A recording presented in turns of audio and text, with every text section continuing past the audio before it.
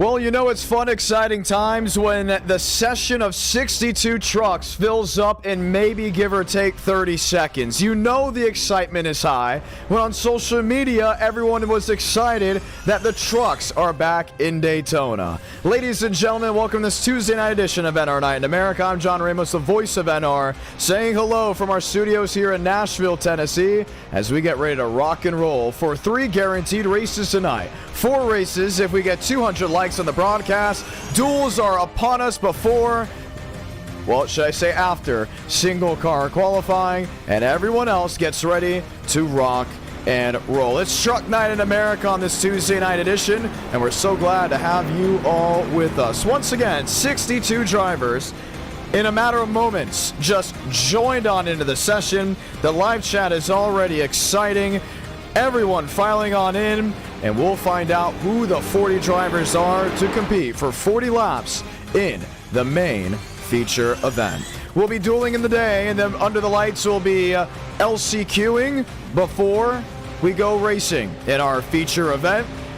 10 laps for the duels, Duel 1, Duel 2, 5 laps for the LCQ, and then we do have the last move, the rock and roll for the main event. 40 laps at Daytona. But that's not the only racing tonight that we have to offer. The Xfinity Series at Auto Club, round number 2. Next Gen at Michigan, round number 3. And then 200 likes. Once again, we get round number 4. You, the viewers, get to vote. No stream this Friday, unfortunately. For the ones that do not know, I will be in Cordele, Georgia for the Protect Your Melon Buckle Up Speed Fest with the Jack Series All-Star Store, the ASA Southern Super Series, to kick off the 2025 broadcasting season. I'm excited for it. It's going to be fun. Was originally going to be a 2-day show, now a 1-day show for the ones that don't know and want to watch it live on Track TV and RacingAmerica.tv. You can on Friday night. It's going to be a whole day of action being moved from just the Friday, Saturday show to now it's just Friday night. I'm excited. It's going to be fun. Chase Elliott will be on property. Ross Chastain will be racing with the Rackley War number 25, and so much more to come up from it. So before the action takes place in person, one more time for everything to go down on the sim as we get ready to set them on off. 2 minutes, 37 seconds left here at single car qualifying. You qualify in the even number positions, you'll be in duel number 2. You qualify in the odd number positions, you'll be in duel number 1. It will be like this through all 62 drivers that have joined on in. That means 31 drivers per duel. Pretty simple, correct? Well, we want to keep it that simple. So the left side of your screen, we have 20 drivers being showcased, at least as of this moment. Anytime during the race, we could showcase the full 40 truck field when we get to the feature.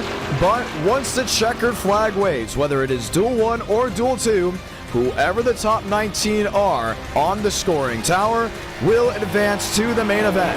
20th on back will head to the LCQ, where then the top 2 drivers from the LCQ will make it to the main event. That puts 40 trucks on property to take the green flag of the 62 that have registered for the session, and it's going to be one fun night. Now, last time we went to Daytona, it got hectic. There wasn't a lot of great racing, let's be honest, not what we're used to in NR Night in America, but we're excited to say that that race was behind us. And when we did do that Daytona race, we went to Indianapolis right after, and it was a caution-free outing. So you just never know what you're going to get when you're racing with us, whether it's a Friday, a Thursday, a Saturday, or even like you see on this Tuesday night. Tundra, Silverado, and the F-150s have lined on up just around a minute remaining. While we have the opportunity, we're going to talk to a driver, maybe a couple of them, before they get ready to lock and load. Matter of fact, let's start with Nathan Scott. Scott, John Ramos, how are you?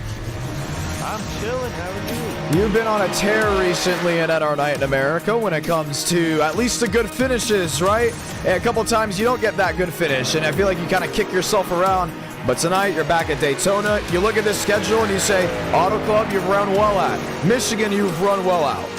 The only track you have not ran well at is what we're currently at. How do you take that into no before you go green? Just kind of go through the duel as usual. Try not to get wrecked again. But we made it last time, so I feel like in duels we have pretty decent luck.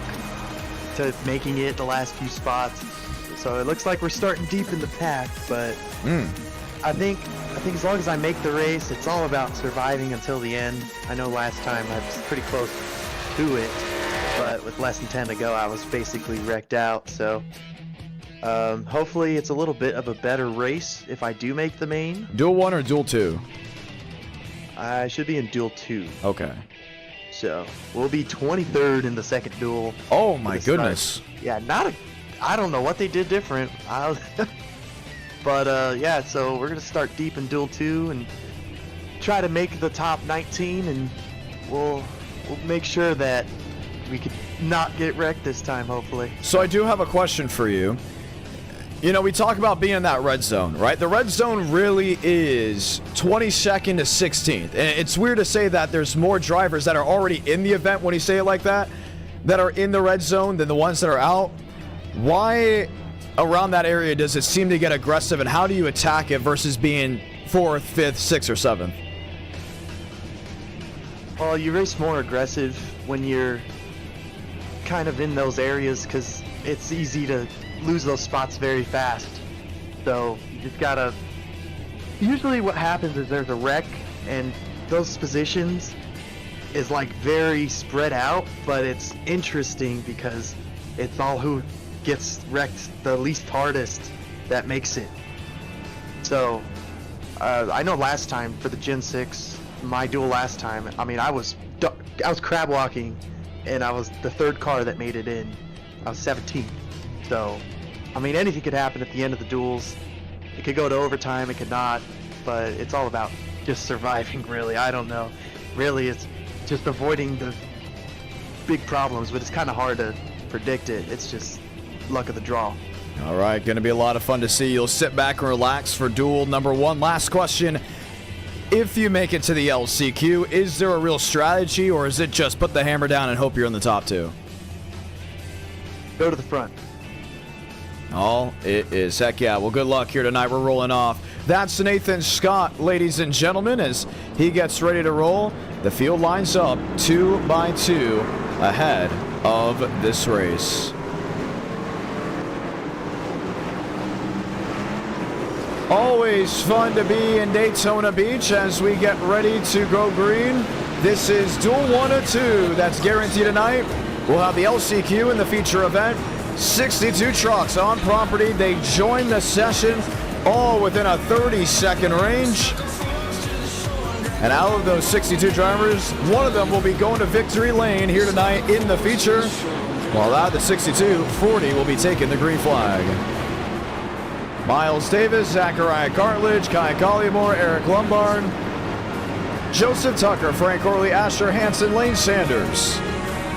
We got a lot of drivers joining in for one big reason as well. If you haven't checked our social page or hang out with us in the community tab, Florida 500 signups went out, and everybody wants to make that event.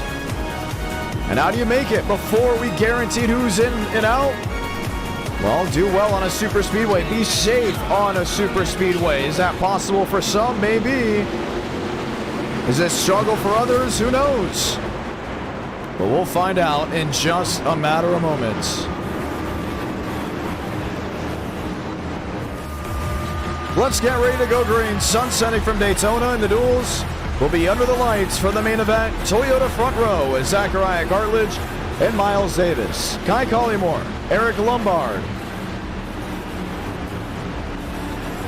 Eric Lombard, with Joseph Tucker, Frank Corley, and others get ready to line up 2 by 2 as the pace truck makes a hard left on the pit road. All the excitement, all the fun, packed into 10 laps. Let's light the fuse in Duel 1 at Daytona.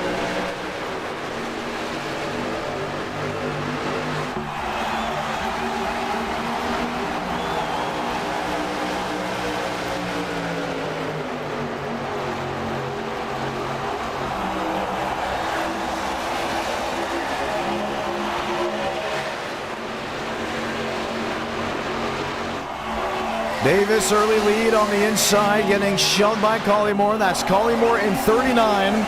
Sim stamp number 61. Cartledge on the outside has help from that 28 truck. And behind him, it's Frank Horley, the one of Lane Sanders. But that second group topside just can't get it rolling. Miles Davis with a blink will bring him back to the line to lead lap 1. And quickly as that, you're starting to see a lot of separation back near possibly a second cell. This is 20th of Mateo Ortiz. And just in front of him, he sees 19th, 18th, 17th to his outside. Now Carlos Truther. Should we say Truther now in tow? That's in his Toyota outside of Murphy. So Connor Murphy up to the 19th position. Let's check that again. It could be a new scheme from some of these drivers that are moving in and out. 2025, new looks for others. Lababard in that 4th position. Joseph Tucker back to 5th. And just when you thought that second lane to the outside of this field was going to drop on back, they have now pulled back 2 apiece. Toyotas continue to lead 3 laps in. Now here's the thing about the duels. You never know what's going to happen. We've had caution-free duels. We've had incident-free duels. And just when you say that, you saw the slam to the outside wall. That by Benjamin Francis. Oh, trouble. Spin just in front of them. Frank Horley involved. Asher Hansen may have had a piece of it. Frank DeAngelis as well. And the caution will wave with 8 to go.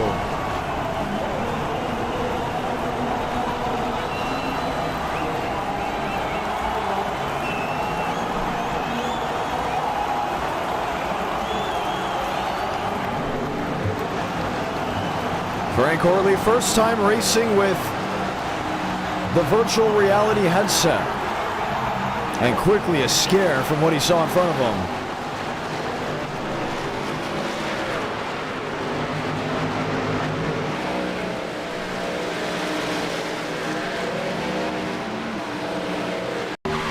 Let's watch back. We were just checking the back half of the field when it all went to bleak.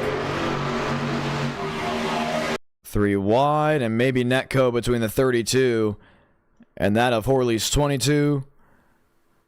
Sets 3 or 4 trucks sliding. You see Lambabard get the rear end up.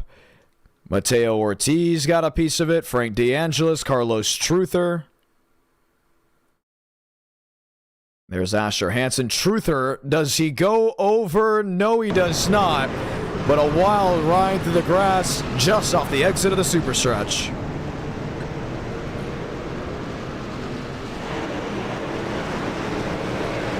Let's watch again, and this time on board, should we say the nose? He wasn't pushing Ortiz at all.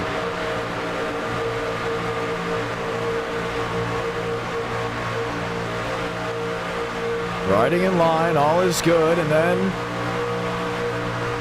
a plume of smoke in front of these drivers. Quick reaction. Oh, just got hit at the last second, and that may have been by Asher Hansen. So the caution will wave for the first time here in Duel 1. Pit road, it's wide open. Kai Collymore has shown the race leader with Miles Davis, Zachariah Cartledge, Joseph Tucker, and Lane Sanders in top 5. Mitchell Armstrong with Jason Hall, Eladam Contreras, Evan McKnight, and Connor Murphy line up the top 10. Yair Rodriguez is in. Wayne Kennedy has joined pit road as well with Levi Leip. Mateo Ortiz, Frank DeAngelis, after a heavy impact, Jack Clemens, and Frank Horley all lined in.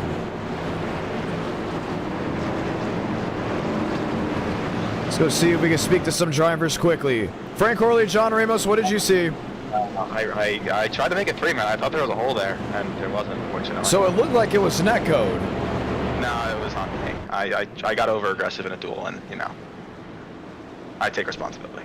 Okay, well, caution comes out. It's gonna reset kind of the whole setup. I think I'm going to the LCQ, man. I got pretty significant damage. Really? Yeah. Is it on the nose? Is it on the rear? Yeah, I got 7.5 minutes of optional. Wow. Yeah. Oh, well, there's the damage now. Just seeing it on our screen.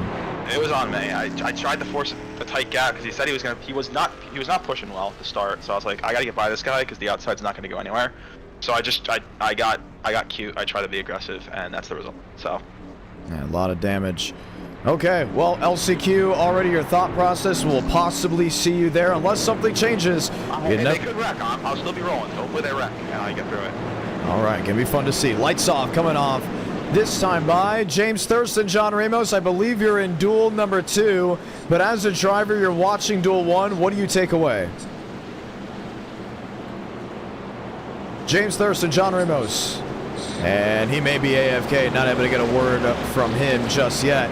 Duel 2 is going to be stacked. That's going to be the real interesting look when things do come together. But as of this moment, lights off this time by.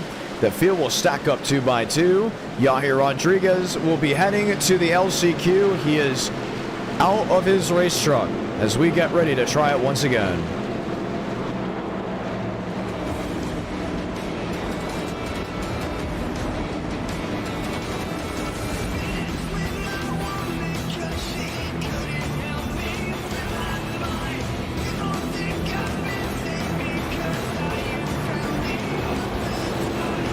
Let's get ready to go green. Lane Sanders up to 5th, and the Red Horse Racing throwback. Always fun to see what Lane's able to do. It wasn't a hot commodity in the last stream because of his incident that occurred in the duel. And a couple drivers not too happy, but so far running up front just seems to be in the top 19 to advance. Who's in the red stone? Or should we say who's in the red zone? But we do have a stone on view. Joey Stone coming back to racing at our Night in America. Asher Hansen, Noah Carter, Jaden Arena, and I believe Sierra Clampert may just be on the bubble. She is in the 19th position. 4-lap dash. Either you make it or you go home.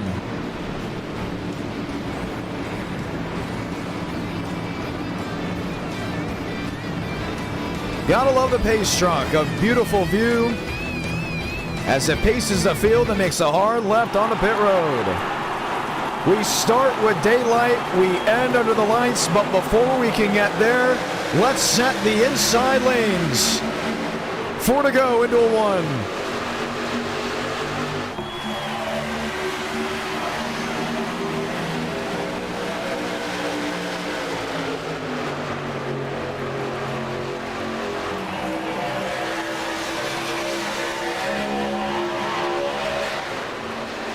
Top side move, Lane Sanders. He's going to line up with Miles Davis.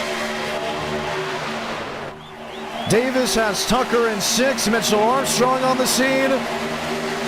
Jumps to the outside just in front of Murphy. New race leader from the World Center of Racing. It's Sanders on top. Collymore on the bottom, needing a shove from the 61. Last time we've seen Lane Sanders take the checkered flag in the first position in any NR night, whether it's a feature, an LCQ, a duel. You got to go back to the Battle of the Beach, where he won the LCQ to transfer to the main, and he was losing it. But he's on thin ice now. Inside lane advantage. That's off turn 2. Gets a shove from Davis down the super stretch. He's going to do everything he can to go to victory lane, and that's what we talk about. Usually when you see these guys up inside the first 3 or 4 rows, they're like, okay, we're in. Let's not junk the race car. Let's keep it all straight. But for some of these guys that maybe have never been to victory lane, for some of these drivers that understand winning is everything, they do not care, and they're going to go all the way through. Whether it's first, whether it's last, here's the move for the transfer spot. They're 3 wide. Carlos Truther in the fence. There with Davis as well.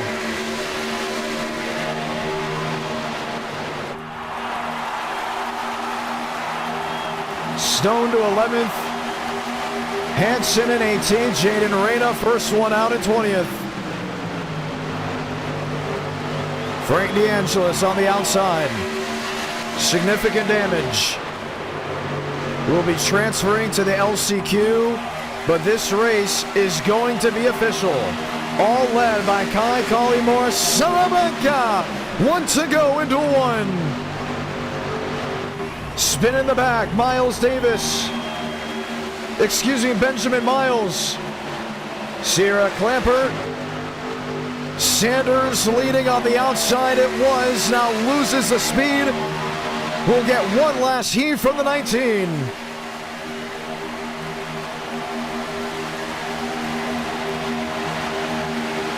Three wide Truther. Trying to be the last one to make it. Cartledge out of line. But who's going to get the run off turn 4? Kai Collymore, with help from Zachariah Cartledge, will win Duel 1 at Daytona. Cartledge into the cat's fence as they tear him up just past the start-finish line. Josh Kenyon, Carlos Truther both transfer. Hansen, Leib, and Ortiz are all out. Wow. A wild wreck to end this one. Let's look back at the replay. Final moments coming to the line.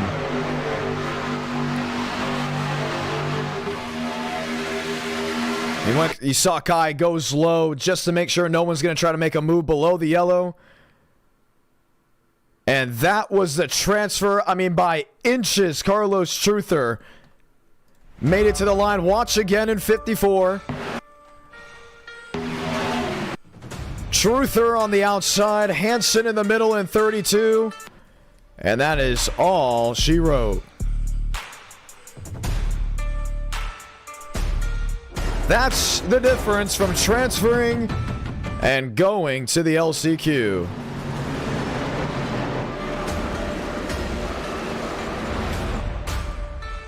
Gutierrez, James Bomar, and others will line up the grid for Duel 2. As Kai Collymore will lead us to green when we go feature racing here in NR Night in America. Duel 2, always a blast, always exciting. Always a lot of fun as well when it all comes together. But this will set the outside row, or should I say the outside lane for all the rows. And once again, top 19 transfer, everyone else to the LCQ.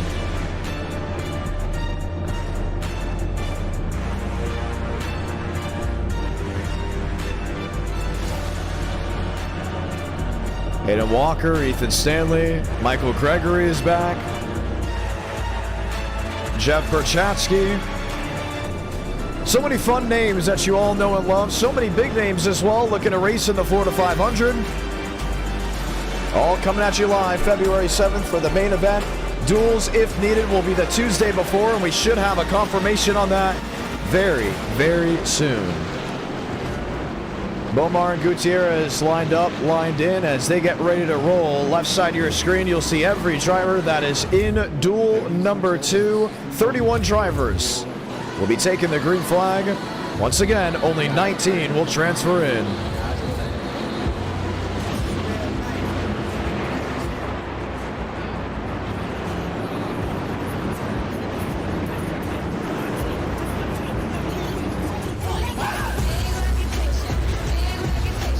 Hopefully everyone's having a beautiful Tuesday night. NASCAR is soon to come back.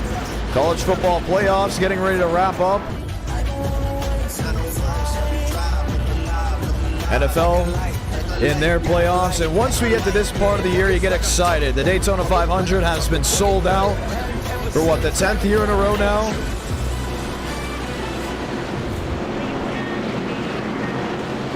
Which is always exciting to know. And in Daytona, it's like none other. So many people go. The grandstands are just tall, wide, aggressive. Almost like what you can expect when we go Truck Series racing.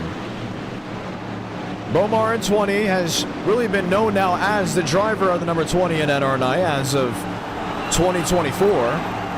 When Joseph Armstrong gave up the number. But can Bomar find victory lane for PBR? Let's light the fuse in Duel 2.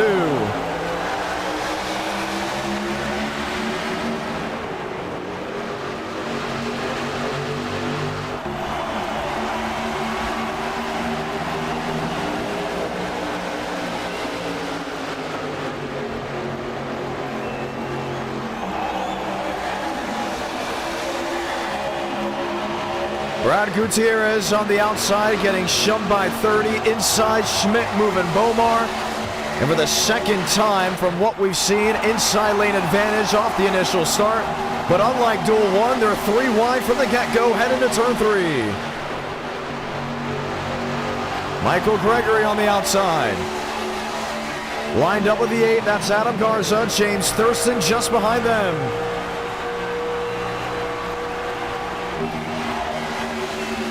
This is right in that red zone where some of these drivers want to get up and get out just in case things get worrisome from the gun.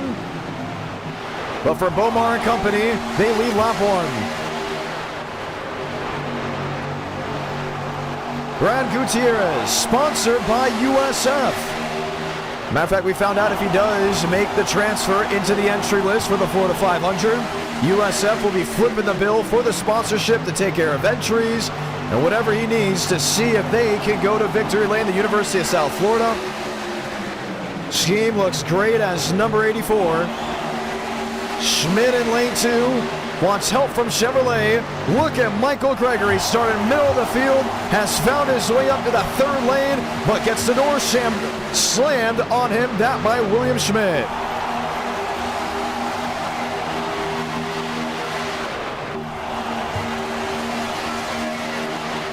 Bomar still bottom lane, and that's the safest place you'd expect to be, right? 3 wide, B on the bottom. And this is all for a duel. Look at this, Nathan Scott, 25th, now 26th, and he is less than a second behind. Everyone else still stacked up 3 by 3. Gutierrez under Schmidt. Nearly made a mistake, but they make it work. And who's in the thick of it? It's Joseph Armstrong.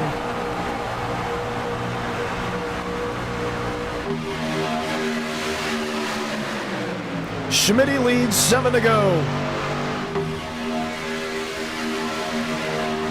And these boys came to play, no doubt about it. How badly do you want to make the main event? 19 advance, 20th on back, forced into the LCQ. Now Aiden Walker's in the middle, getting help there by Buys.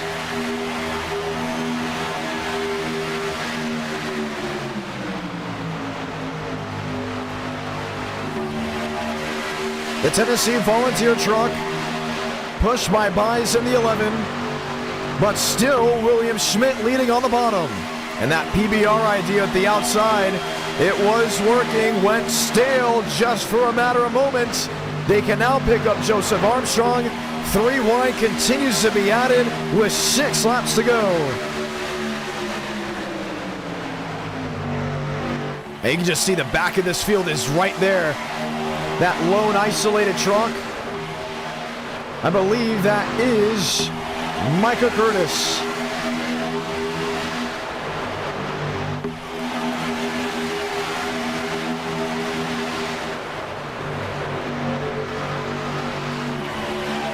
Gutierrez, Bomar, that's the new shift to the bottom.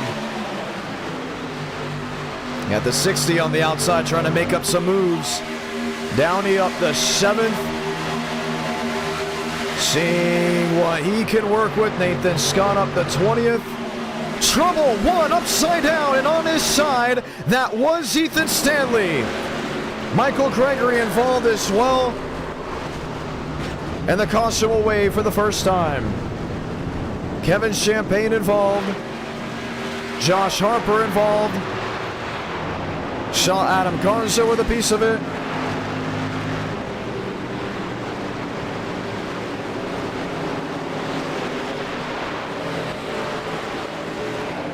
And the incident was in an area where so many were able to just dice to the bottom to avoid.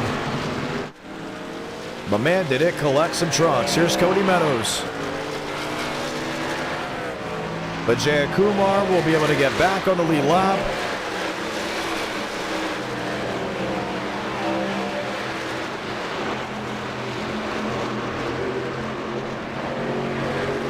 I'm not seeing a lot of damage here on the Joseph Armstrong truck.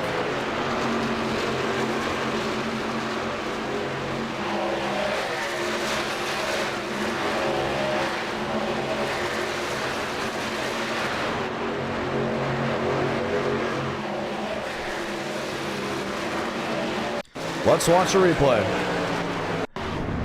And it really just kind of happened out of nowhere.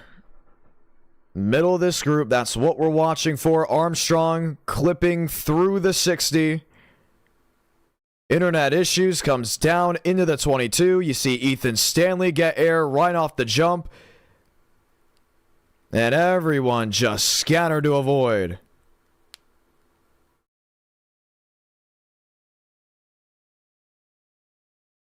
Man. And it was an internet blockage on that 22.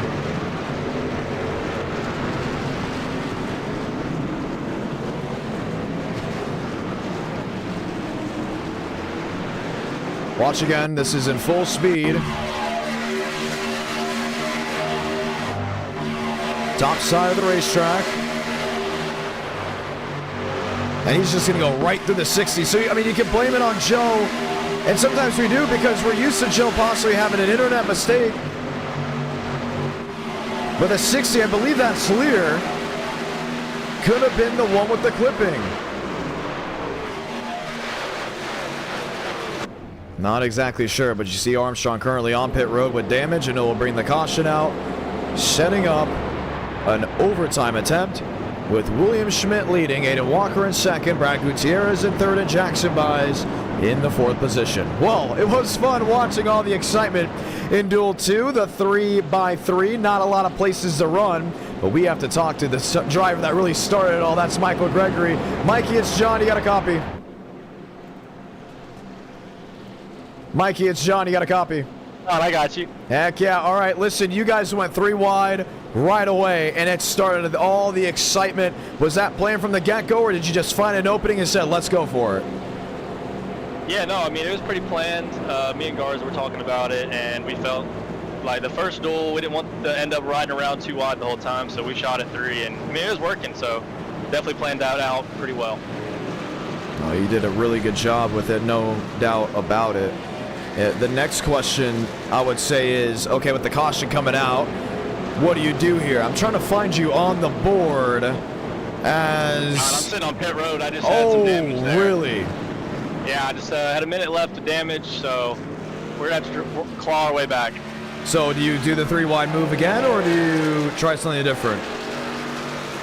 I think it's just going to be wherever the cards take us, man. The 3 wide was quick.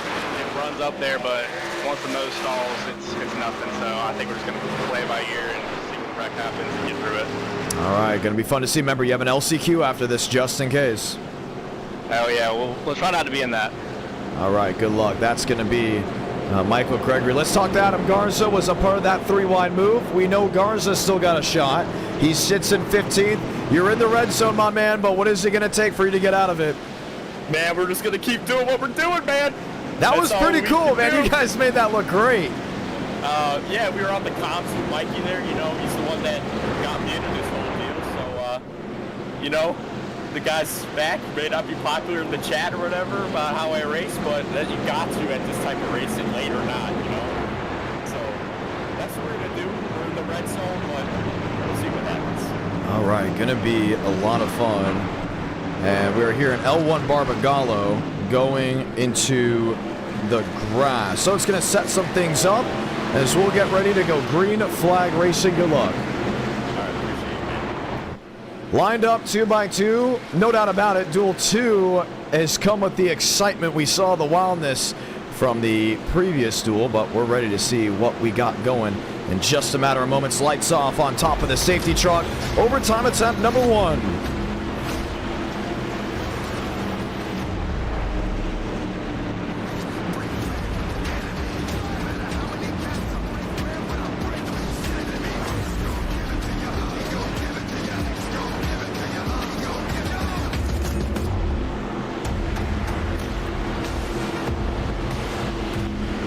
William Schmidt has been up front this entire duel, leading 7 of the 9 laps. Aiden Walker hasn't had one yet, but he's gone close. Gutierrez has been close as well.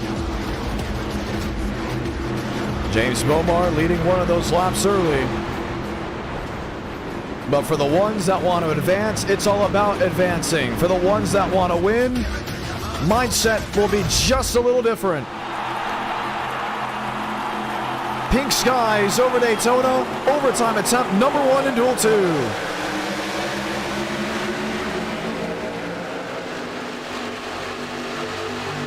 And the outside lane has been left dormant. Look at the 11 of Jackson Buys, all on his own. And that quickly allows him to the inside, found an opening. In front of Connor Downey. Quickly single file. Man, they just did not get going on the outside.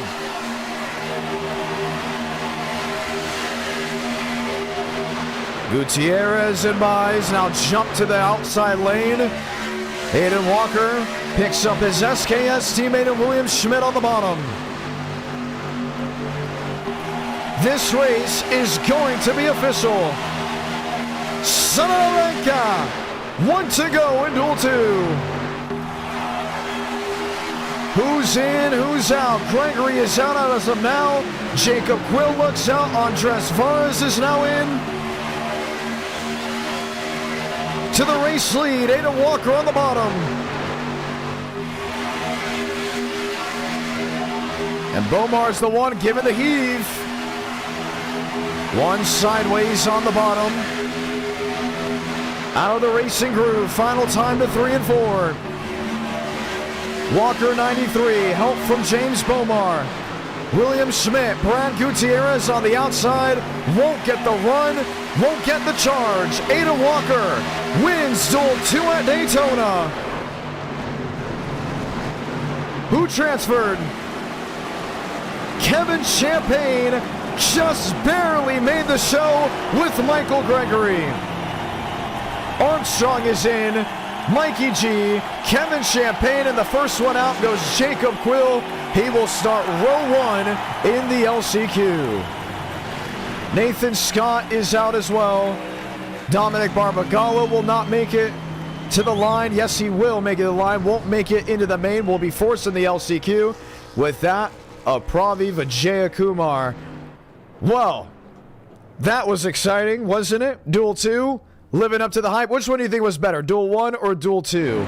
Love to know down in the live chat below. Let alone we now have to figure out who the last 2 spots will go to as we get ready to go Truck Night in America Racing. That's what duels are about at Daytona. Let's line them up and grid them up for the LCQ.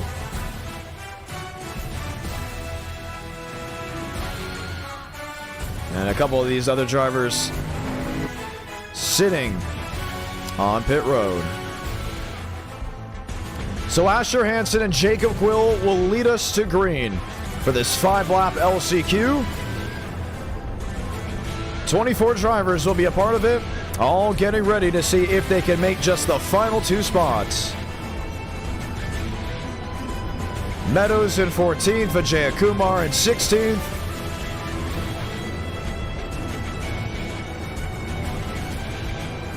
Connor Doherty lined up as well.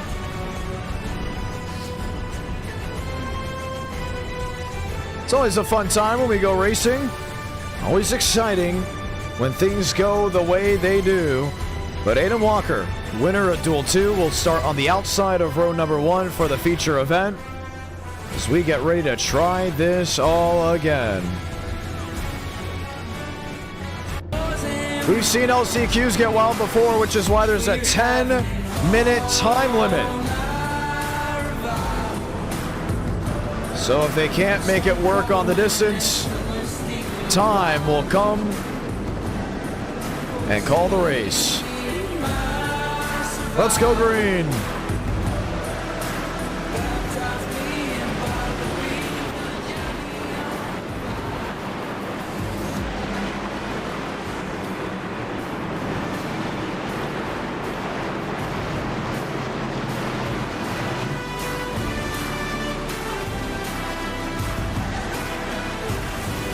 2 by 2, they line on up, and you can see your field come right into view.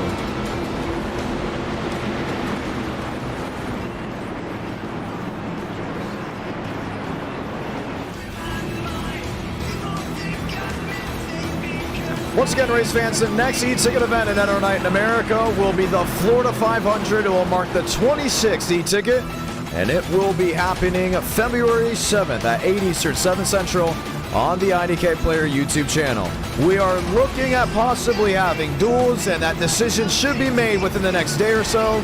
So keep that in mind. If we do have duels, it will be the Tuesday before the e-ticket event.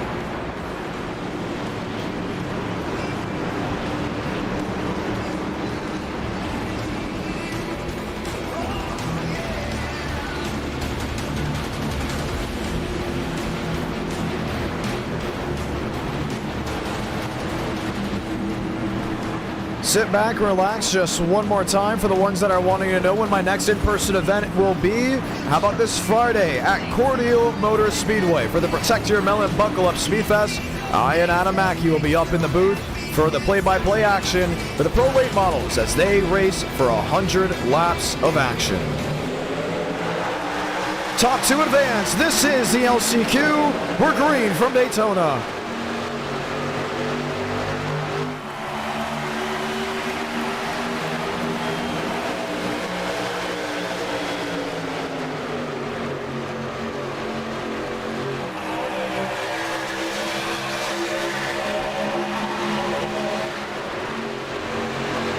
Oh, 3 wide. You can see them already starting to block. Quill to the outside, shut the door. Hansen on the bottom with the safety net already 3 by 3. You're looking at maybe 5 rows deep.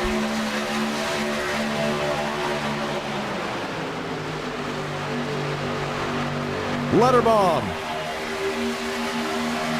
up to the 5th spot, has never won, let alone made a race in NR Night in America before. Can he make the show? Scott in 7th, Barbagallo in 9th. Frank DeAngelis stuck right in the middle. And he's got multiple rows to work with. He's going to either need this place to absolutely explode in front of him to make it through, or hope for a massive mistake for a hold open. Orley in 14th, 1 into the wall. Connor Darty. Justin Connor. More machines spinning, wrecking, now up in front of the field. Barbagallo is in it, the caution will wave. Levi Light, Mateo Ortiz, and I think just about everyone got a piece of it. Upside down goes the 6. Nathan Scott. We talked with him earlier. Said he did not want to be in the LCQ. That was a big no-no. Excited for the next 2 races. He knows that's going to be possibly his best odds of going to victory lane.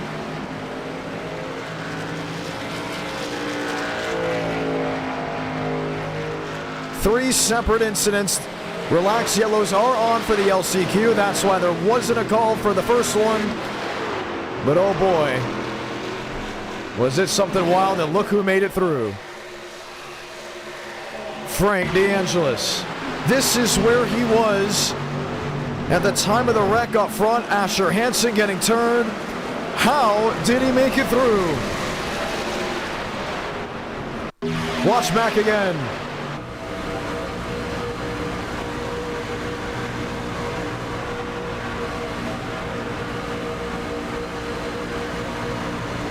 Hansen comes up. And Frank finds the hole. Punch through the C-gap. Good night.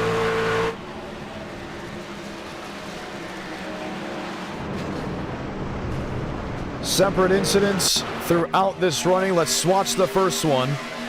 This was deeper in the field. Now once again, LCQs, we do not throw yellows for isolated incidents, including if they're behind the front guys. And it started with the 51 getting into the 84, and wham! Big impact of that. That was Cody Meadows in 51. Incident 2. Horley coming up. No, actually, I don't think that had anything to do with it. Watch Asher Hansen. He's the race leader. Gets clipped behind by Levi Leip. Overcorrects. And the field just implodes.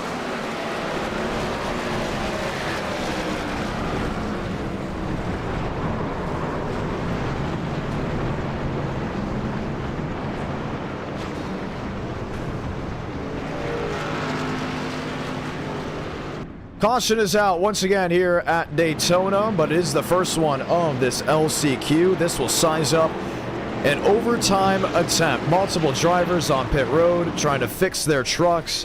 You have Leip. Zenderbaum has come onto the track. Horley's there in 13th. He's in. Asher Hansen is in. Mateo Ortiz is in. Jacob Quill, Cody Meadows still on the racing surface with Sierra Clampert. And we're looking to get the one to go next time by. They're calling it next time by, the one to go.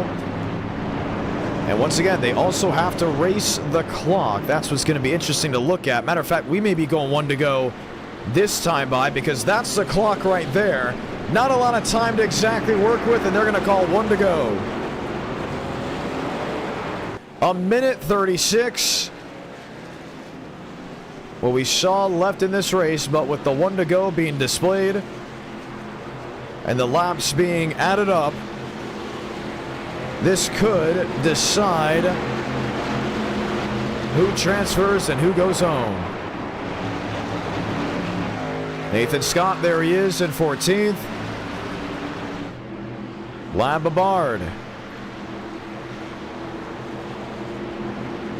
will be leading the field at green in 28. The duels were exciting. The LCQ lived up.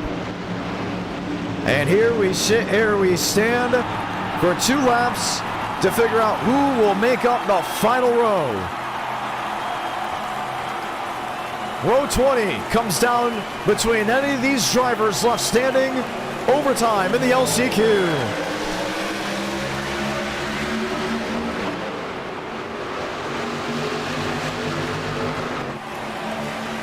Vijaya Kumar to the outside. They're reviewing it. He may have jumped the start. Must give the spot back. That is Asher Hansen, and he will.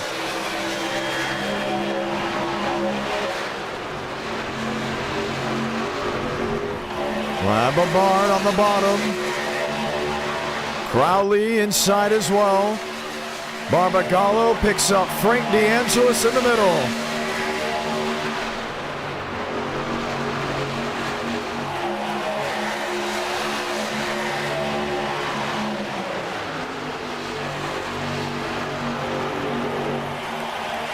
Crowley to the outside. Toe-to-toe, Salamanca. One to go in the LCQ. Kennedy, Quill, Hansen on the scene. DeAngelis looking 2 ways but not.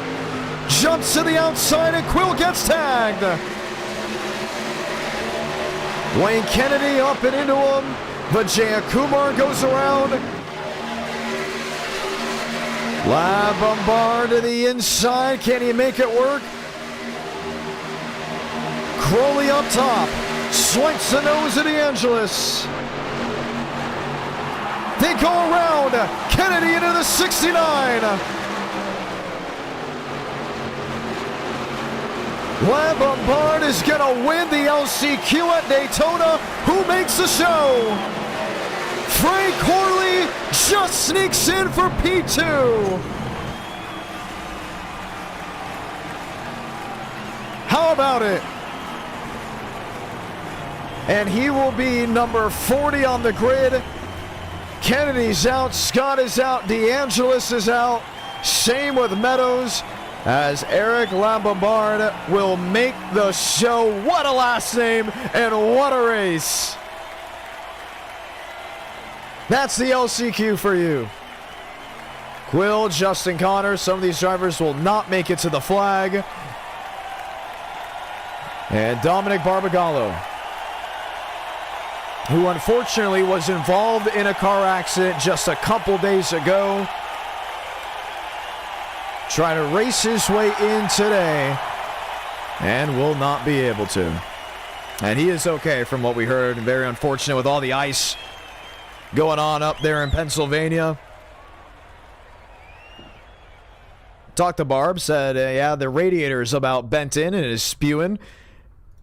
The good news is he is okay. Well, he won't make the show here, but he knows Fontana, California is up next with the NASCAR Xfinity Series heading to Auto Club. Next Gen's at Michigan, round number 3 for the drivers that did not make the show. 62 entered, and only 40 will take the green flag, but of those 41 will see victory lane. This is the feature here on the IDK Player YouTube channel. The IDK Player YouTube channel. Welcome to Truck Night in America.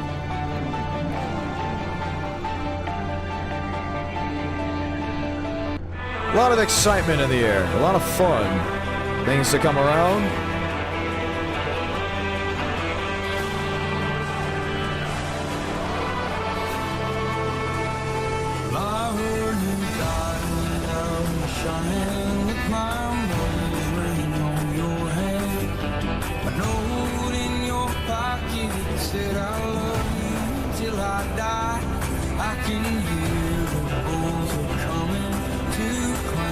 Aiden Walker, Kai Collymore have 40 laps underneath them. And if you're enjoying the broadcast tonight, feel free to drop a like on the stream. 200 likes, we see race number 4, and so many night owls look forward to seeing just one extra race. They would very much appreciate you dropping a like and supporting.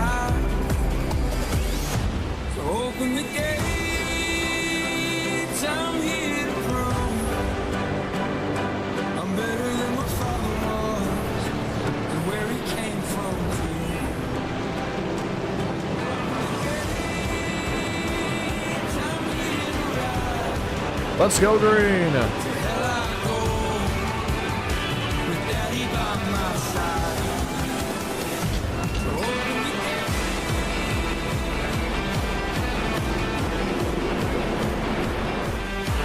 Chevy and Ford line up that front row.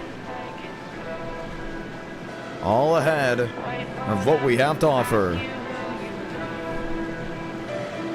Lane Sanders, P5, easily made it through his duel.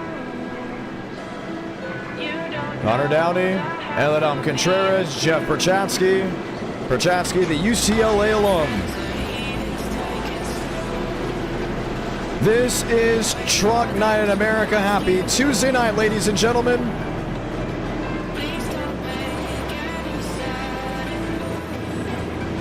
All just moments from green.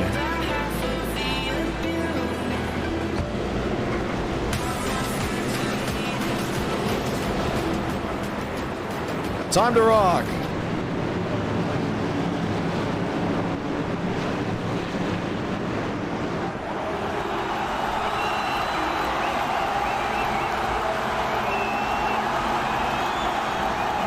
Pace truck makes a hard left on the pit road. The crowd's on their feet. Let's say it just one more time. Let's light the fuse from Daytona.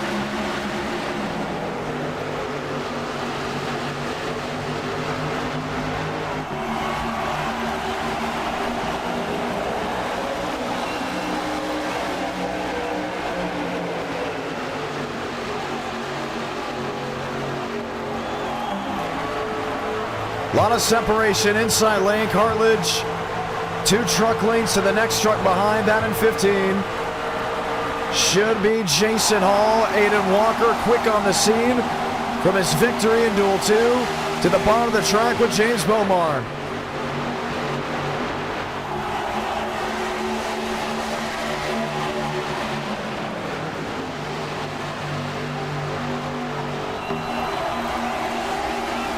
Schmidt on the outside, help from Lane Sanders.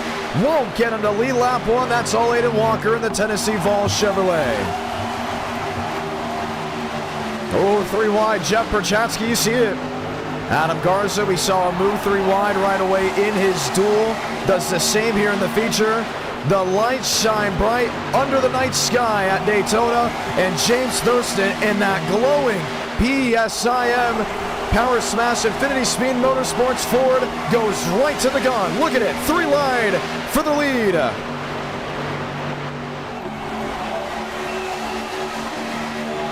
Gutierrez on the outside. Tries to join in as well. James Bomar in middle. He's got it.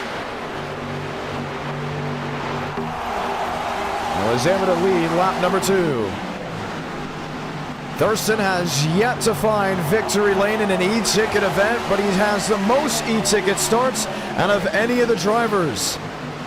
Has been in every single one, or should we say attempted to start every single one, since the Florida 500 in 2021.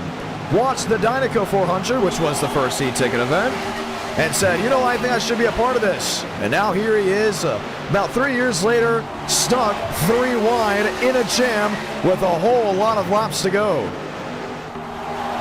Kai Collymore on the bottom in 39. Aiden Walker just gets the nose out in front.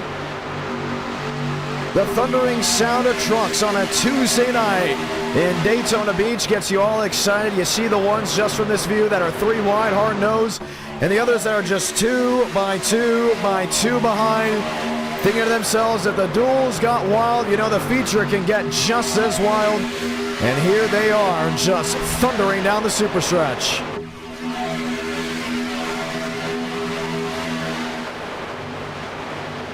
Gutierrez, Garza, Hall. Some just watching and waiting, trying to find an opening. Now, the thing about the trucks is they get gridlocked so easily.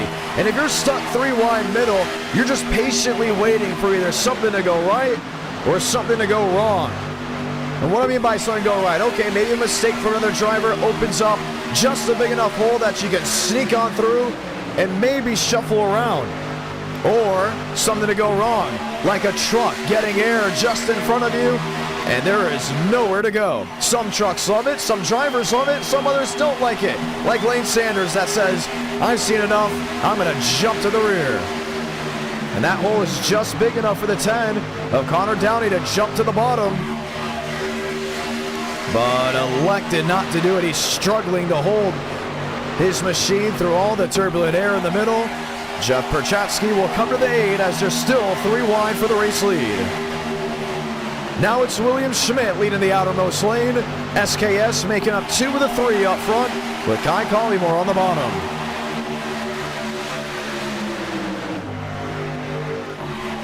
Adam Garza outside in that carbon fiber Chevrolet. Dale Earnhardt Jr. fought down in the number 8. The carbon fiber kind of reminding me of, I believe it was Kevin Harvick's machine in 2019 for the Daytona 500. Gutierrez, Hall. And then you got Sean Rowe that is in the thick of it as well, outside lane. Behind, all single file, or should we say more 2 by 2. Some of these drivers continue to drop back. Kevin Champagne, Joseph Armstrong. You see Carlos Truther in 54 as well. Frank Corley, who's really got a great view of this field. Josh Kenyon. Kenyon in the 24th position, just behind the 66 of Xander McKinney. Left side of your screen will cycle through all the drivers that are currently racing. Once again, 40 taking the green flag. And currently in the last position happens to be Lane Sanders, who has lost the pack after dropping to the rear, trying to avoid any possible issue. James Thurston now leads bottom. William Schmidt leads middle. With that, the 93 of Aiden Walker on the outside. All 3 manufacturers represented, 33 laps to go. Aren't you loving this for the ones watching back home? Truck night in America, and they're 3 by 3 by 3. You just have to be glued to the TV. There goes one around. Ethan Stanley in front of the field. Collects Sean Rowe, collects Connor Murphy, Jeff Perchatsky, and so many others. Kevin Champagne got a piece of it. Joseph Armstrong may have been able to jump on the brakes just before the candle lit. As the field ignited off turn 2 to bring the yellow out for the first time.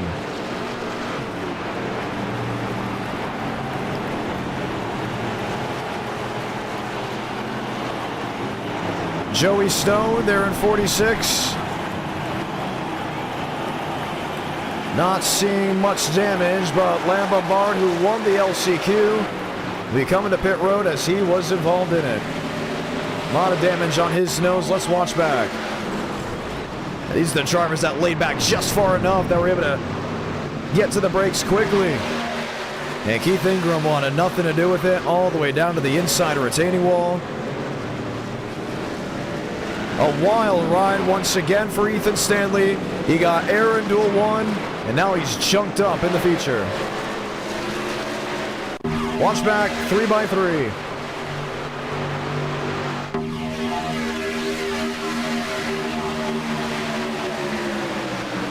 He saw Sean Rose struggling just a little, but watch the shift. You're seeing the inside lane struggling up the racetrack, the middle lane. Some drivers not able to just hold on like a train on rails.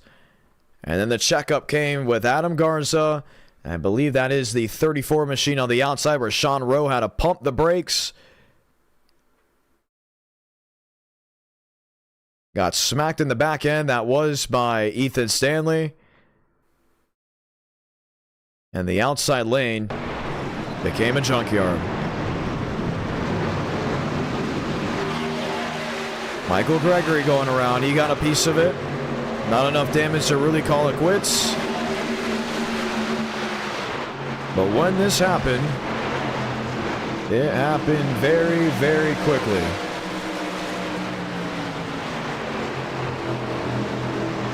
Zayden Cortines, watch again.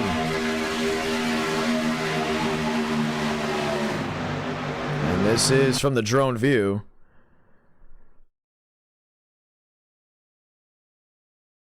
I think he just gets in the wall. And that is exactly what happened. Started a chain reaction behind.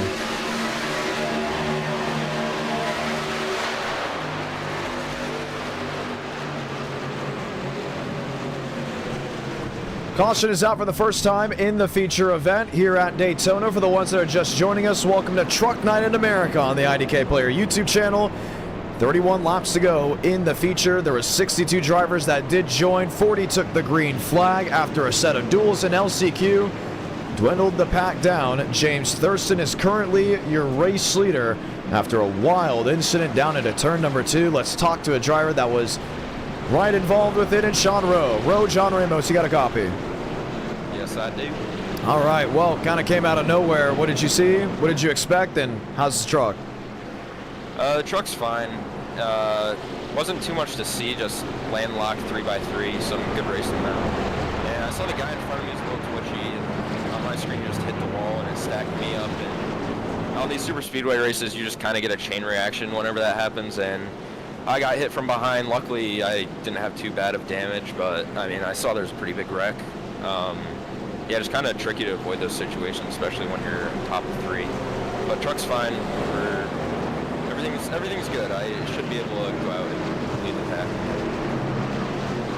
Alrighty, well, we got lights off. We're getting ready to go once again. You had to come down pit road, I'm guessing, obviously, for what you had. New strategy call here, or is it the same song, second verse? Definitely same song, second verse. I expect everyone to still go 3x3. That's one of the easiest ways to make it through the field here, especially if you get up there early. You know, I couldn't make it on fuel anyways from the start, so honestly, it wasn't too bad. I did lose a little bit of positions, but should be able to get them back. Just got to go fight hard for it. Gonna be a lot of fun. All right, lights off on top of the safety truck. Good luck. Continuing to speak with drivers before we go green. How about that, James Thurston? You're leading this field. That truck looks beautiful. Please tell me this is the same livery for the Florida 500. Oh, well, you'd be in luck, John, because it is. Oh, man, that is awesome. Okay, you weren't lying. You said I was going to like it, and I like it. It is really nice. Yeah, I mean, I threw this thing together. It's based on the paint scheme on the Mustang and Need for Speed Most Wanted from 2005. And I not really ported it, I made the paint scheme from scratch just based off of it. It was originally just a black base, and eventually I worked it up to be the purple base. And then we started adding some blue accents to it, and I was like, man, this thing might look good enough for an e-ticket. Showed you the paint scheme, you agreed with me. So, yeah, it's running on a Mustang in the Florida 500. All right, going to be a lot of fun. Hey, great crowd back at home, including for a Tuesday night. You're going to have 29 laps to go. Final thing you want to say to anyone back at home? Hopefully I'm going to be back on the mic here another, 30 to go? 30 to go, coming to 29. All right, see you later, John. I believe that was his final statement. Let's rock and roll. We're back green from Daytona.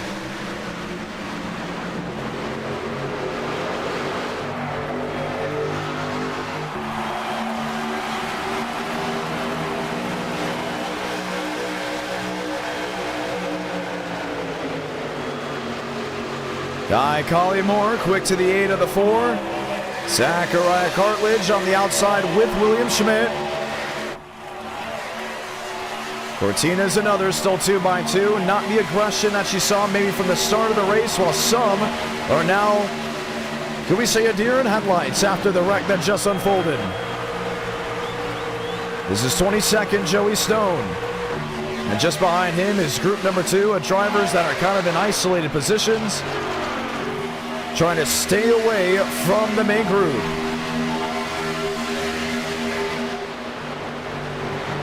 Zachariah Cartledge, we said if you want to make an e-ticket, you have to win it at our night in America. That's what he's trying to do. On the outside lane, he has William Schmidt. Cortinas, he has the 19 as well in Davis.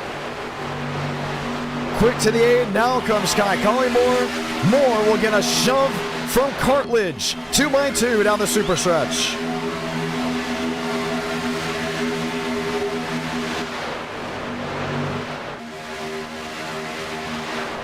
Thurston, Jaden Reyna inside.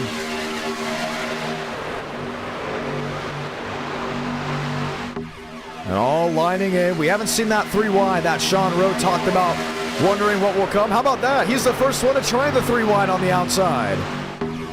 And quickly gets back in line to feel with the idea of riding in line 2x2. And that's not a thing. When you get a wreck right away like that, and it's right smack in the middle of the field, you wonder if it could happen again. And then you start realizing, okay, we got a little bit more of a ways to go in this race. We all went through the duels. Some of us went through the LCQ.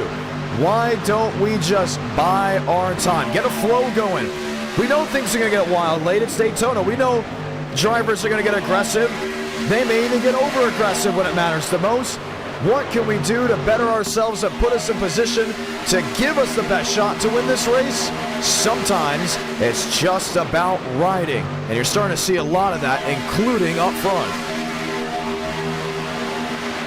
Hayden Walker, 93. I think he has a better idea. 3 wide it is, and gets the door just shut on him by the 19.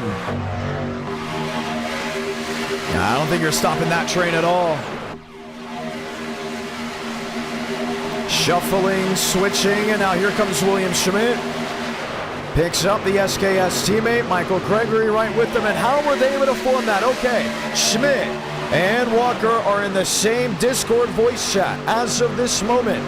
They can easily talk to each other. Hey, come this way. We're going to go ahead and make something work. Let's try something here. I'm coming up here on that 3rd lane. Oh, Jaden Reyna sideways. And he saves it. Yes, he does. Doesn't go around. When it comes to a slowage.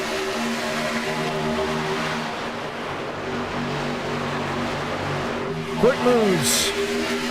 And it's the same Discord that you can join right now. Michael Gregory, not in the same voice chat with them, but he knows if he sees those two get together, you might want to latch on. And that's why we see the good old Mikey G up front.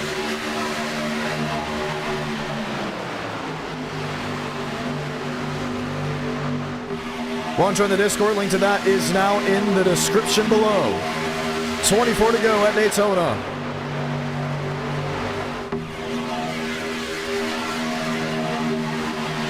Walker in the middle, Tucker right with them. And this is once again that main group. It's not what you thought it was before. Maybe 22. Trucks, give or take. There's Joey Stone. just at the tail end of it. Keith Ingram watching on deeper in the field. Schmidt inside with Kai Collymore. Aiden Walker, 93. In the middle, he still has the 19. Oh, it's getting dicey as Collymore works his way up to Group 2. Lane 2 it is. He led that one. 22 to go.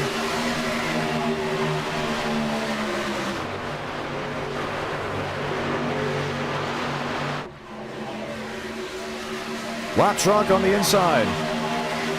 Will move out of the way. These drivers getting really tight up top. Oh, one put on the wall. Can he save it? Was that McKnight? It may have been.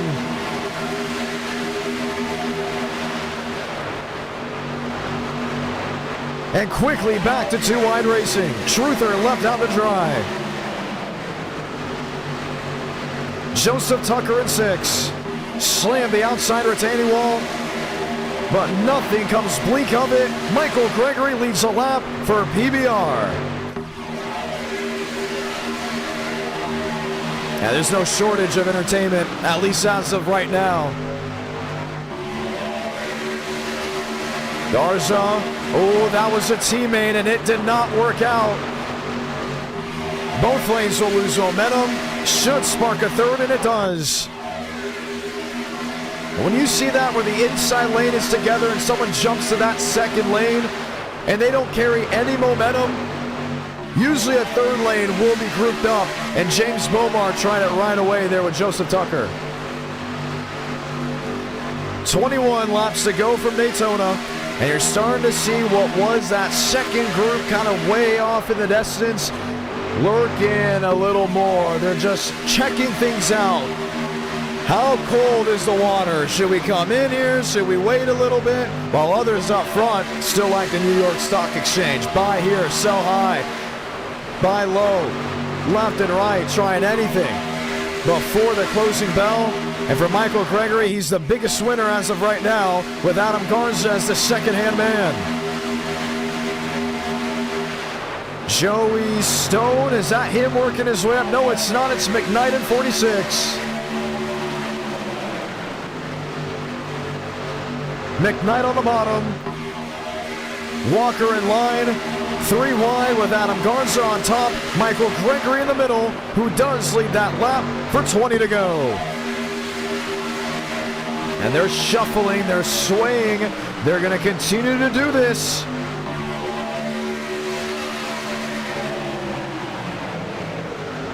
But it could be a game of bluff for some. You see a lot of these guys, they'll work their way up and they don't like the energy. They don't like what's going on. They feel like they've seen enough near misses, then they'll drop to the back.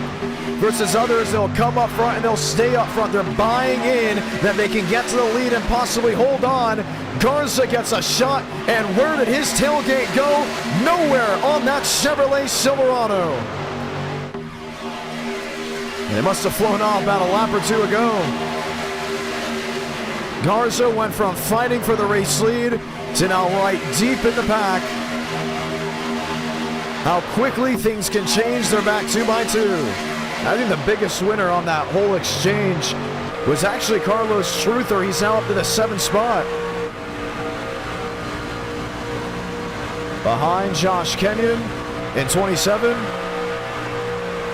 Can Truther get an elusive win at Daytona?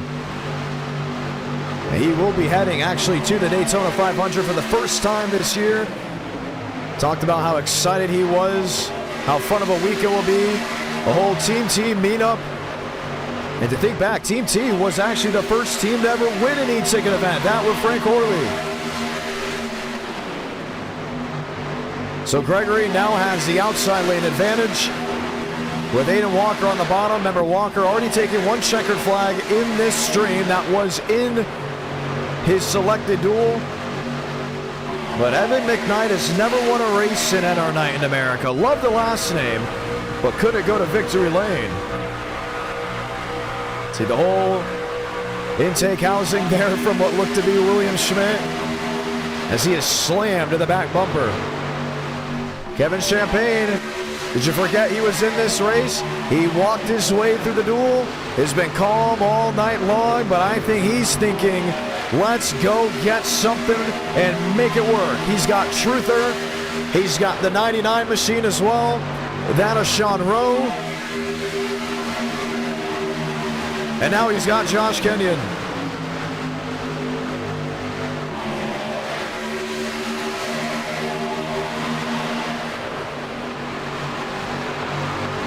$17 to go.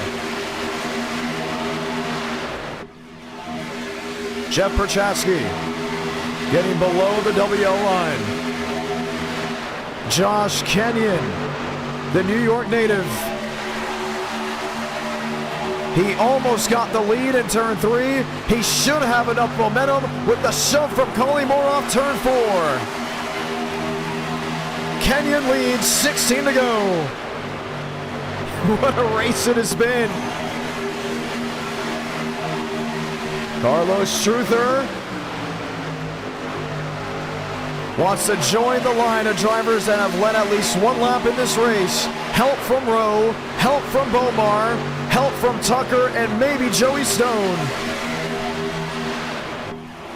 Truther to the lead on the outside in his TRD.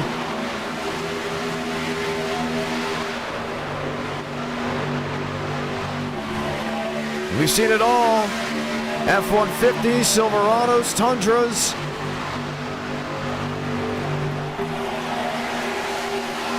Kenyon poised to win. He grabs another. Now who's right in the middle of this field that can still shake some things up? We haven't seen the last yet of Kevin Champagne, no doubt about it. I don't believe the same for the 79 machine of William Schmidt. But just as quickly as we saw 3 wide, they're 2 by 2, and I wouldn't even say that middle lane has got it all worked up. Finding a way around the lap traffic, Joseph Armstrong, Frank Corley.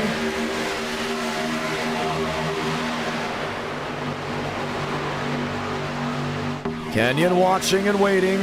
Both lap trucks jumping to the inside. Zachariah Cartlidge sideways right through the center of the tri-oval. Collects Sandra McKinney, James Thurston, and a couple others to bring the caution out for the second time.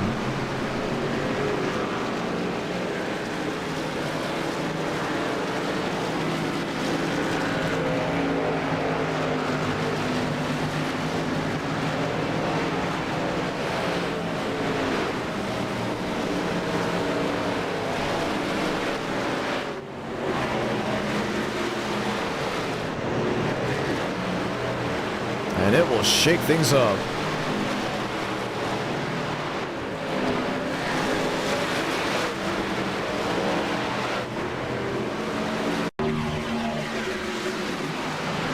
Let's watch again.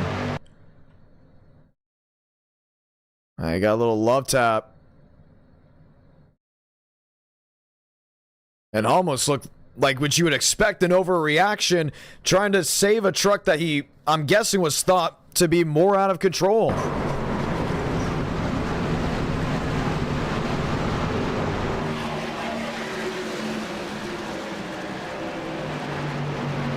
Now, he definitely got a tap, but it shouldn't have upset the truck that much. It's Cortina's in 34. Let's see here. No, he didn't get help from Kevin Champagne at all. Comes back up into Cortina's.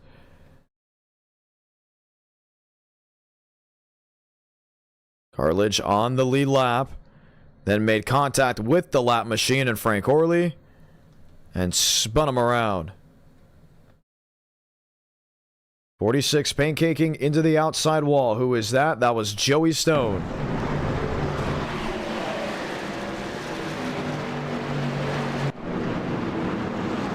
Caution is out, 13 to go. Is it money stop time or do you stay out? Let's find out.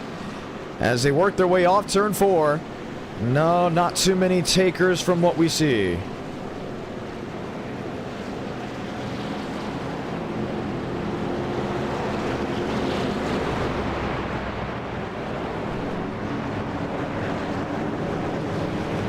Continue to monitor. Brad Gutierrez. Contreras, Buys, Sanders, Shaver. Who is out of the race for sure? Jaden Reyna, Noah Carter, Connor Downey, Connor Murphy as well, Cooper Phillips. There's Ethan Stanley still rolling along, multiple ends of his truck all bent up. Let's take a look at the live chat, hoping everyone's having a good time. Look at that. Jarrett, Skipper, Coco Mark, Connor Lyons hanging out with us.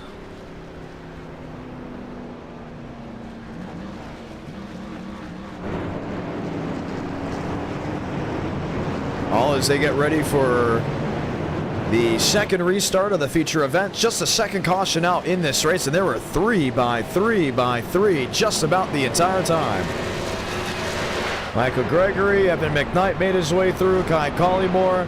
Let's go talk to some drivers before we get the one to go.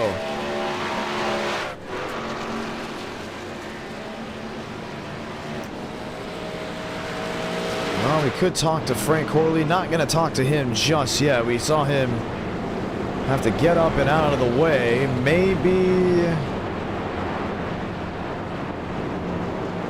Love to talk to, how about that, a James Bomar. Bomar, John Ramos, you got a copy.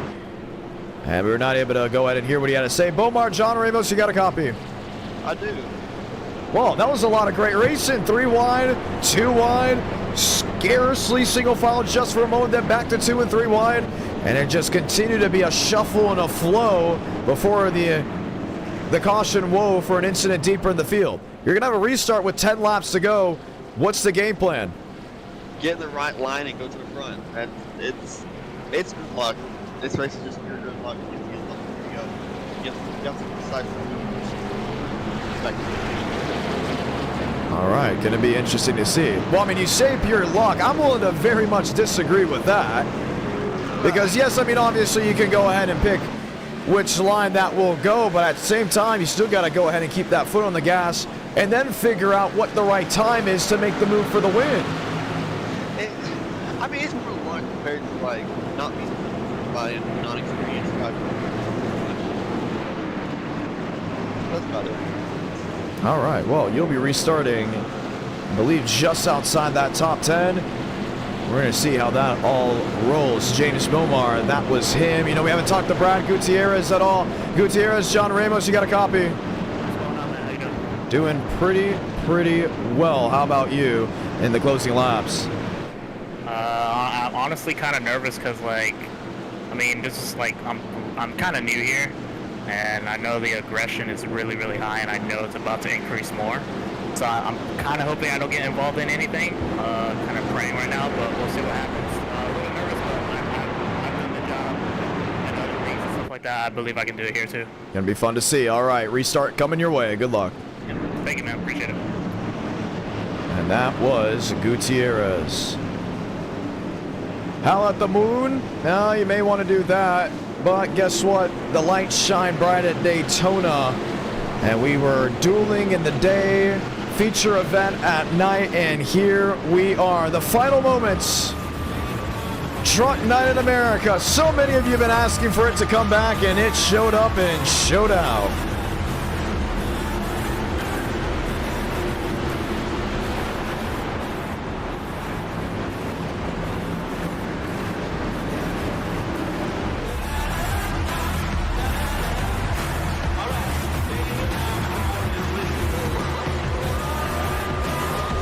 Ten to go from Daytona.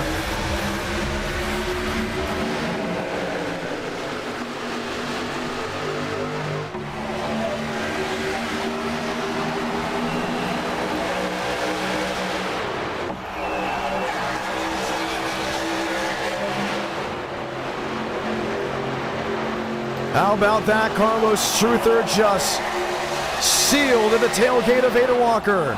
Now looks to the outside. Try to pick up that third lane. Wants James Bomar to work with him. Now I thought that 93 and 54 were going to be a great duo. Looks not, as Josh Kenyon has Michael Gregory. Kevin Champagne, he wants lane 2 and he wants to lead it. McKnight to the outside to join in. 9 to go from Daytona.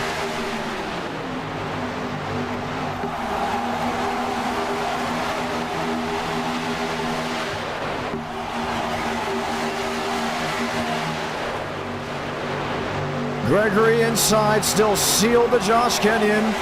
McKnight, Kevin Champagne, Cortinas should line up. That is with the 93 of Aiden Walker.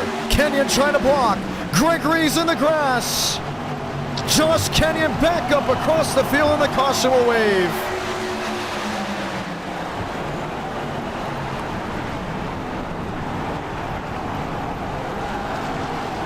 David Johnson with damage. And right when you thought Mikey G could have been a couple laps away from victory, you'll be behind the 8 ball without the New York native.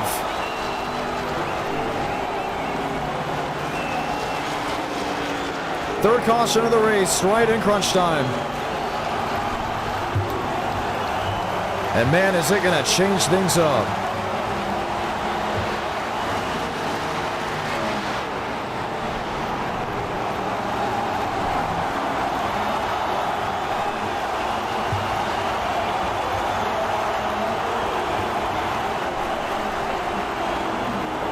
Watch back here.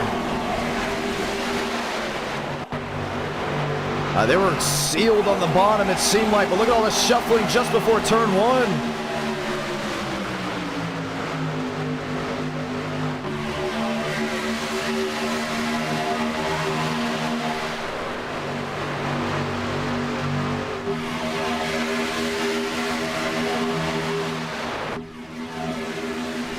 And we're going to back it up just one more time.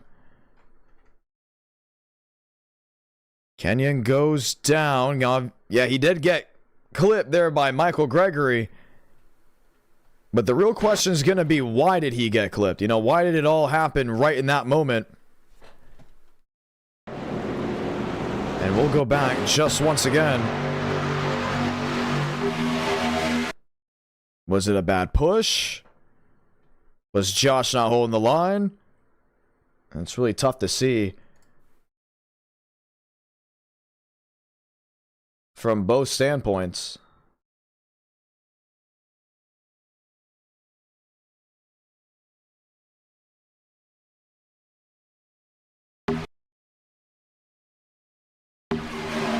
That 51 does just get into him. Tough angle. But for Kenyon, very grateful for not going up and over. William Schmidt did get a piece of it. But the damage does not look to be all that bad. So Aiden Walker will now pick up the race lead with 7 laps to go. McKnight, Cortinas, Champagne, Truther, Davis, Bomar, and Rowe being that top 8. And we'll get ready to get the one to go here in just a matter of moments as all eyes await yet another restart. This is Enter Night in America. For the ones that have just joined in, you have missed a heck of a show from the duels to the LCQ.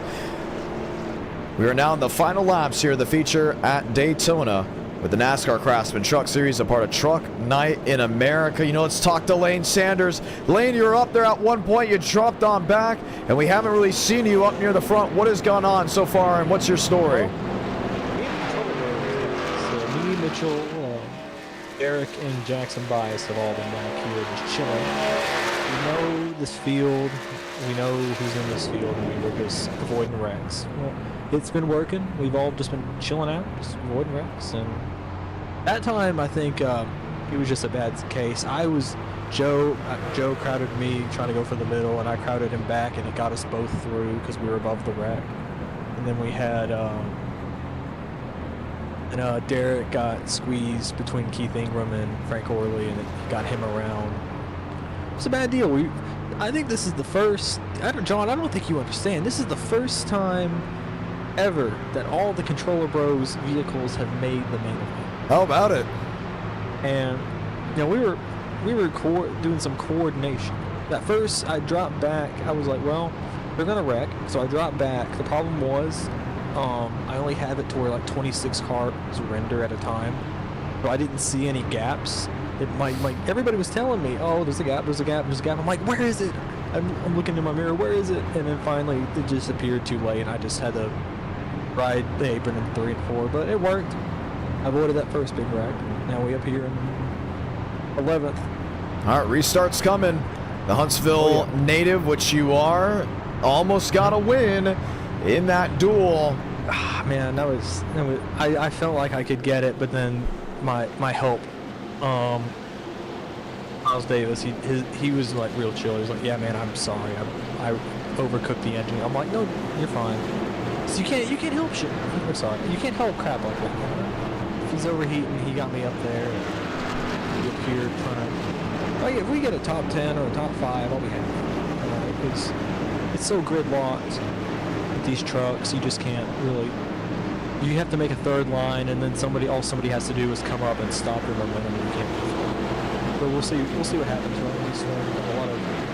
A lot of really good people around. All right, well, restart is pending. Let's get ready for it. Just a final couple of moments, should we say, before we go back green. Lane Sanders, good luck.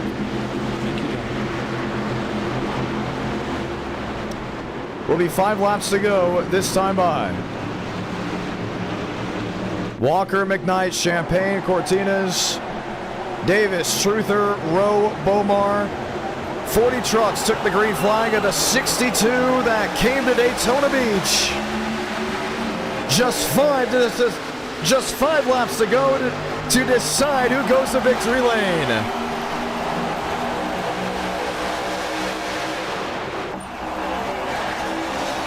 As we hope nobody misses a shift just like I did.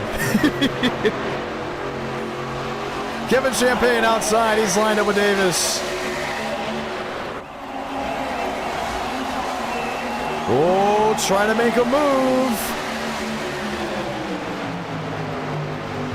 James Thurston in line.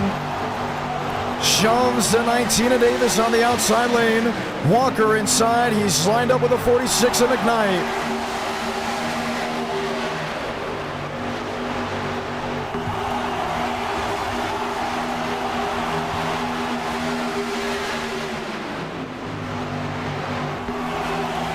Miles Davis, James Thurston, Kevin Champagne, Truther in a row. Stone into the outside wall. Lane Sanders on his lid. And the caution will wave yet again. They're still wrecking. Johnson. Sanders back on all fours.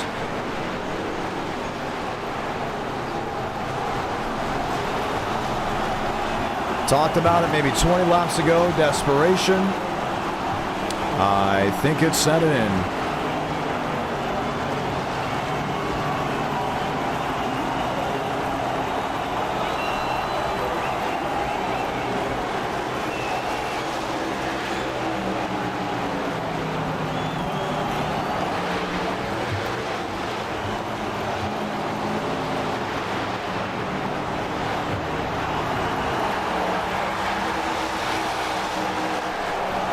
Man, oh man, oh man. Watch back here. Huge hit for Sanders.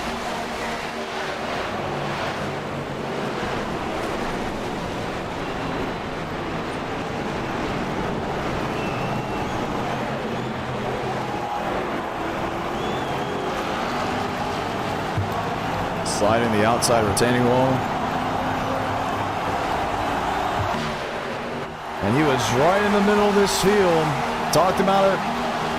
Wondering if he could get to victory lane. And he will not be a part of that overtime attempt.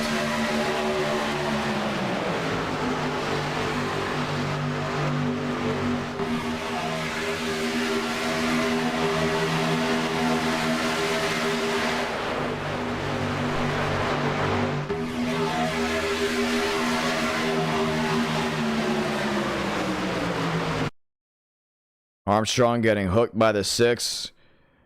Sanders did not catch his lid, actually went driver's side. But it was 2 separate incidents that really caused the massive pileup.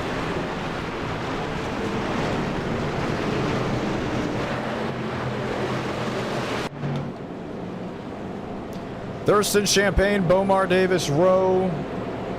Carlos Truther there in 6. Adam Garza's in 8th. Aiden Walker's in 7th. Cortinas, Buys, Horley, And they got Gutierrez, Tucker, and everyone else really just wandering and now waiting. So we'll have a 2-lap dash for the finish overtime here at Daytona. How does it work? Pretty simple.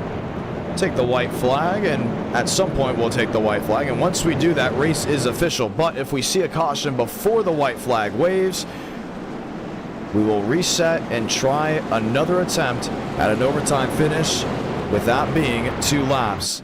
If the white is taken, next flag will automatically end the race, that automatically being the checkered because we don't throw the yellow on the last lap. Wild race at Daytona. Let's ride.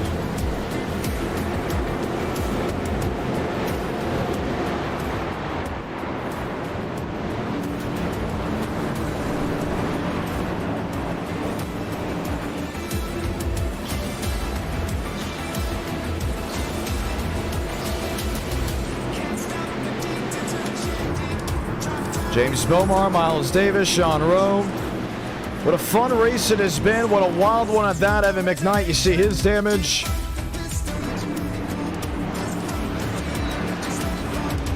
On pit road, and will not be a part of this final run of the checkered flag. Someone's going to victory lane. Let's find out who's it gonna be. Overtime from Daytona.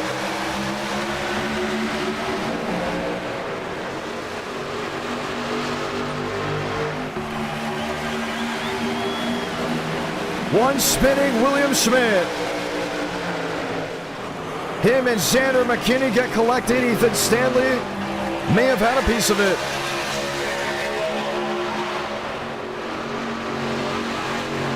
And James Thurston's gonna have the advantage. Maybe not. Bomar the slingshot. Picks up Kevin Champagne. 54 to the outside. Carlos Truther. He's with Adam Garza.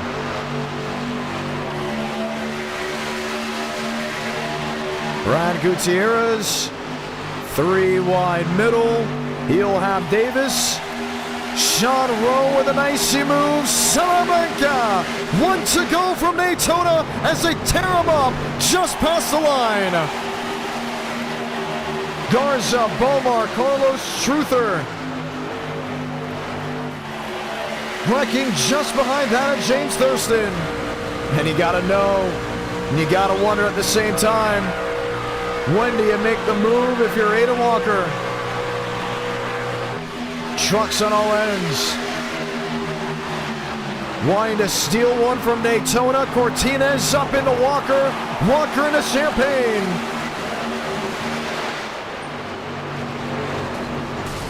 Trying to make the move. Goes Jackson Byes. Gets turned as well. James Thurston survives to win at Daytona. Sean Rowe second. Joseph Tucker, we believe, finished third.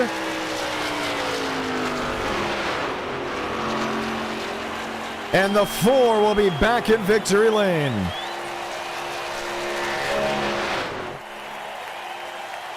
Man.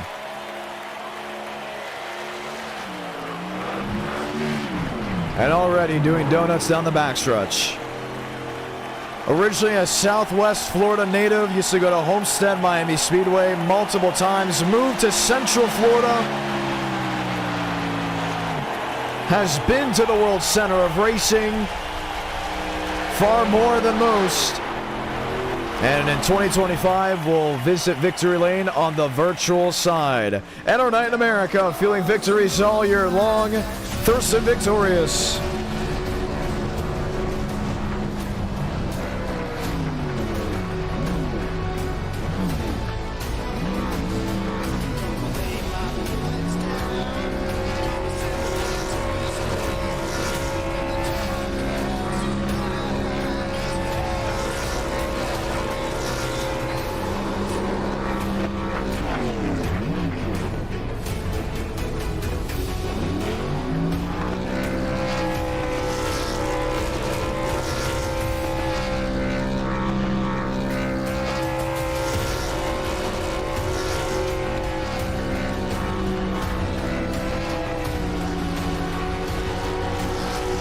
Let's go talk to a race winner. James Thurston, John Ramos, congratulations on the win. If that's not a call to action, I don't know what is. Well, nice games go to victory lane in this community. In this case, yours was able to do it. Final moments, have to hear it. All I can say is that's a preview. Preview of February. Yes, sir. All right, I'd love the call already. Maybe it takes 25 attempts to win an e-ticket event, and for that case, it's coming up. It got wild, right? Really, really wild. But staying focused meant everything. How'd you do it? Well, I mean, I guess it's pretty easy when they just wreck each other. I mean, it's kind of all I had to do was just be the car leading the race, and they just fought it out behind me. Yeah, I mean, I'm just, I'm glad I can win this because this is the only race I can run tonight. I got to go to work really early tomorrow, so I was like, yeah, we're going to bed right after this is over. So I guess we'll end it on a high note tonight. Just yeah, thanks to JRS setups. They didn't give me a setup for this race, but they're great. They're awesome. Thanks to Car Smash Infinity Speed Motorsports as always. And I think this is the first race I've won in this paint scheme. So yeah, preview for February. Preview for February. Really, really excited for it. Wildness in the final moments. You almost got hooked there in turn 3. Did you have to pull a hand over fist to keep it moving, or did it not just register? I almost got hooked a few times. I think coming to the white flag, Sean Rowe almost hooked me, and I kept thinking, like, I need to follow the guy behind me to the high side when he goes for that move. But it seemed like every time they do that, they lost a ton of momentum, so I kind of just was like, we'll just stick to the bottom and see what happens. And every time someone would make a move, the guy that looked like they'd go to help him ended up bailing on him and trying to file in behind me, and then they ended up getting wrecked themselves. So yeah, I just kind of had to hold a steady wheel as much as I could. They did try turning me like 2 or 3 good times, but we held it straight each time and just ran it all the way to the finish. All right, well, it was a lot of fun to go ahead and watch. Nonetheless, congratulations on your win. Final thing to say, possibly to the viewers back at home. Yeah, they're awesome. I love you guys watching all these races. You guys are the reason we do this all these nights we stream. And you guys can watch James Thurston fight for an e-ticket title come February 7th in the 26th e-ticket event, the Florida 500. Congratulations once again. Thank you, John. We'll continue to talk to guys. Sean Rowe comes up P2. We'll hear from him now. Rowe, John Ramos, you got a copy. Rowe, John Ramos, you got a copy. Yes, I do. There we go. Able to hear from you. Hey, P2, after wildness at Daytona, you had to go from the back to the front. You're able to make it work. But it all got well in that final moments. Wreck avoidance, we talk about it a lot. It had to be on the all-time high, it felt like, just in that half a lap. Yeah, that was a pretty crazy lap. Had a lot of movements and throughout the field coming to the white flag, and then turns 3 nearly got turned onto the apron, and I missed the whole field imploding coming to the line. That was pretty wild. Trucks at Daytona, do you like the combo? Yeah, I think it can produce pretty good racing. You just got to have the right people, and I think near the end we had a lot of the right people, and that made it interesting. But sometimes the wrong people get up front, and it can just cause huge wrecks. But when you have good people, it's good racing, and I think that's what we had. That is awesome to hear. Listen, we got 30 laps from Auto Club. What can we expect? I hate to be the newsbreaker, but I will not be able to race because of school and work tomorrow. All right. Hey, it's going to be fun, though, no matter what. It probably will be fun. You said it was Xfinity Auto Club? Oh, yeah. You know, I'm going to throw this out there. I don't know if he's racing, but Aldom Contreras, he might be up there. He's pretty good. Hey, he has the next gen to Michigan. You know he's staying up for that one. He's not going to be going to bed for that one. Dude, he was on that as soon as it got announced, so definitely watch out for him there. He might show up at the Xfinity Auto Club too for possible win, but yeah, watch out for him at Michigan. He's a merchant there. He is. They call him the Michigan Merchant, so that's going to be a lot of fun. Matter of fact, is he in any of the chats? Yes, he is. We're going to talk to him just right now. Sean Rowe, congratulations. Eladom Contreras, John Ramos, you got a copy. Yes, sir. What's up? For the ones wondering, session is up. Password is IDK. We will have bump day if needed for Auto Club. We just talked with Sean Rowe about you, and he said you're going to be fun to watch, and I mentioned Michigan Next Gen. That's the last kart track combo you won with. We know that's the kart track combo you love. Are you excited to go green flag racing there? Bro, I have been looking forward to this combo for almost a year. I think it's the last time It's been a year. Are you serious? I think it has been a year. I think I remember the Todd win, and I remember the Thurston win there. Yes, that's right. The James Thurston win. And the setup was off. Yeah, it was. Wow. Okay. I think it's going to be fun. Every time we go to Michigan, we have a lot of fun. I think Auto Club is going to be great, too. Fontana always puts on a great show. It's had an e-ticket in the past. But, I mean, this is your bread and butter, right? So, for you, you feel like it's going to be all or nothing come round 3, correct? Oh, yeah. I mean, even next race, too. I did a lot of B-Fix races at Auto Club with the Xfinity cars, so I feel like I have a decent shot there. But I think my big shot here is definitely coming in race 3. I guess those Carb Cup races prepared me for this moment. All right, those Carb Cup moments. Yeah, so talk about that. How did you get so good at Next Gen Michigan? So when me and my friend first got iRacing, we kind of stupidly bought the Cup car, so we wasted $14. We all did the same. We all did the same. We were like, yo, what do we do? That's like the first car we bought. We were like, bro, what do we do? And then we saw that Carb Cup, like the series Carb Cup is a thing. It's like basically like rookies can race, and then we can race that. So we did that for like an entire week, and like we won every single race after our second or third try. So wow, that's awesome. And then Commenter Night in America, here you are, absolutely just blowing the doors off it with the next gens. And this is going to be a lot of fun to watch. I mean, some are going to be painting you as the favorite, I think. I mean, we'll ask in the live chat below what they think. Front Row Broadcasting dropping the $2 super chat. Very grateful for that. We'll ask what everyone thinks if you're going to be a big favorite, because some of these new viewers, they don't know who Eladam Contreras is, but for a moment, you were a top 5 contender through, I think, the summer of 22. Yeah, I like the beginning of 2023 is when I became to lose my touch of in NR, which is weird because that's when I started to become better at official racing. But yeah, it was weird. But I'm trying to get better at NR again. I'm trying to get back to my 2022-2023 prime. So I guess race 3 is a good chance to do that. But you have to look for some other drivers too. Joe is probably gonna be quick in this. Joe's gonna be fast. Yeah. Any PBR driver, because they did a bunch of these races with me too. So Adam Garza. Who else?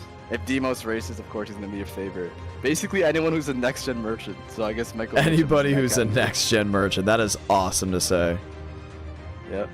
All right. Well, we're getting ready to load on in. A lot of drivers now currently loading in as we get ready to go green flag racing. We got McKnight, we got Clemens, Joseph Armstrong is here as well. Joey Stone is here. So we still got a lot of drivers. I think we're going to be bumping some guys too.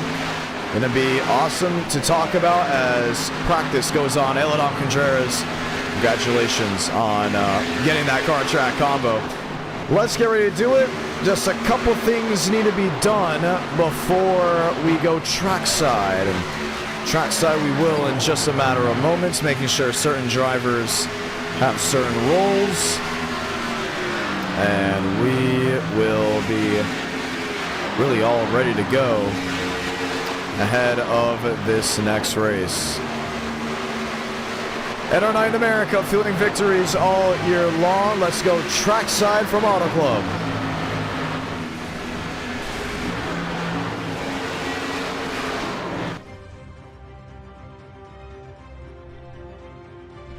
Ready to rock, ready to roll. An overhead view of Fontana, California. Now this defunct racetrack, unfortunately, saying maybe it will come back as a short track in the near future. Quill, Byes, and others heading onto the racetrack. We'll speak to other drivers as qualifying gets ready to commence.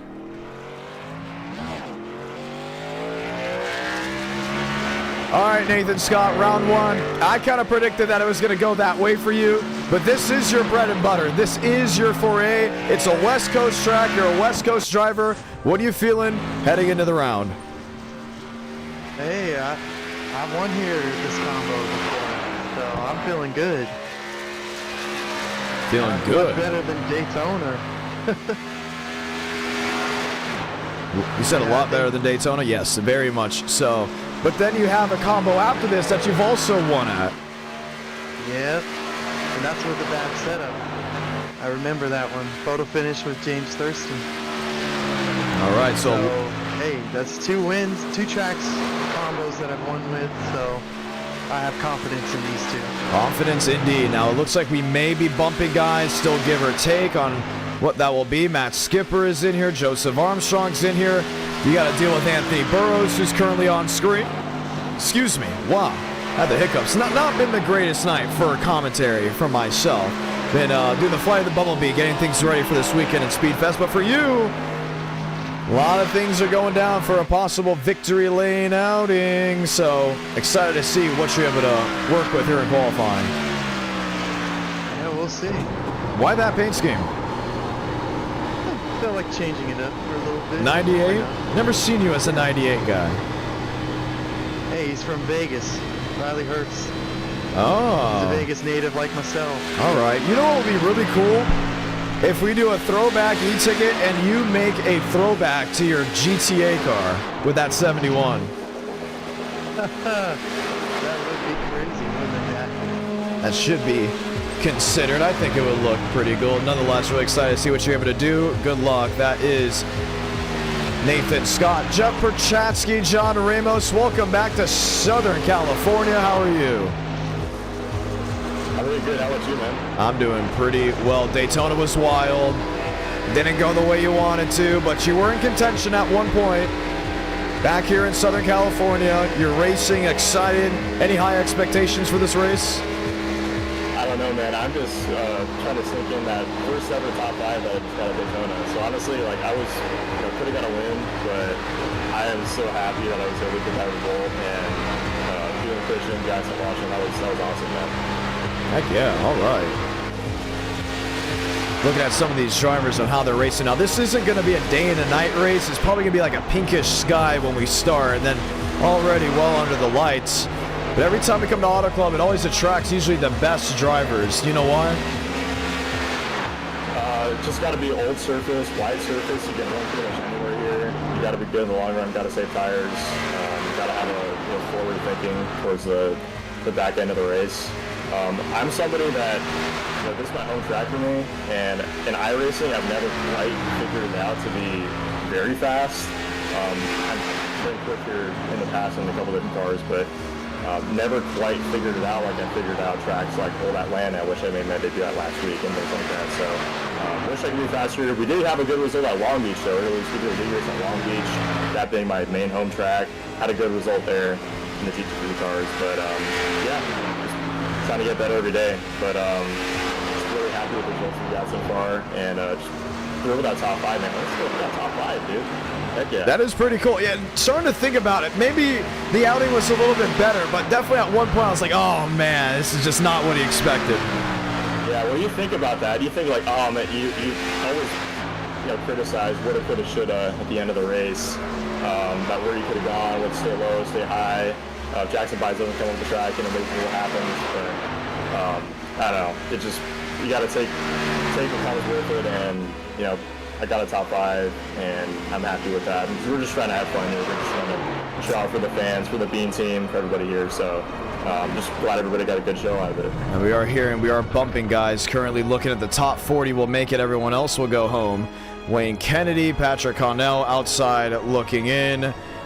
The big question here will now be, on a personal note, I know the California fires aren't really impacting you, even though I heard San Diego maybe having something burning that way, but talk to me and the story about Bean Team and what's going on out there. Yeah, so the fires have impacted one member of the Bean Team personally, Ro Luckenbill. He lived in Pacific Palisades, went to school there, and his school was completely burned down. He lost his house, lots of friends, lost everything they had. So we're trying to help him out in any way we can. We're going to run the Daytona 24 this weekend. We're going to have a special paint scheme, have him on the car to run for him. And I'm only a couple hours away from there, and it's near and dear to my heart to because before I graduated from UCLA in the spring, I spent a lot of time up there driving those same streets, hanging out in those same places where it's been completely destroyed and devastated by the fires.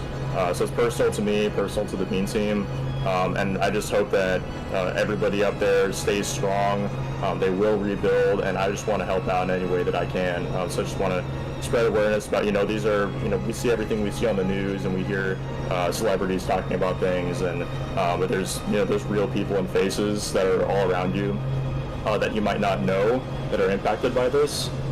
So you just want to be keep our thoughts and prayers with them right now.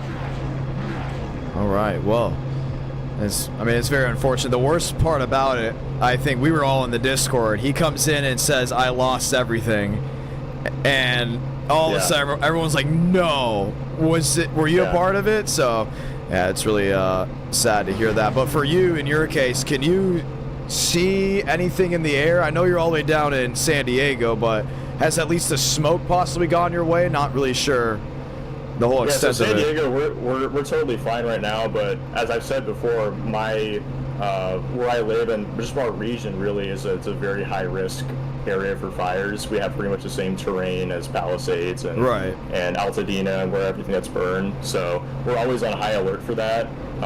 You hope it never happens to you, but we're hopefully have enough prevention in place where we can minimize the risk and minimize the effects of it if it does happen here. But Ro is, just going back to him, Ro is one of the strongest people that I've seen in a situation like that, and I'm confident that him and his family will rebuild, and he'll be back racing soon. He races Legends, late models, and real life go-karts as well. At Irwindale, right? Irwindale, well, it was Irwindale now. His first win earlier this year, his past year at Irwindale. So he lost his track, and not that that really matters in the face of him losing everything he has, but just hate it for him. Couldn't have happened to a. I mean, you just hate to see it happen to a kid like that. Yeah. That's so high on life and positive about everything. So I'm confident that he'll get through it, and he's going to help everybody that he knows get through this, and they will rebuild, and they'll all be stronger because of it. That's good to know. Well, we're rolling here at Auto Club Speedway. Jeff Prochatsky, good luck as we get ready to go green flag racing. At our night in America, feeling victories all year long. Welcome to the West Coast as the sun is setting ahead of this race. Let's go ahead and say those magical words. God, speed drivers. You are go for throttle up here for round 2 of the night.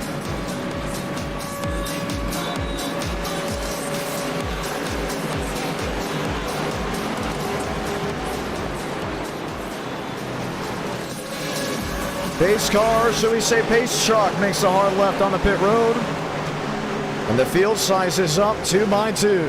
Nothing like a good old California dreaming, so let's go green from Auto Club Speedway.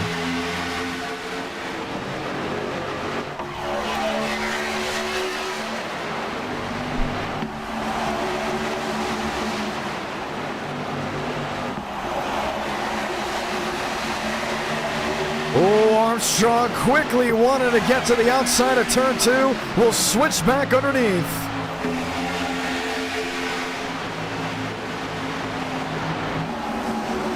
Three wide, 4 wide. No doubt about it.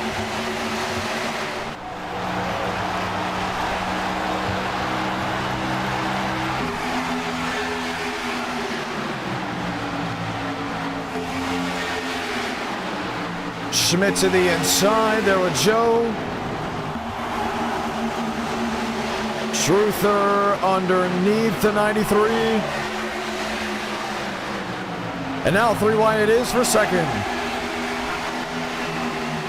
We're not surprised that Aiden Walker's up there racing his heart out. Always been really good at this track, same with William Schmidt, same with Nathan Scott. Scott's already up to the 6th spot, Truther up the 5th. Sun setting, excitement very much high for all these drivers. 40 taking the green flag. Well, we all got it back going. Left side of your screen, you'll be able to see where everyone is on track. One spinning deep in the field, and that may have just been Caden Perkins.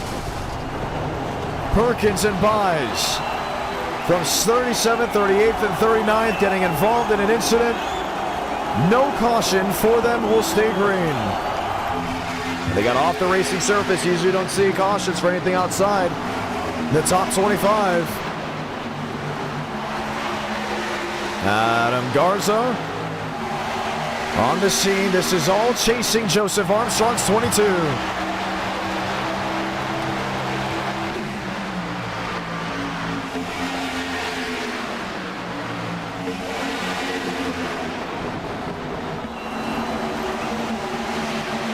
Walker inside, Joe in the middle. Here comes Nathan Scott at 98.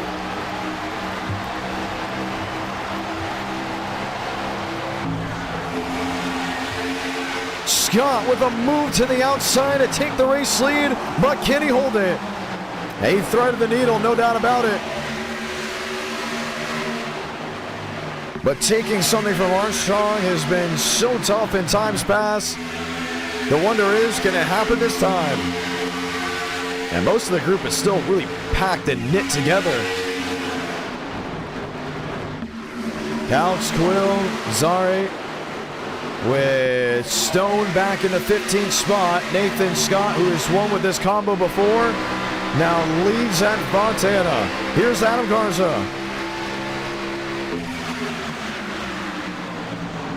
Garza to switch to the bottom.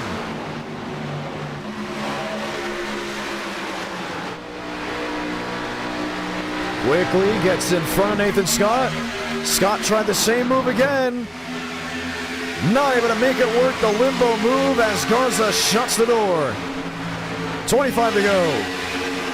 It's still cool to see this whole pack just nicely knit together. Joseph Tucker, Daniel Mosteller now there. Deeper in the field, you see a lot of drivers that have dropped on back either due to incident, outside the top 25, or just not able to keep pace.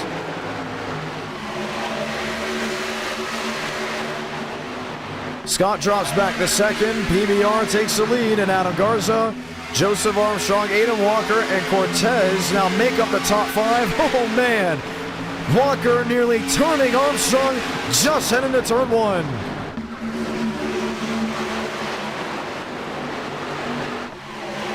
Just on the front stretch.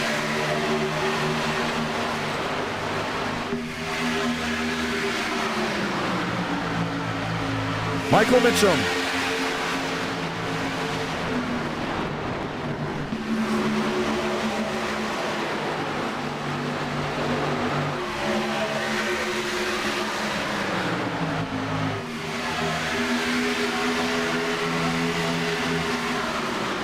.23 to go.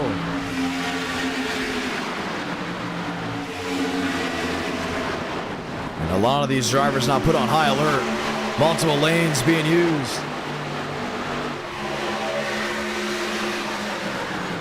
Cortez P4. Walker P5.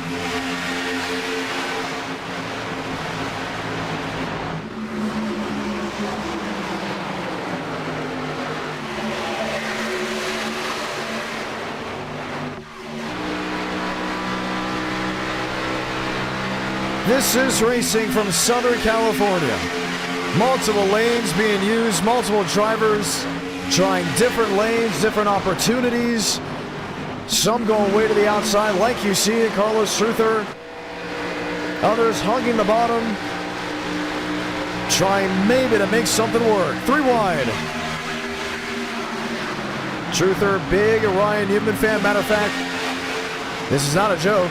He knows where Ryan Newman finished in about every NASCAR race from, I think, he said 2011 to 2017.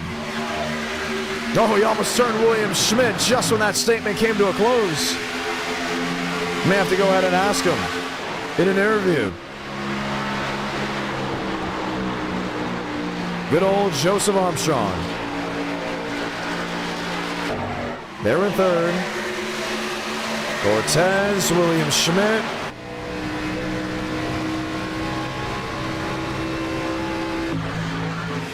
Lined up, starting to see some moving, some swing.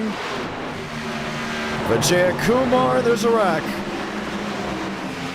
Zare Kumar, too many incidents. The caution waves for the first time. And man, oh man, is that 97 chunked up.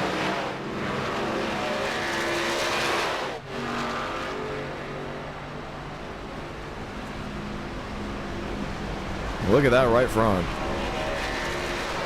Vijay Kumar has not had a great outing tonight, no doubt about it. Let's go back and see what exactly occurred. Well outside the top 15.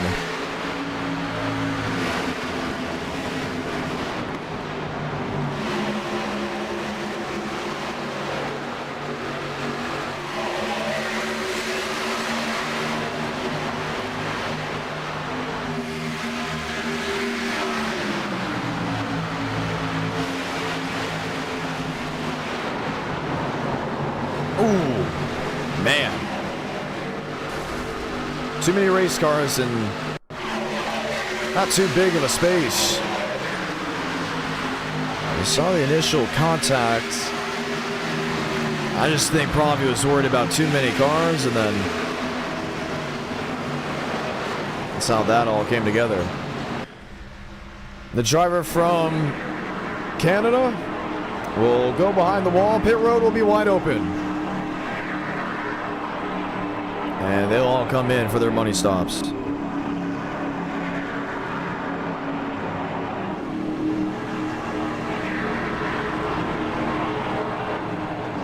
Drivers coming in, and we'll speak to others.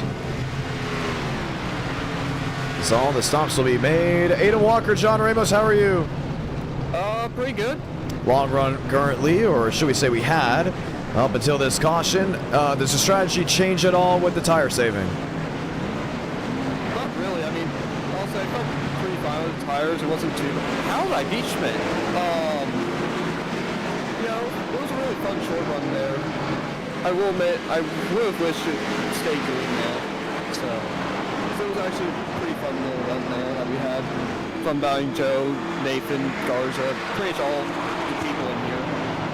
Had a lot of fun battling all of them, so I think overall this race is going to be relatively enjoyable, so.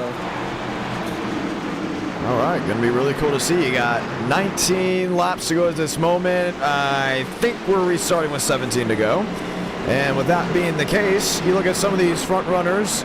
I believe Garza went out there and definitely went on a more aggressive strategy, right? Go out there, lead some laps. I think he was probably doing a little bit more pushing. Now, I think once he got out ahead, he probably started trying to cool the tires down a little bit, which is kind of hard to do. I'm going to be honest with how the iRacing tire model is, but I think that was probably his plan, is just get out front and hope that everyone else kind of messes their stuff up while racing each other. But then we got the caution, which probably helped him a little bit, saying that Joe was already pretty much ahead at that point, so. All right, well. Going to be a lot of fun to see exactly how this all works out. Yeah, because, I mean, I wouldn't be surprised if Joe was the aggressor when it comes down a little bit later in the race, because that's usually his strategy. But Garza just jumped the gun and went rolling, and I was kind of like, wow, okay. I thought they were all going to be more tightly knit. Yeah, I think it was mainly just so you get away from all of us, just so you went to racing minutes, actually, which is understandable, because when you get involved with racing someone, you can lose focus about stuff and wear your tires out, so. All right, well, we got a restart coming up. This big 2-mile track's put on a great show. Let's see if it can continue to do it. That is Aiden Walker. Races at Nashville Fairgrounds Speedway. We've called a couple races in person with him running. Let's see if he can master it here tonight on the sim. 2x2, they worked their way to 3 and 4. Toyota on the inside, Chevy on the outside, Ford Chevrolet, that's row number 2. Mitchum Schmidt back in row number 3. Those are the Toyotas. Racing out west in Fontana is always exciting. The drivers love this track. If you ask them, usually they'll say it's their most memorable track when they race in the community, and for good reason, because it puts on a heck of a show. Matt Green from California.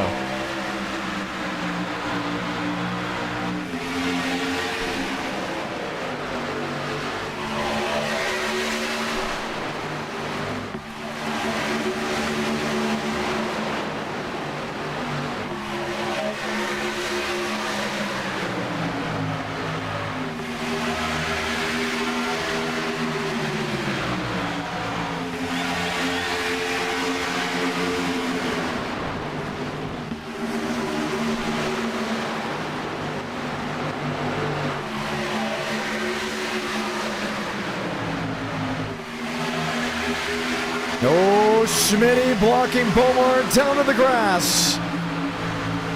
And Garza's got company and Joseph Armstrong. Exciting restart. And don't look now, Anthony Burrows on the scene to the outside. Right with them, Carlos Truther. And Truther talked about with these temps, that right front's going to flare up and flare out. For him, it's been a real struggle with the long run at Enternight. But he's grouped together with the drivers 3, nearly 4 wide racing. Walker slices through. And Nathan Scott's got company. William Schmidt on the bottom. And the 93 is just trying to keep everyone at bay.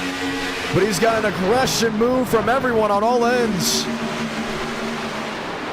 Adam Garza just a 3/10 lead as of this moment. Walker down in the middle. Burrows on the bottom.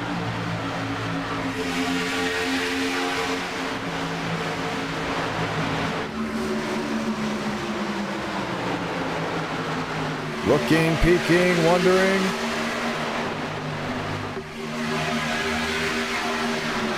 Still that 3 wide. Oh, man, it's going to get tight. And who's on the scene? Look, none other than that of Daniel Mostel. You see him just creeping on in there from 13th. You know why drivers love the California 500?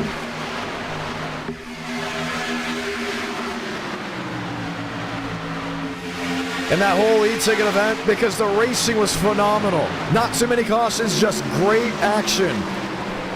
Like you see here tonight.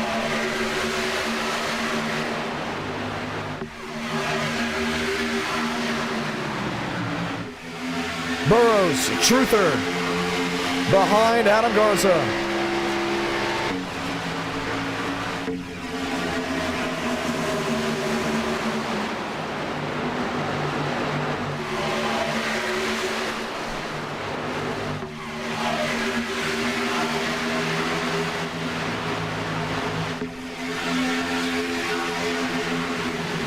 Oh, you see Truther now up to 3rd. Behind Anthony Burrows. Michael Mitchum.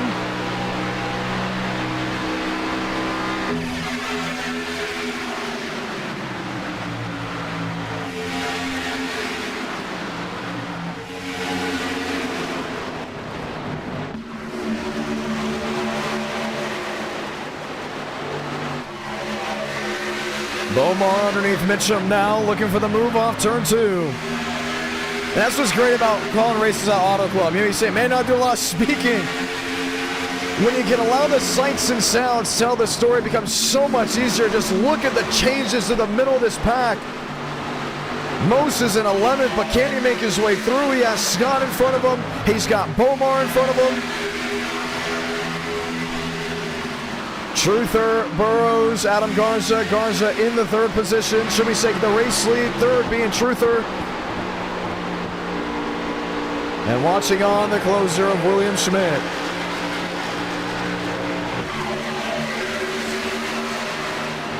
Once again, 200 likes. We'll see round number 4 as we're in the closing laps here of Auto Club.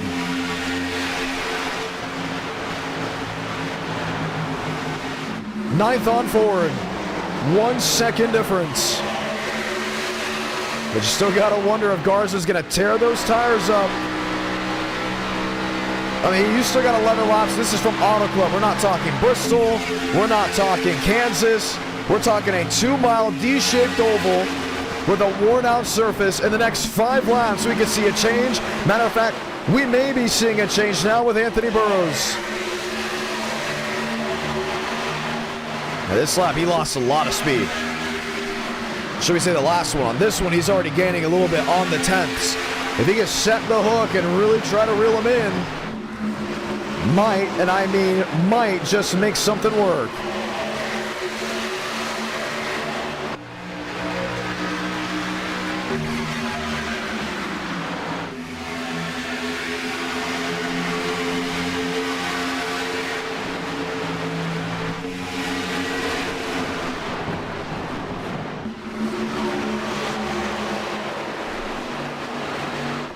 Armstrong, Bomar.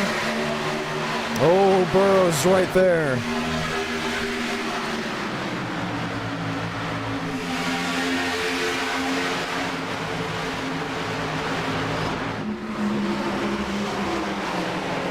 Look at Michael Mitchum.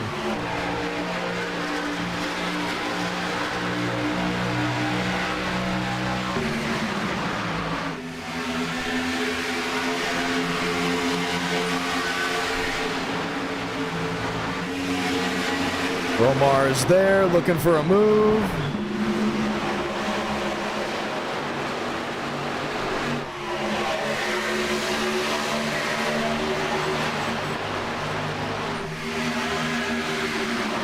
Mikey Mitchum looking underneath. That of James Bomar.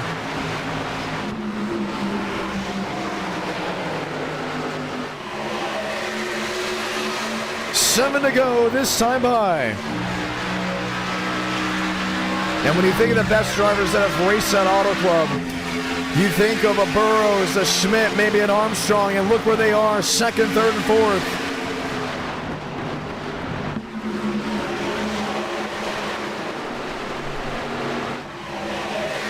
Schmidt wayside.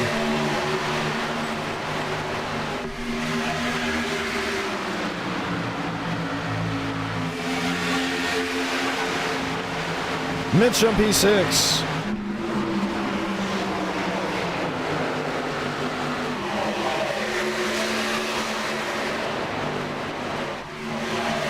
Three wide, James Bomar on the bottom. And look who's on the scene. Anthony Burrows has caught up to Adam Garza. Jumps to the inside.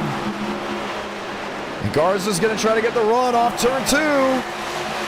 Burrows clears. Switchback goes the 8. Burrows in the wall.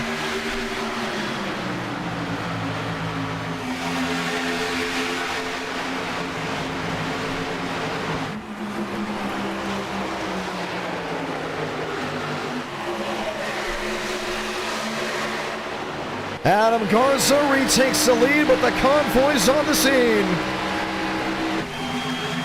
Look at Burrows. Trying to make a move. Garza slammed the door. Will go knee deep down into turn 1.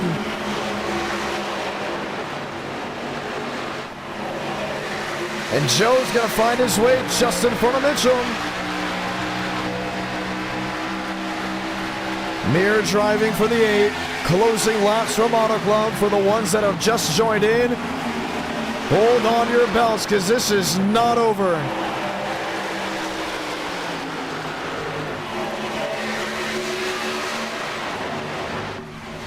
Inches off from each other.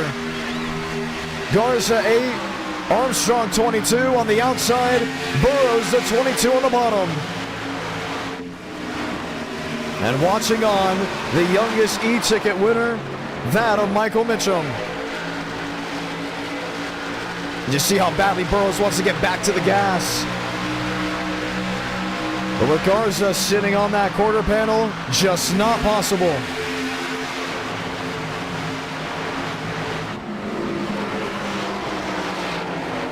He's going to continue to crowd that 22. One caution race. Here out west, the sun has set, the lights shine bright, and there's 3 laps to go, and will we see those sparks fly?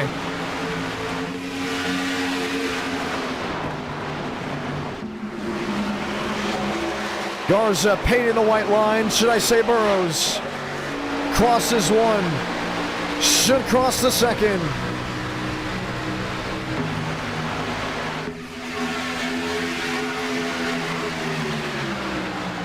Mitchum a heave to turn 3.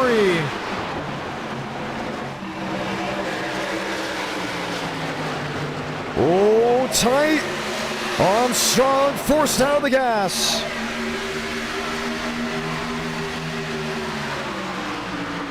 The battle for the lead.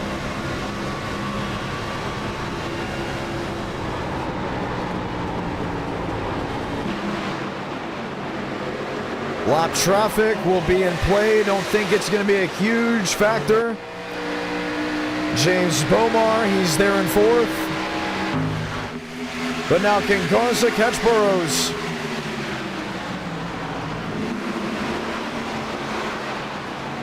What a wild couple of laps it has been. Took the lead just this lap. Looks to lock it in if he can indeed so do it. Salamanca, 1 to go from Auto Club. Garza takes the elevator right to the outside of 1 and 2. He's going to have to get a good run here. If he doesn't, it's going to be all over. 2/10 the difference. Company underneath that of Michael Mitchum. Final drive, 3 and 4. Mitchum a prayer. Burrows to cover. Garza to the bumper. It's going to be a drag race to the line. Maybe not. Mitchum turned. I think it was Burrows. Yes, it was. Anthony Burrows goes California dreaming. Maybe not. Daniel Mosteller, the race winner. Scoring at the last second, says 87 to victory lane. We're going to review it. We're going to make sure of it. Can you believe it? What a race. What a finish. And we think it now goes to Mosteller. Oh my goodness. Unbelievable. Watch back. And slow it down.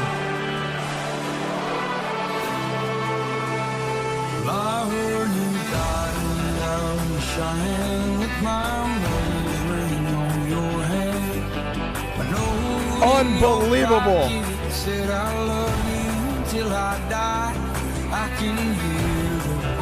We'll slow it down just once more, just to make sure. He went through the grass. But if it's to avoid a wreck, it is okay. If it's to advance your position to get an edge, it's something different.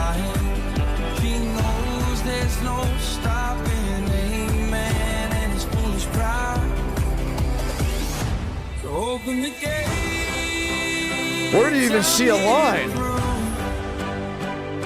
I'm better than my father was, and where he came from too. Unbelievable. I am just speechless. This was the finish. This is sim racing. Oh my goodness. And he's not even ahead past the line.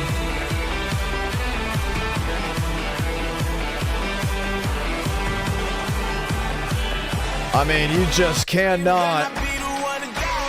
You cannot ask for anything crazier.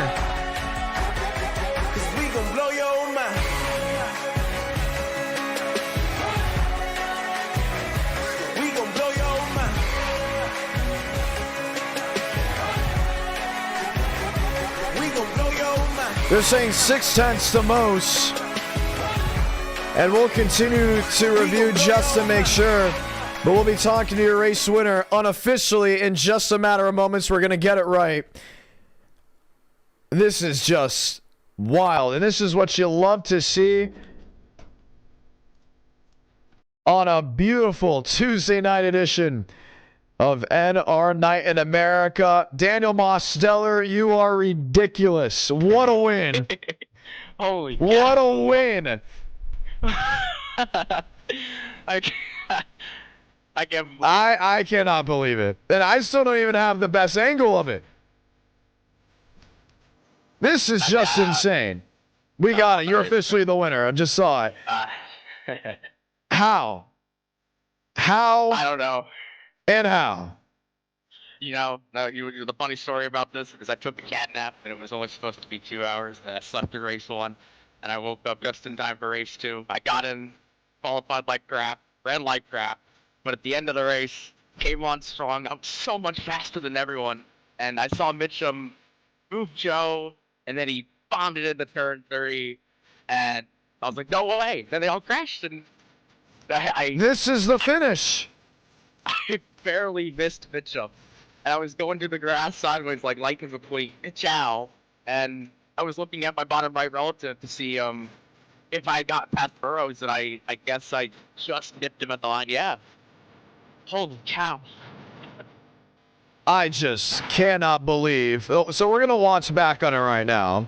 Burrows, Garza, Mitchum, they all get into each other. Mitchum's trying to save it. But because you went through the grass to miss the crash, and you didn't exactly dive all the way to the bottom, right? You went into the grass just by maybe a mere couple of feet. Here you are. You have to avoid the spinning Michael Mitchum. I missed him by like a centimeter. Then you have to avoid Adam Garza.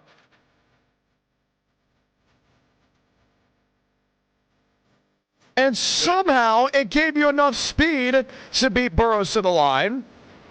But just a couple feet after the line, Burrows is ahead of you. It's just Demos luck, I guess. You're not beating the allegations. You're just not. Unbelievable. I am just in pure shock right now. I am too. I did not expect that at all. Wow. I really don't know what to say. I don't think I've ever won a race like that. That's just a pure situation of where everything is just perfect, and wow, I keep looking back at it. You know what's the craziest thing is? I have my own telemetry. Viewers don't see it. It's just my own data. It said Burrows won, it said Burrows won. I said Burrows goes California dreaming, and right when I finished it, we're talking maybe like 5 seconds after the race is finished. Maybe 4. It flips back to you. Just insane. Nobody knew. Did we get the official word on how close of a race it was?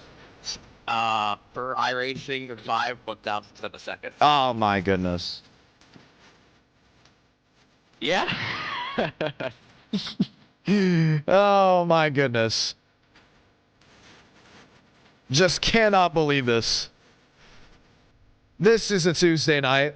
It's not a Friday night. It's a Tuesday night. And it showed up. The driver showed out. I guess this is my last TikTok before the app goes down, huh? I guess so. If the TikTok strikes again. Oh my. God. He's, I can't wait to see him race in the next e-ticket event, the Florida 500 on February 7th. You can see Braden Mummick, Daniel Mosteller, and all the drivers you love. Man, just...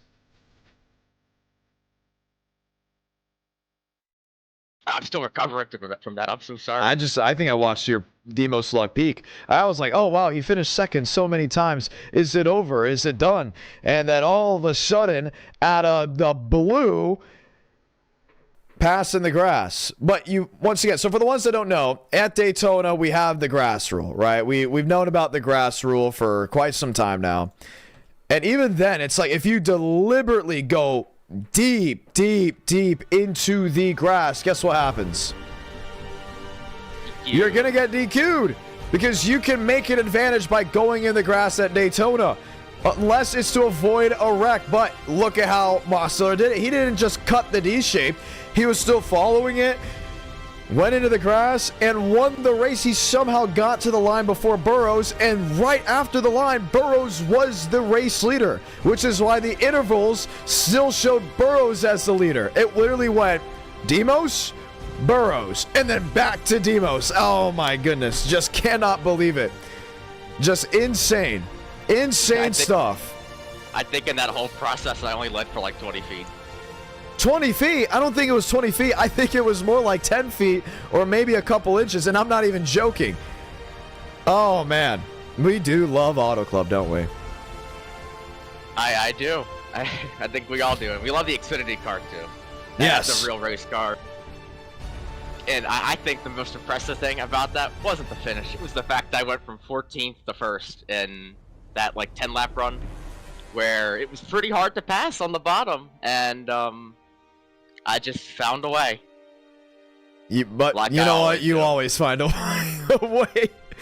You just said it perfectly. My goodness. Wow.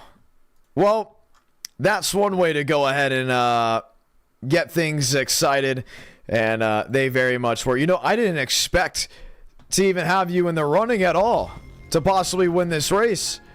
Oh, I didn't either. I counted myself out after qualifying. Wow. And I think when qualifying started, my PC was on for like a minute, so I cold turkeyed it. But yeah, as you said, as I said, I always find a way. That's just the Demos way. That's just the Demos way. It was the Demos way. You did a great job of it too, you know, going to victory lane in quite literally one of the coolest ways ever. I mean, we've seen flips and wins, we've seen other things, but I mean, that's just pure talent at the end of the day. Congratulations on your win. A lot of viewers have been looking forward to seeing you go back to victory lane, and you're finally able to do it. You want to say anything to them back at home? Oh yeah, thank you to all the viewers. Sorry you got to wait a little bit longer than normal. I just stink at the beginning of like every new year, so get the monkey off my back. Got the win under my on my vest or whatever. I got the little patch thing. I won. Thank you, Tyler Tinsley, for making my paint scheme. And Ada Walker. Glad we got Tyler's scheme in victory lane for the first time. New number font. Maybe that's a sign of things to come. You like that number font, viewers? You like it? I like the number font. Well, I can tell you you're going to see it a lot more often in the coming weeks. That's all I'm going to say. That's going to be really cool. You still have the most iconic photo in NR Night in America. No matter what number you go to, no matter what scheme you run, you still have the most iconic the most iconic photo with you and True Jua. That photo, when I look at that, that just screams NR Night in America. That photo finish of last year's Florida 500. We are leaving the 9 in 2024. You are leaving the 9. That means we are open to... You can give Joe Armstrong the 9. Give Joe Armstrong the 9. That would be awesome, wouldn't it? I mean, does Joe want the 9? I don't know. You have to ask him. I don't think Joe wants the 9. He's a Toyota fan. He's a big fan of the Yodas, so it's gonna be interesting. It's gonna be interesting Indeed. To see how that all goes. Indeed. I'm excited for Michigan. I'm just still shocked, like the fact that even happened, and I'm starting to see a bunch of paragraphs down in the live chat below. You know what, Demos? I think we just hit 200 likes. You know that? Really? We did. You know what that means? Round 4. You won. You're gonna help me with where we go as the session is live and viewers are going in. This is my favorite. This is my favorite part of winning. This is the best part. Does it mean more to win now? Because like when we hit the like goal, you can help. Yeah. Thank you. I'm honored to be a part of this process. Oh. Again. Right. All right. Help me out here.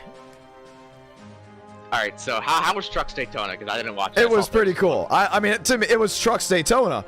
But it was pretty cool. Like, we had our moments, but we also had our great racing. Like, we did have really good racing. And then things got wild at the end, so Trucks Daytona, you know? It's what you expect from Trucks Daytona. Not a bad thing, not a good thing, or it could be a good thing, depending on how you see it. Do you want to do Trucks again? Trucks Nashville. Fairgrounds. I think we should do the SRX car somewhere. Oh, man, you're crazy. Okay, SRX where? Stafford. You think we're going to get at least 20 people for SRX Stafford tonight on a Tuesday? SRX South Boston. Okay. Yeah, because a lot of people have SRX.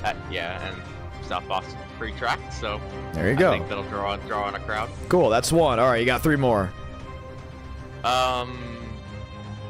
Stafford's going to come back. I want to point that out. Just gotta get on it. Just gotta add it at some point. Stafford Trucks one day. Do we have a setup for it? They're Stafford Trucks. Huh? Stafford Trucks has an official set, I think. What are we thinking here? How about we do Trucks Myrtle Beach? Do you have a setup for that? We do have a setup for it. Two short tracks on there. Trucks Myrtle Beach. Do you think we're gonna get that many? I don't know. You're right. Summer, heck yeah. Summer, we could do a race 6 at 3 o'clock in the morning. We'll somehow be bumping people at Myrtle Beach. There's no doubt about it. The only thing is, right now, I don't know if we would be able to get Trucks Myrtle Beach. And also, the idea is to keep some of these guys and viewers, you know, to stay for that 4th race or that 5th race. Yeah. Give them that reason. But I would love to do another Trucks Myrtle Beach. I mean, we did a community event for it. I mean, I love trucks and I love Myrtle Beach. That was a really good race. I think that would be a lot of fun, even for a race 4 or 5 or whatever. Yeah. All right, what are we thinking here? We could take some things from the live chat, too. Yeah, start up. Yeah, I'll take a look. Let me take a look. See what they're all saying. Everyone's soul. Arca at USA Dirt.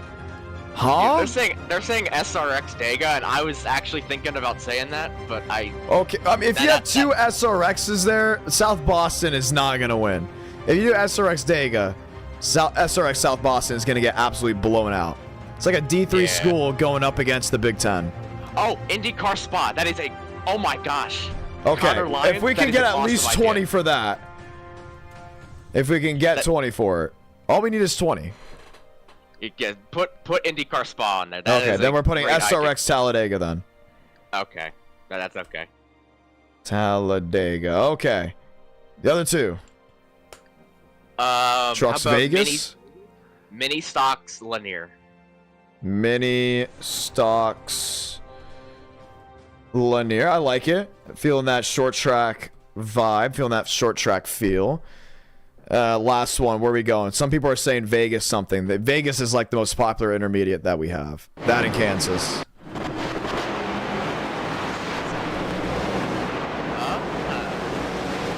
don't know. I'm trying to see anything. What about street stocks? I'm so sorry. It is so loud here in the sim. We just joined on in. Say that again. Street Stocks Charlotte Oval. Street Stocks Charlotte Oval. You know what? I'm not against it. Street Stocks Charlotte Oval. Have we done a Street Stock? Yeah, we have. We definitely have. Yeah, we have. I think I know which one's gonna win, but those are all some pretty good picks. What do you think? I think that is a great list of... It is a really good list. And that's kind of steering away from the typical top 3 series that we normally do. So, that was actually my goal of it. Kind of branch out a little bit. I think none of these options can go wrong. Maybe except for SRX Dega. I think that's the only one that would worry me a bit. But Street Stock Charlotte Oval. How about it?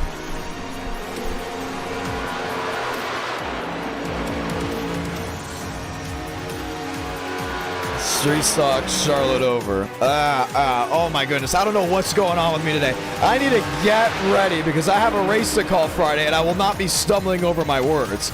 Street Stocks Charlotte Oval. I would love to see it, but SRX Talladega, oh my goodness, they're tied. Oh my goodness. There's no way Street Stocks will outdo Talladega. This would be a night that it would happen, but will it actually happen is the real question.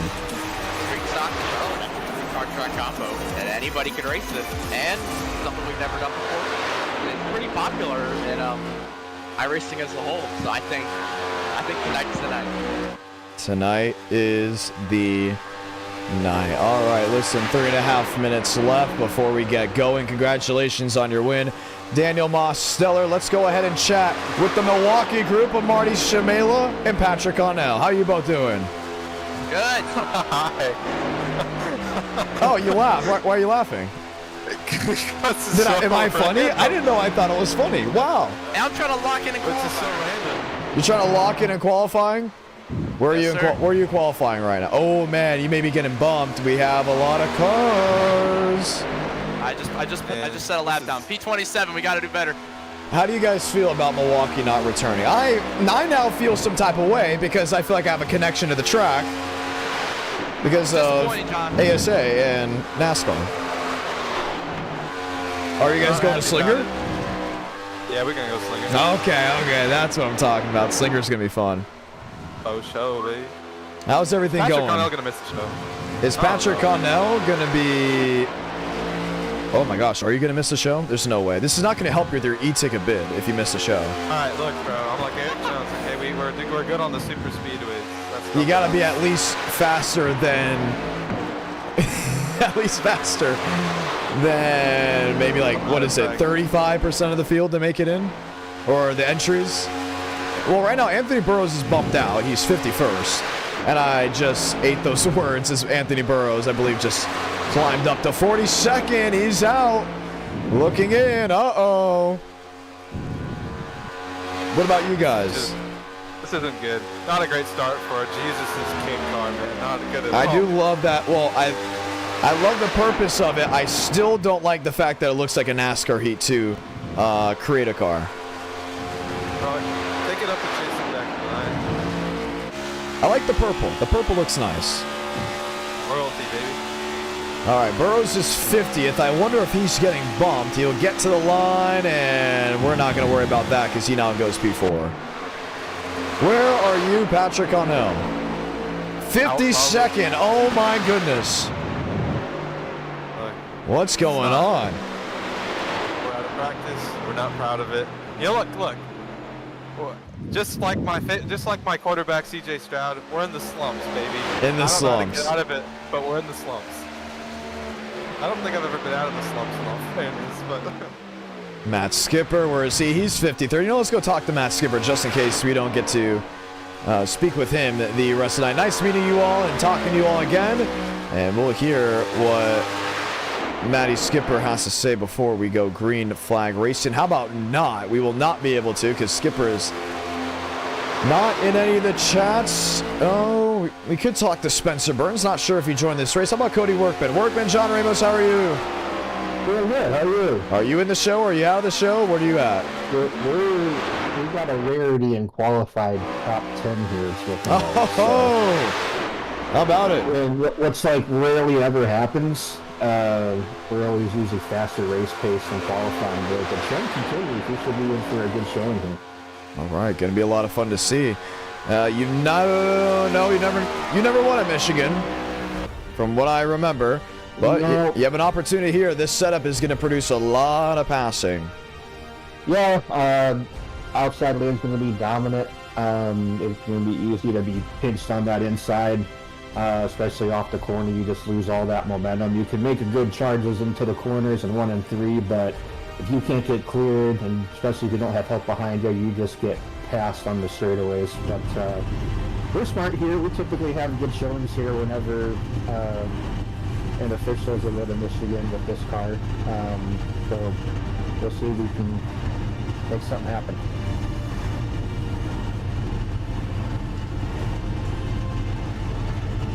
All right, let's go ahead and see how that all goes. Everyone lining up on the front stretch. Check that. Everyone lining up on pit road as we get ready to go green. Good luck, Cody Workman. Joe Armstrong, you were so close that last race, but you're racing here in Michigan. How excited are you? I'm super excited. Thank you for scaring me like that. Yeah, we're going to go out here.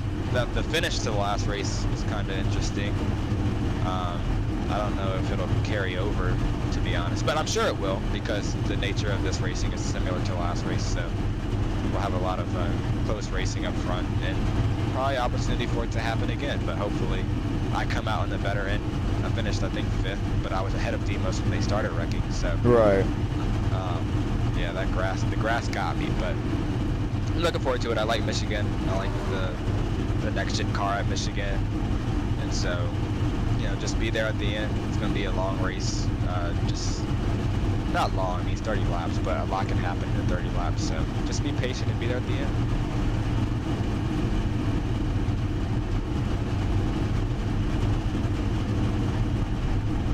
All right, going to be a lot of fun. We're looking at everyone joining in. Sorry, I was thinking about what we're going to be talking about here in just a matter of moments. Let's go back to that Xfinity race just for a moment. You had a shot at winning it.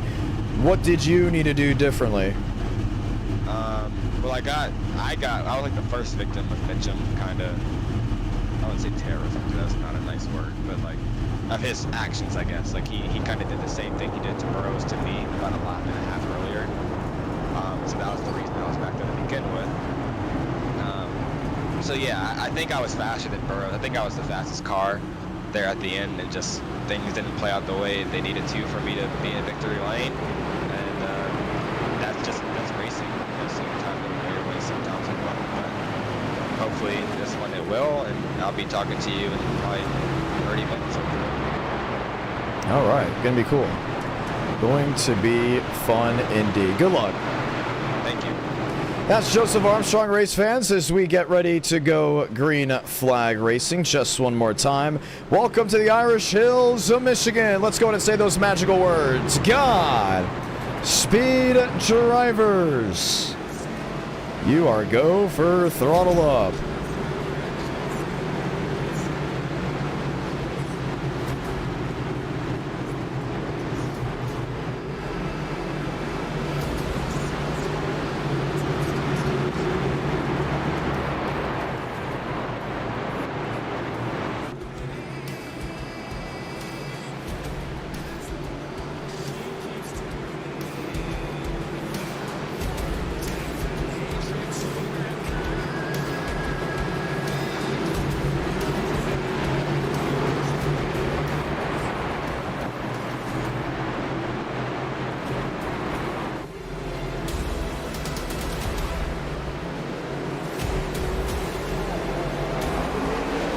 Let's light the fuse from the Irish Hills of Michigan.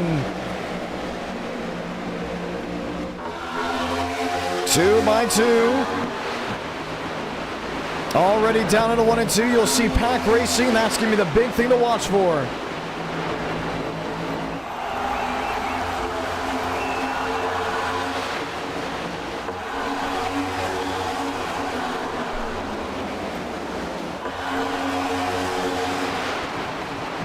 Burrows in 5th, Schmidt in 6th. Watching on, Abraham Vila there in 3rd. Michael Mitchum will get to the line. He'll lead lap 1.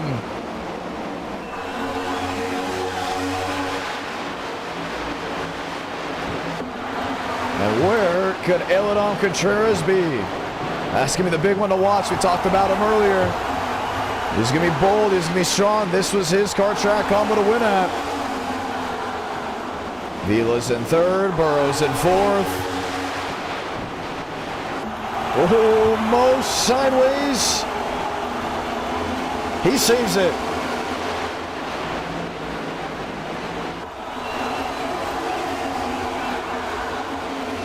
Joe the side draft may have been able to lead it.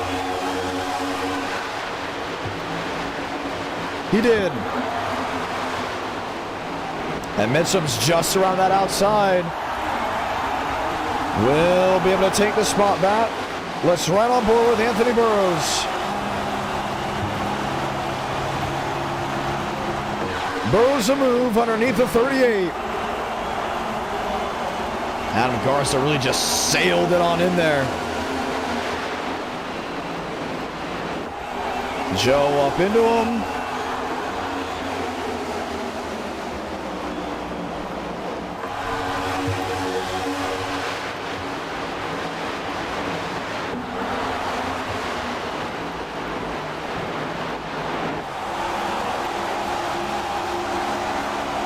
Mose in 6th. There's Cody Workman in 8th. Talked about his outing. Couple cars spinning deep. Brody Pope.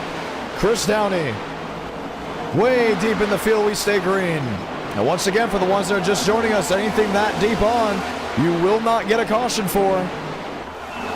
Maybe saying, why is that? Well, if it's outside of the main group, it is not a problem. Mitchum leads. You see Frank Horley looking down to the inside, trying to make something roll. He's got now the 87 behind. He's got Cody Workman. And that 22 is Joseph Armstrong tucked in right to the quarter panel. Oh, Mosteller off the nose of Joseph Armstrong. Able to save it down the back. He's got a little moxie today if you haven't already realized. Walker in 7th. William Schmidt shown in the rearview mirror. What a night of racing. And we know how exciting that next one is going to be if it indeed ends up being SRX at Talladega. You're watching the battle for the lead, now shaping up to be a 4-1 stretch. Horley under Burrows. Burrows tucked in line now with Garza as Mitchum races on to turn 3.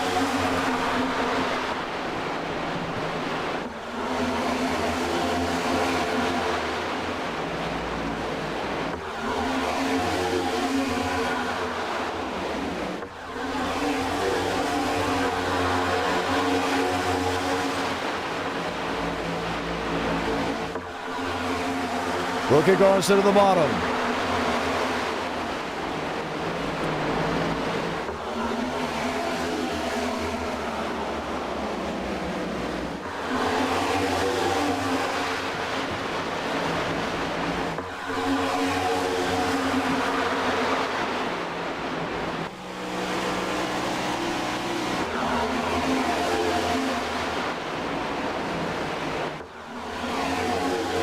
Garza will get back to line. Chevy with Chevy in a Ford there with Anthony Burrows.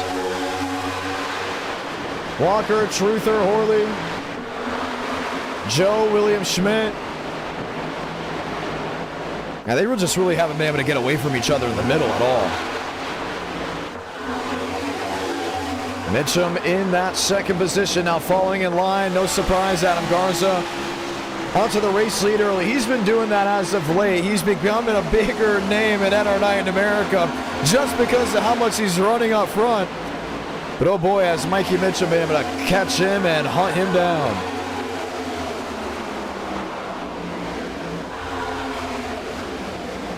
Burrows a squeeze.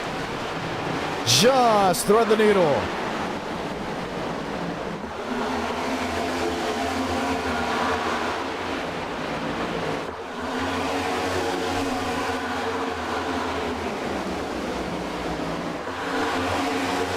Frank DeAngelis putting one in the wall deep in the field.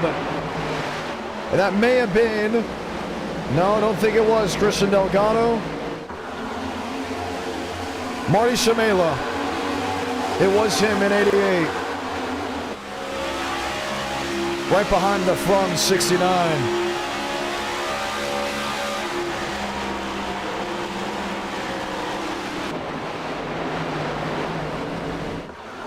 One sideways, Carlos Truther back into the field. Multiple cars sliding to the bottom. Zarate. We believe maybe James Houston got a piece of it. Caution will wave. Yes, he did. Left front. A blink by Truther, and there he went.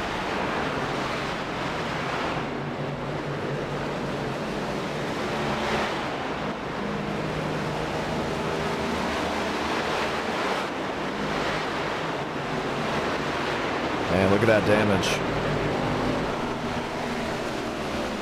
And he'll bring it to pit road.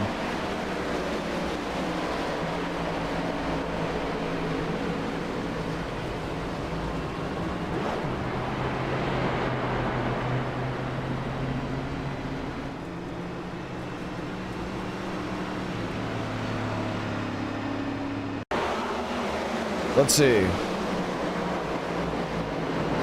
Oh, just came in really late. And you saw at the corner of your view, catching the 53. But it all started with that guy right there in Carlos Truther.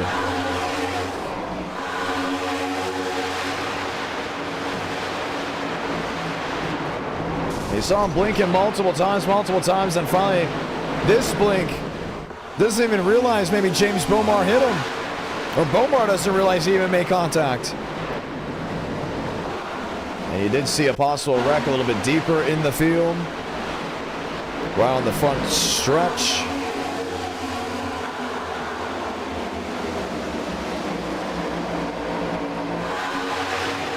There it was. Big hit. That 10 machine may have been Asher Hansen. It was. And then another hit from Pravin Vijaya Kumar. Yet another wreck for him. Caution is out. Enriquez staying out. Adam Garza, Frank Horley going back on the track.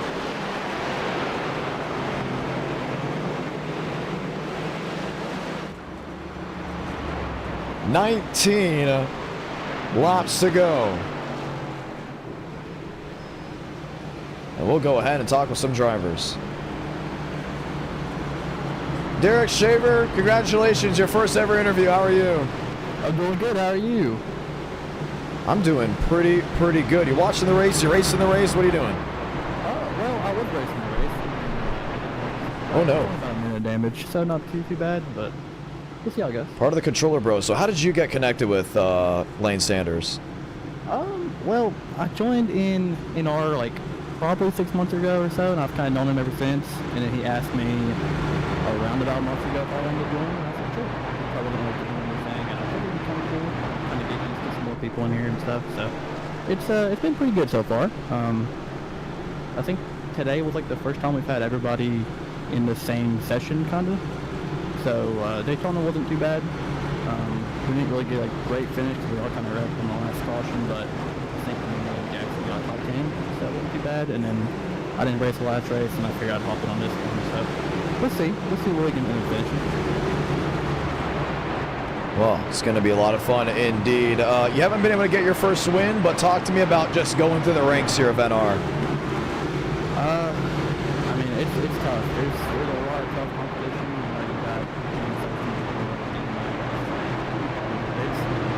They've been racing a long time. You know, eventually I'd like to be up there. I know it'd probably take me a good chunk of time to be able to have that level of success, but hopefully one day I can get there. Just kind of practicing here and there every day, trying to work on my craft and see where it goes from there. Heck yeah. All right, we're getting ready to roll here for this restart. Nice speaking with you, and hopefully we can hear more from your name. Derek Shaver, don't forget that name. Maybe he will be something bold and great in the near future. Enriquez stayed out. Adam Garza, Frank Horley, Adam Walker, Nathan Scott, and the rest of the herd all came in. There's Adam Contreras. He's sitting there in 6th. And once again, we talked to them. He was so excited to race here at Michigan. Oh boy, has it been a fun one. As we get ready to go. 7 laps to go.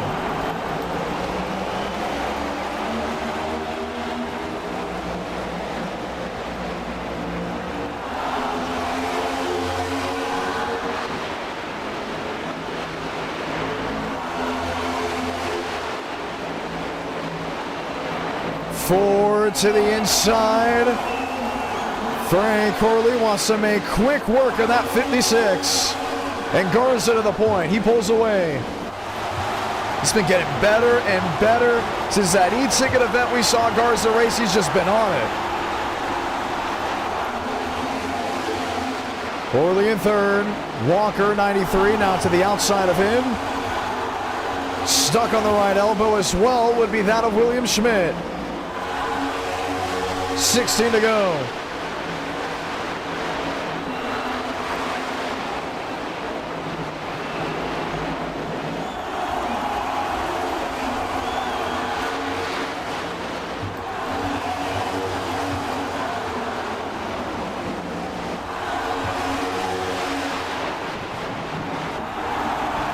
Two wide, 3 wide.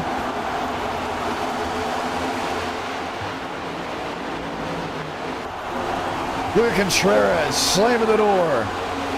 Telling you, man, he's got nerves of steel right now.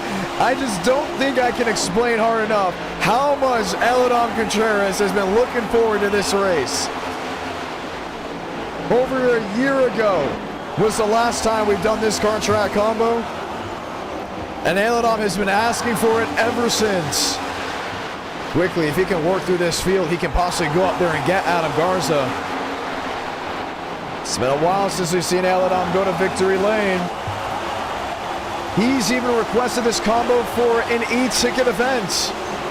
Oh, trouble, Frank Horley. Goes around and into the grass. Comes the rest, does not hit a thing, but off the racing surface we do stay green. Armstrong, Chenoweth, and a couple others really fighting strong. Elidom got a bone on that one.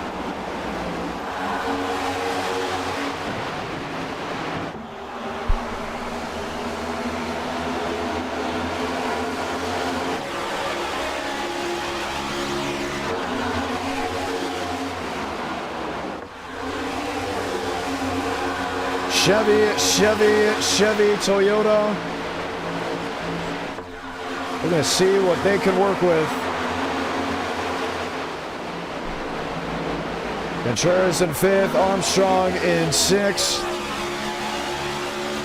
Man, look at Schmidt just barely edging the wall.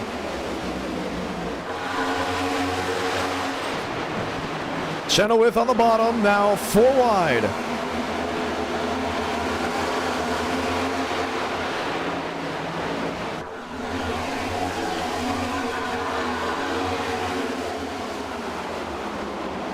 Walker P2.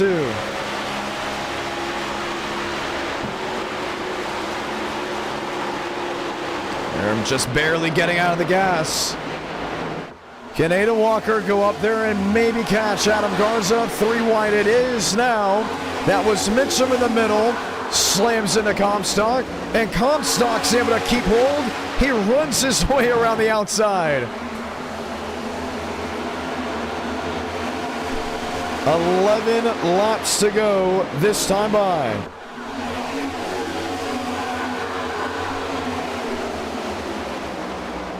Walker P2.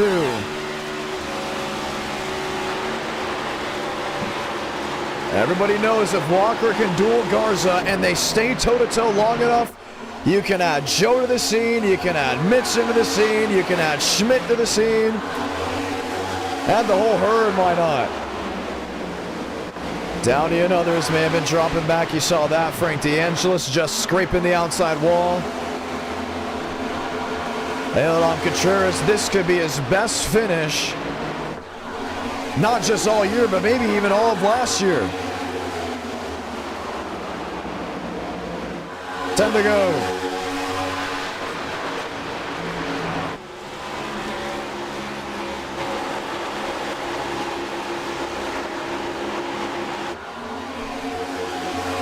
Oh, Mitchum. Just itching the outside wall.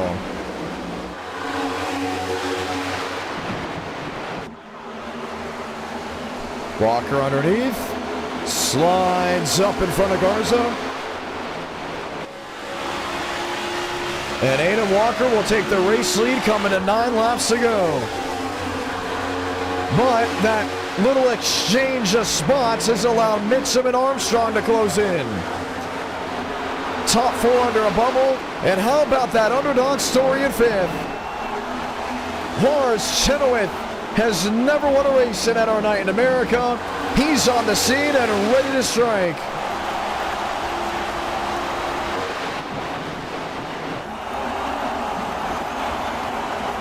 Aiden Walker.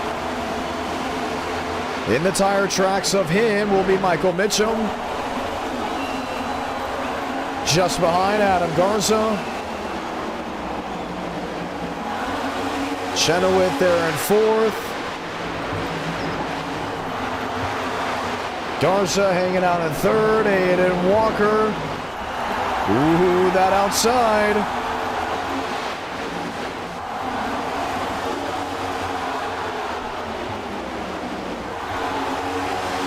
Kind of got into Mitchum there.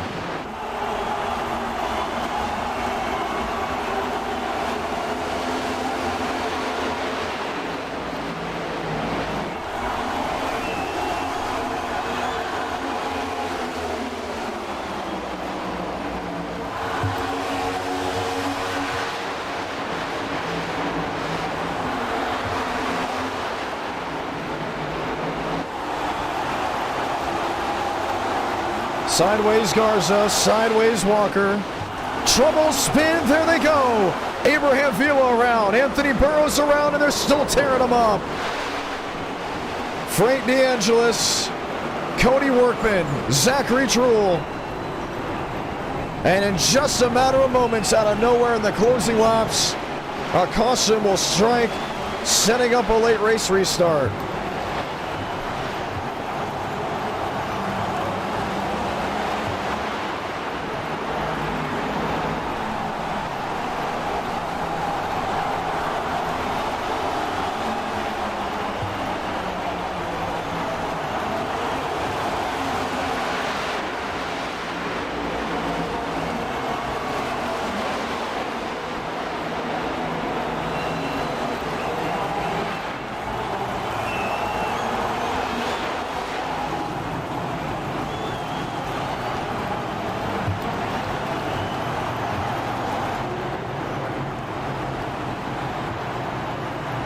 Man.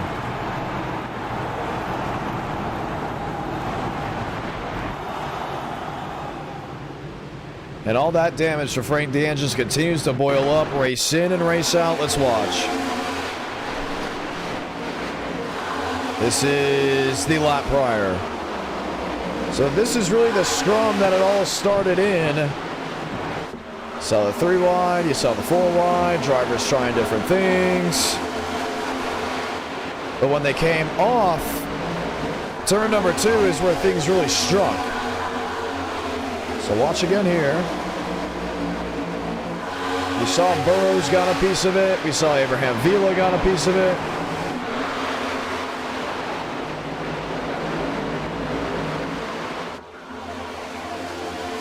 Oh, man. And it was just a 28 that got loose. Comstock came down, and that was it. But there was a second exchange that kind of got things going. And when Schmidt got pulled by Mose, Mosteller kind of just sat there trying to save the race car. Then here comes Cody Workman. Here comes Eladon Contreras. And Frank just went right into the side of the 81.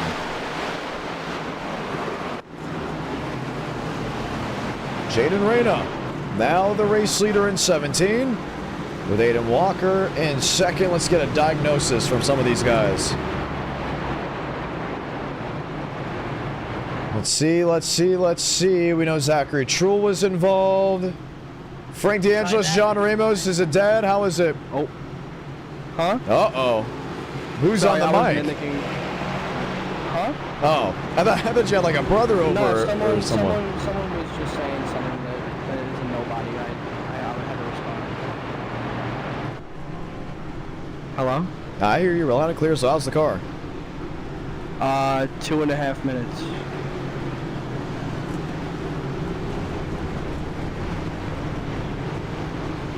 That's not that bad. You think it's done? 2.5 minutes are required or optional? Optional.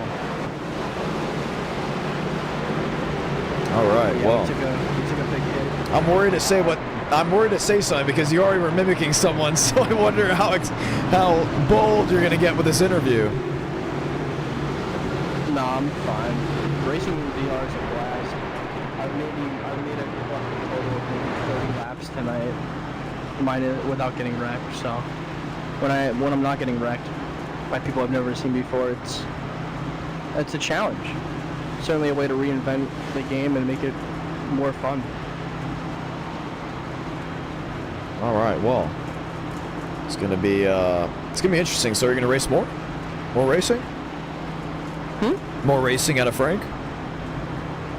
I got 20 seconds left, and I'm gonna do burnouts on the guy who was telling me to hold the brakes. So who was it? Yep. I don't know actually. I'm in VR. I saw blue, and then it went away. I don't know. Okay. Well, we're gonna get ready for the restart. Good luck. Oh no, I'm still in the pits. And that is Frank DeAngelis. 3-lap shootout. That's what we're down with. Chevy on Chevy, Toyota on Toyota. Jaden Reyna, Aiden Walker, Joseph Armstrong, and James Bomar. 3 to go.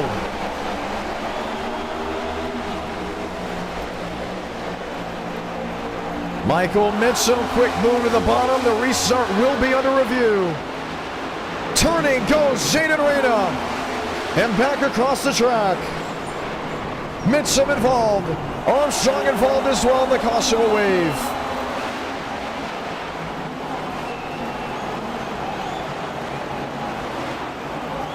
Wow.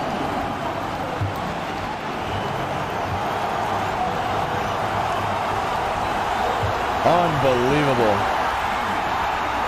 This will play Eladon Contreras into fourth. And this will change things up quickly. Let's watch the replay. First, Michael Mitchum. In 38, did he jump the start?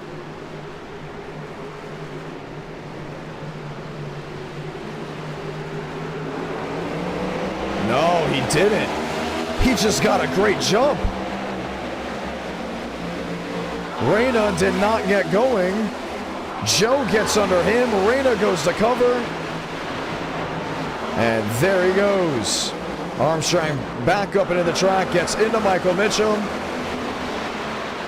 And everyone else kind of just piled in with it. So it wasn't exactly the 38 at all. Yeah, Reyna just came down the track.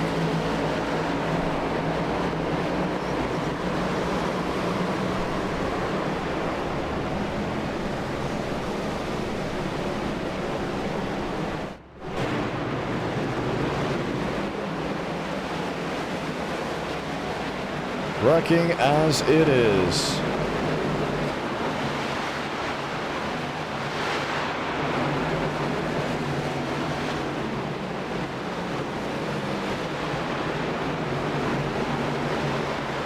Caution is out once again here at Michigan. Aiden Walker is in the pits. James Bomar, or should I say Aiden Walker's the race leader. James Bomar is in second. In the pits now should still be Marty Shamela, Jaden Reyna, Bryson Bird, Zachary Truel. Drivers trying to make repairs before this restart. We don't know exactly how this is all going to roll. Chevy, Toyota. I'm loving Chenoweth there in that fourth position. He's going to be something to go ahead and watch if he can indeed become that elusive winner. Adam Garza there in the third spot. James Bomar back to P2. But Walker is that race leader. We'll get the one to go next time by. It will be an overtime attempt here in Michigan. I have not been able to talk to Christian Delgado. Let's hear it. Delgado, John Ramos, you're in 16th. How you doing? I'm doing okay, John. We got a little bit of right front. Thinking about me? Maybe I know. Espresso? What are you thinking? Yeah, we're thinking we might have to make our way up there. I mean, I think we got speed, but just got a little bit of damage from that last track. But I love this car track combo. We'll see what we can do. All right, gonna be pretty cool. You're gonna get the one to go. Looking at some names, there's some guys that you know, statistically are better ahead, but we know how aggressive this is going to be. Are you prepared for this race to end on this restart or maybe another? No, I mean, you saw what happened with Joe and Reyna. I think we're going to get some more of that, and a lot of people want to win here. If you set it up right, it's pretty loose, so I definitely think we're going to have at least another caution here, so we'll see if we can get through that one and see what we can do. All right, good luck. That would be Christian Delgado. 2x2, they roll their way now towards turns 1 and 2. Well, if you're excited, hopefully that excitement level stays high. If you're not, it's time to get on up because we got the one to go, which means one thing and one thing only, overtime from Michigan.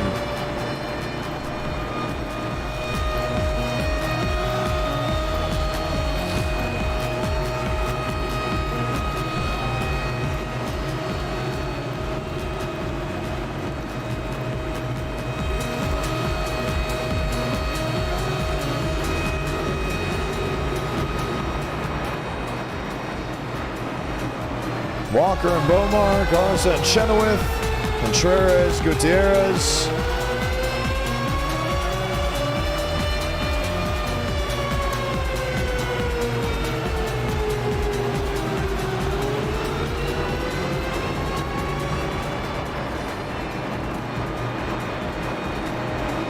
We'll get ready to roll. Pace truck the hard left onto pit road. It's the moment you've waited for. Overtime from Michigan.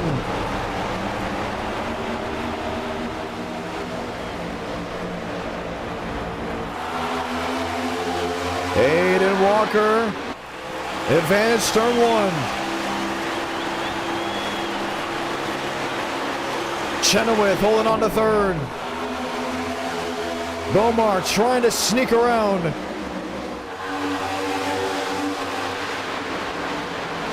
You saw Walker try to break the draft, but he just allowed Adam Garza to make an even bolder move to the inside.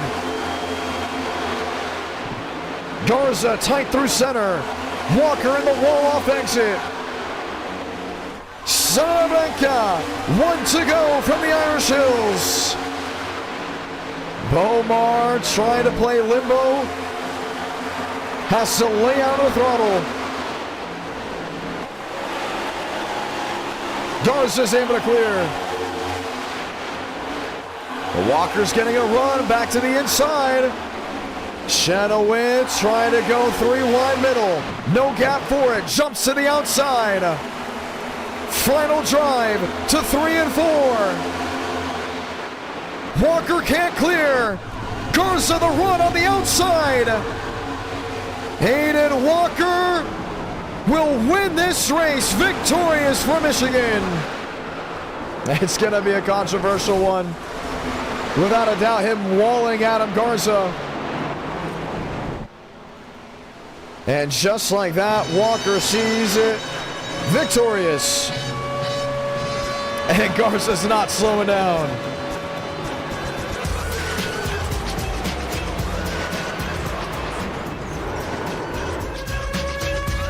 Wow.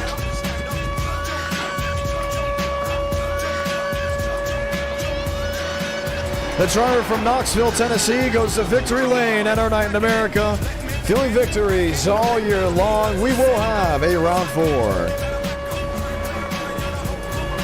And rightfully so. I mean, I wouldn't be happy too if I was the 8, but no, I don't think Garza's done. So close to winning. And Walker will do burnouts in his face. Let's go talk to Hayden Walker. Walker, John Ramos, congratulations on your win. Yeah, Garza's probably mad at me. I mean, he first of all laid back to start so he could try getting jumps. So I made sure he wouldn't be able to do that. And yeah, no, it's just I'm not surprised that Garza does this stuff sometimes. But I hate to do this kind of stuff. But when he's trying to play a bunch of games, I must say, it looked like you walled him. Oh yeah, no, I definitely did to make sure he wasn't going to win because he laid back to start to try getting a jump on me. He was trying to lay back to start, so I had to slow down, so Bomar gets mad at me. I mean, it's not surprising since they're all in PBR, so they tried gaming on me at the end, so they can say whatever they want, but I mean, Garza pretty much almost did the same thing last race too. I mean, that's just how PBR seems to do, so. All right, well, we're going to watch the replay here. This is coming to the line. Now, it was definitely before, obviously, that you must have not liked it. So we'll watch back on that as well. Yeah, no, it's just I was kind of annoyed because he also doored me in turn 1. Yes, he apologized, but I mean, it's still kind of annoying that he threw it into the corner, doored me up the track. On the restart? He races people down. No, earlier in the race. So. Try clearing him just at least. So we're gonna watch back.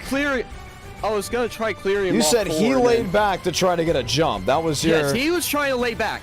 He was just hanging about. He said he wasn't half car length back, but he was probably like a car length, 2 car lengths back, just so he could jump and just drop to the inside of me and try passing me in turn 1. So I saw that, so I had to lift, so I wouldn't, deal with him trying to back up the start. And Bomar gets mad at me, which doesn't surprise me since he's teammates with Garza. So. No. So, if it wasn't for Garza backing up the start, backing up that, I would have been fine with him, but he just backed up so he could get a jump on the restart there. And Yeah, I wasn't too happy about that, obviously, because it's not really... It's something that shouldn't be really legal sometimes when... I mean, it happens every restart, it feels like, sometimes, where someone backs up the start so they can get a jump, drop down to the apron, pass the leader, before we're even at the start-finish line sometimes, so... All right, well, it's fun to hear your statement on that. What do you want to say to everyone watching back at home? Well, I gotta thank my sponsors, the sponsor on this car right now, because, probably won't be in the 400-500 if it wasn't for that. SKS Graphics, what just incredible car we have right here. Blue Line Tennessee, Cogdell Motor Company, Lively's Custom Diecast. Like I said, I hate to win like this, but when you're backing up the start and trying to play a bunch of games like that, trying to do stuff like that, I'm not going to let that happen. All right, well, a lot of viewers are asking for us to interview Adam Garza, so we're going to hear that. Aiden Walker, nonetheless, congratulations on your win. Thank you. Let's go ahead and hear what Adam Garza has to say. Garza, John Ramos, how are you? Hello, John. How are we doing, man? I'm doing pretty well. Obviously, you heard the words from that of Aiden Walker. Opinions of your own? You know, that's just the comments of someone who's just, you know, a little intimidated. That's all. I didn't even attempt to jump the restart. And to get facts straight here, I wasn't even in the voice chat with Bomar. So I had nothing to do with PBR, nothing to do with that. It was just racing for the win. He claimed I was a car length to 2 car lengths behind him, laying back, which is not even true at all, because if you're looking at the replay, I'm not even a half a car length back, I'm about a quarter car length back. I race fair, I race clean. That's what I preach, and I could have just hooked him into the outside wall for turn 4 and got the win for myself, but instead, I grabbed his right rear like a clean driver would do, a fast, clean driver, and in my opinion, the worst thing you could do to someone is fence. It doesn't even matter for the win or not, but just when you're misjudging like that, it's just lack of situational awareness on his part. All right, well, very interesting as well. The chat seemed to be very vocal about the whole situation. Yeah, and the big thing is walling someone for the win, right? I mean, that's a big no-no. Like, no matter what all happened. Do you think it's a more of an over misjudgment by Ada Walker on everything? You know, I mean, at the end of the day, he won the race, right? But if I'm in his shoes, I'm not fencing him. Like, it's super easy to speed match in these cars, and, you know, I've never gotten into him. I don't think I, you know, besides the bad blocking the duel, I mean, that was a mistake on my part, but it's just, you know, I don't like to race dirty like that. It's just race how you be raced, but, you know, it's fine. I mean, that's why we don't see him throughout the week in the official races, because he knows that there's a penalty when it comes to that and there's something on the line, so. But other than that, you ended up winning the race, and I guess you wanted it more, so, yeah. Okay, well, nonetheless, still great to see you racing around with us. We know your name has actually been kind of thrown around a lot more in NR Night in America, just because you've been running up front. So let's talk about this. PBR has won an e-ticket before. Do you think that's possible, possibly with the 400-500 coming up? Oh, yeah, of course. You know, anytime you get on the track, there's a chance to win, and, you know, our team as a whole, like, just the chemistry, like, the friendship between us, like, all the guys, it's been good, and everyone wants to win, everyone wants to race, and, you know, I do enjoy racing here. It's good practice, it's for throughout the week, it's good times, good people, and, you know, when something like that happens, it's a little bit sour, but, you know, it's just a race, and there's a bunch more. We led the most laps tonight in all 3 races combined, so I'm happy with that. And, yeah, even in the e-ticket in Chicago, like, we're just knocking on the door, man. It's been fun. All right, heck yeah. Yep, you're very close to winning that one. And you've seen the lineups for e-tickets for 2025. Anything that stands out to you? Yeah, I mean, overall, just another very well put together schedule. Session is up, by the way, for the ones wondering. Thank you for that. And yeah, I will be participating in most of those. A lot of good tracks, a lot of good car combos. Not fond of 87s at Atlanta, though, just because I've never driven an 87, but other than that, it's good. All right, heck yeah. Very excited that you are excited as well. Didn't get the win, but I think you got the chat on your side from what I'm looking at, whether they are for, against, or maybe just want to know who you are. So congratulations on that. You never know, we could still see you in victory lane. That is Adam Garza, ladies and gentlemen. Went back and forth with him. Let's find a neutral aspect. Frank DeAngelis, John Ramos, how are you? Frank DeAngelis, John Ramos, how are you? Oh, can't go to him. You know, we haven't talked to Zachary Truel in a while. Truel, John Ramos, how are you? Good, John. How's it going, man? Always love talking to you. Your voice is great. You're humble. You're Zachary Truel. I think you are the people's champ, in my opinion. Well, I don't know about that, but you know, I just try to, try to be myself, man. That's all I can really do at the end of the day. Oh, heck. Yeah. How's your night gone, by the way? Session is up for the ones that are wondering. Yeah, got involved in an incident in the last one, so hopefully we can change the luck. I've come to really enjoy the SRX car, so hoping hope we can put up a good result, and I'm going to try to be as aggressive as I can.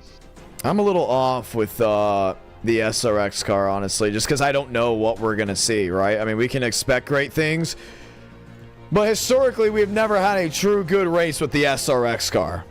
Like, something crazy or silly always happens with this car. So we'll see what happens. I mean, we don't look to be having too many guys for it, at least as of right now. But who knows? I mean, maybe. Oh no, we're gonna have a good amount. Yeah, we're gonna have a good amount. I think if you're at a super speedway, it's you're bound to get a good amount of people for it. And the thing is, they have that blower physics that so many people like. Yep. But every time we go somewhere with the SRX car, it is just. It's like pandemonium, Something wild is always happening. Yeah, I haven't really had much luck with it either, but like I enjoyed doing Draft Master with it one week.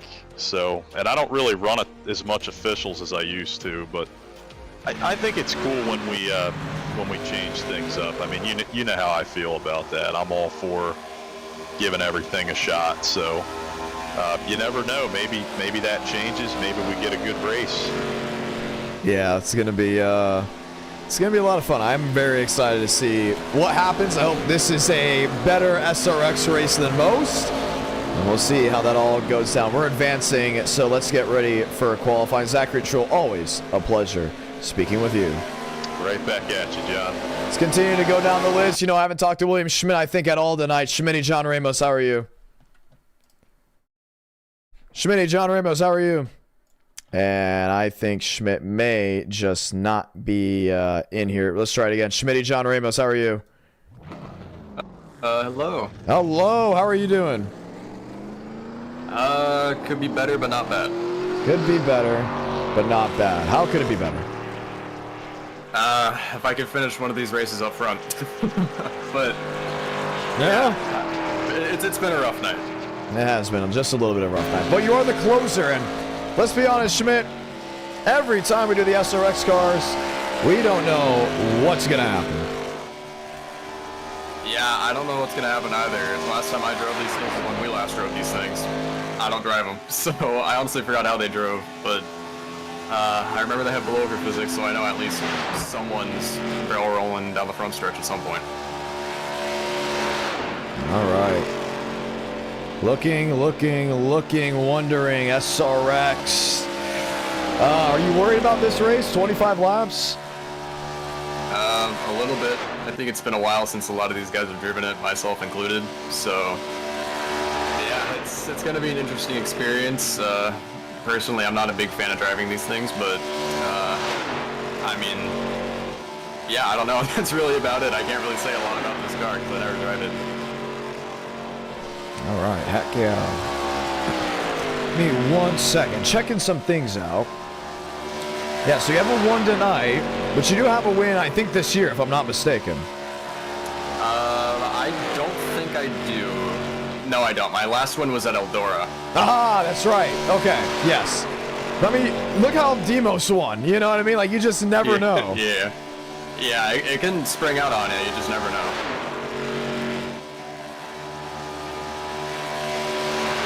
Let's see, looking at this lineup, where are you qualifying? Are you going to qualify for this one? I'm going to try just so I can get a feel for the car, but yeah, I mean, I can't say I'm going to be fast. I might be, I might not be. Was that your Florida 500 scheme, by the way, from the next gen? If you want it to be, it can. Oh, it's one of those. I got to get the lineup ready tonight. Got to start looking through guys. and there's a photo of it in the paint schemes chat somewhere along the way up. I know there was a big old conversation at some point in that channel, so might have to scroll up a bit, but it is in there. Let's see. Looking at some things. Zola, Francis, Delgado is in 11th. Okay, we're gonna have a good field here. Now, last time we did SRX, didn't you say it was like, what was it called? The Goodies Dash Series. The Goodies Dash Series. Yeah. Oh, I mean, I like the Goodies Dash Series, but the way you said it that one time made it feel like it's just you don't know what's gonna happen. Yeah, I never exactly implied it in a positive way, so, you know, I mean, it could be a good race for all we know. It could be a Goodies Dash Series race for all we know, but hey, you just gotta watch and sit and see what's gonna happen. All right. It's one of those sit and see what happens moments. Nate Dew, Kenny Reel, Zachary Truel.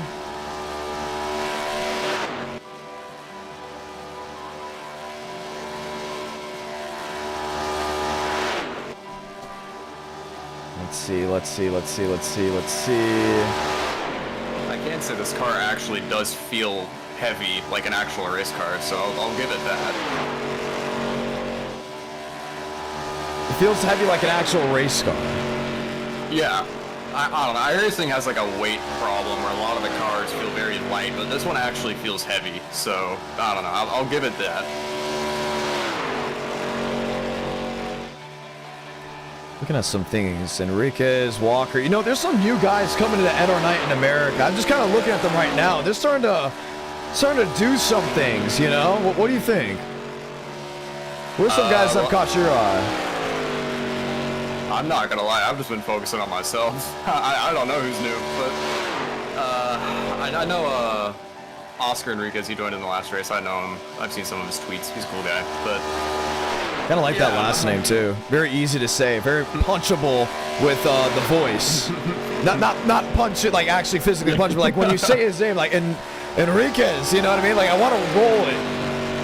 Enriquez. You know what I mean? Like so for the ones that don't know, I'm Hispanic, so I can roll my R's, I can roll the Q's, I can roll everything. I just think his name has a punch. Where did you go ahead and qualify? I am 18th. 18th. You guys want to hear this wild thing about this whole thing? We have 32 drivers for 25 laps. Frank DeAngelis, not a good qualifying. How has it been with Frank tonight? I heard that he has been he's been like happy, but also, energized. Yeah, it's been very up and down. I think he's enjoying the VR bit. I think the VR is carrying his nights. He's enjoying the VR bit, although he says there's because you know when you're driving how you have some black boxes over on the side of your screen, right? That gives you all the information. Apparently some of them aren't popping up for him. So like he can't see how fast he's going or how much throttle he's putting into anything. So he's just eyeballing it basically. At least that's from what I've heard. But I mean I think he's enjoying it. All right.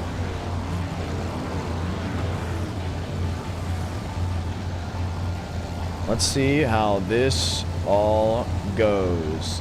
Mosteller, Nathan Scott looking for Schmitty. Schmitty, okay, there's still a lot of racing left to go, and I mean by a lot, I mean not a lot. This is the last race. 25 laps. You said this thing is heavy. Why does it not work on the short track? I gotta know. Because every time we try short track racing here, it just explodes.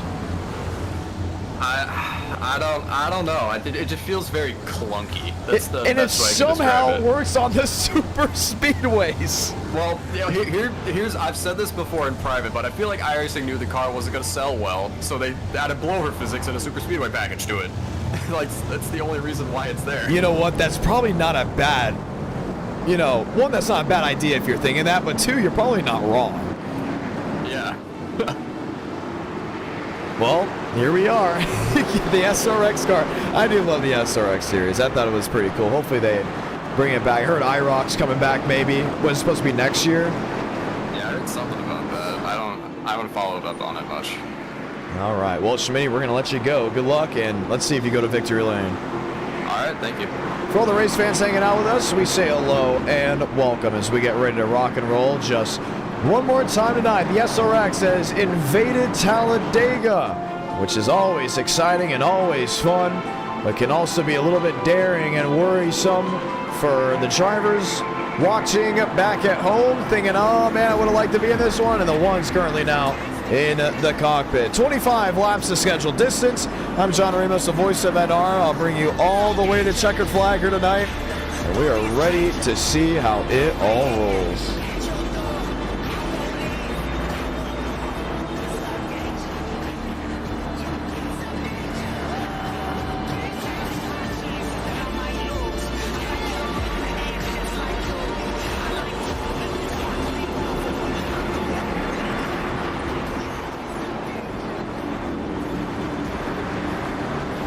Scott in 6th, Horley in 7th, Workman in 8th. Hope and Miles and others all lined up as we get ready to go. This is racing from Talladega. Every time we come here, it's something fun, it's something exciting.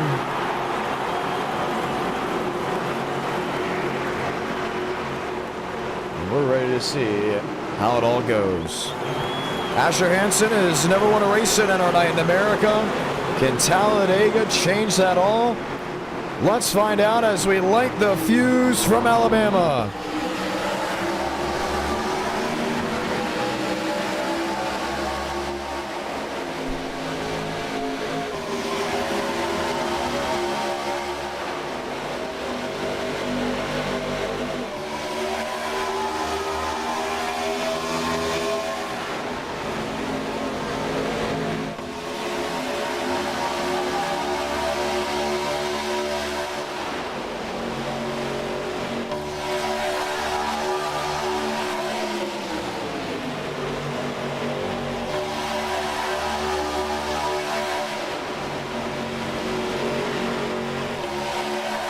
Hansen, Hankins, Bomar, Walker.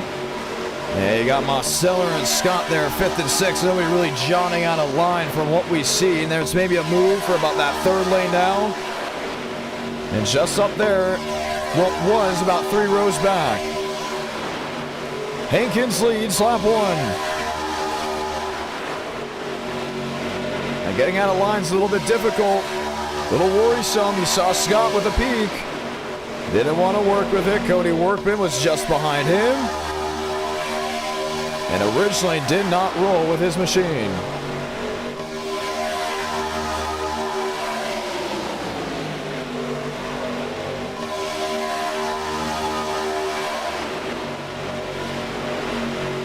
Hankins leads. Just got out in front of Hansen. Crossed the nose right away.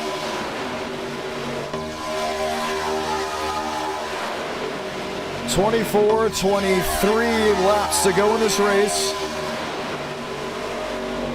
And already you're starting to see these drivers just settle on in. Not used to seeing settling in this late in a race. But oh man, are they doing something now? Outside lane, trying to possibly get a push. I don't think that's going to happen. Bomar, Scott, Workman have all lined in. Aiden Walker on the outside. That is the number 93. Now does get a heave. That is from Nathan Scott. How fast are these short track cars going, you may ask? Oh, just 188, 189 miles per hour when they get back in the front stretch. Slipping into the 190s. And to some, they may be saying, wow, that's not exactly the speeds we expected, including on a super speedway, maybe 195, maybe 200. But once again, this is a short track car, and iRacing put a super speedway package on them.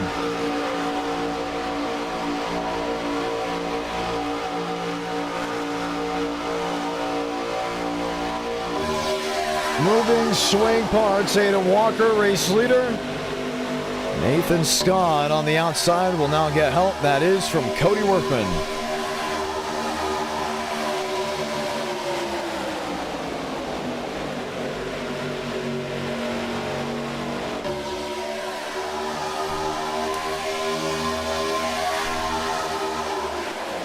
Truel in 5th, Hansen in 6th, Schmidt, Bomar top 8.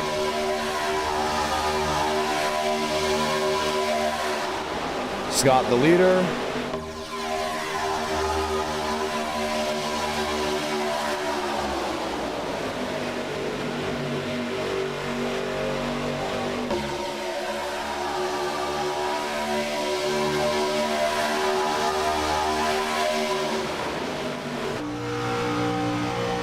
Workman there in the 4th position now on that outside. He's doing a great job of just pushing there with Scott. You know, those two are really working together, having fun, doing what they need to do.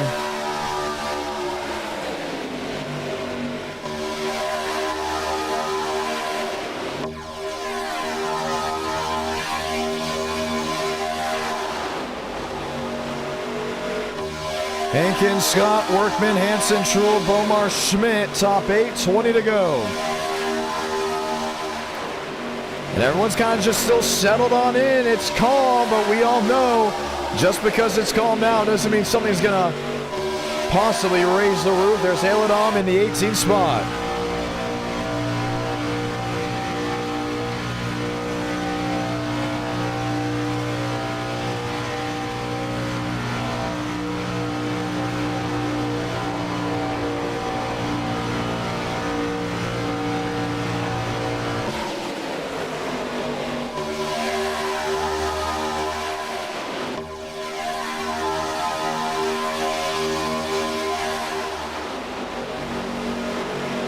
Hayden Walker right to the line. 19 to go. Hankins, Workman. Oh, 2x2. You see Zachary Truel kind of just tucked in, holding on that outside. And what I mean by tucked in, I don't mean in the inside, more like tucked in line, not really jumping in and out. And if everyone on that outside lane, he's the one that's really been able to hold it.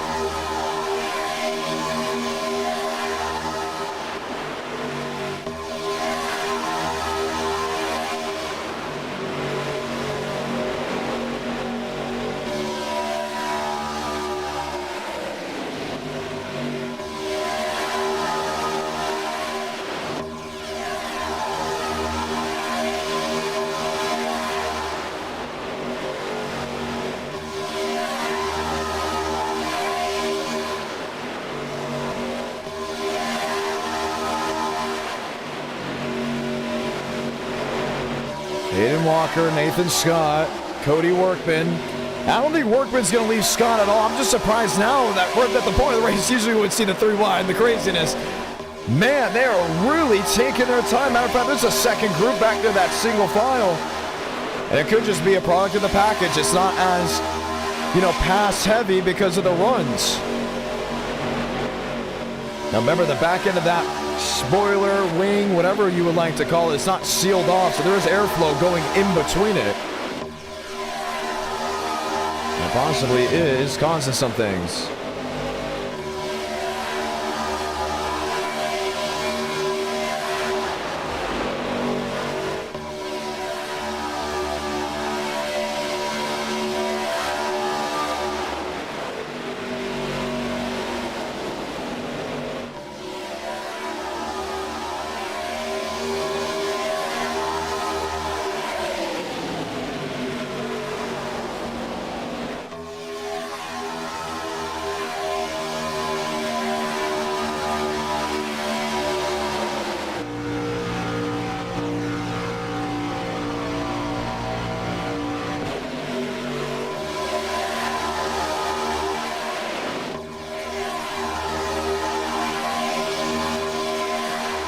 Oh, no change just yet, but 3 wide it went, just a little bit deeper there in the pack.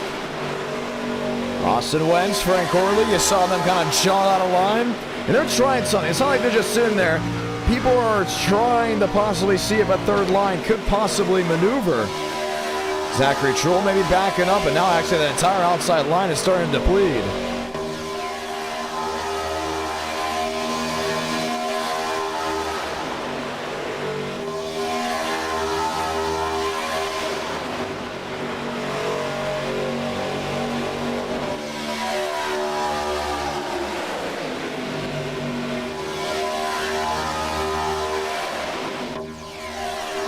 Look at that second group kind of just hanging out back there. Asher Hansen, Nathan Scott. Still watching Scott, but this time he goes way to the outside.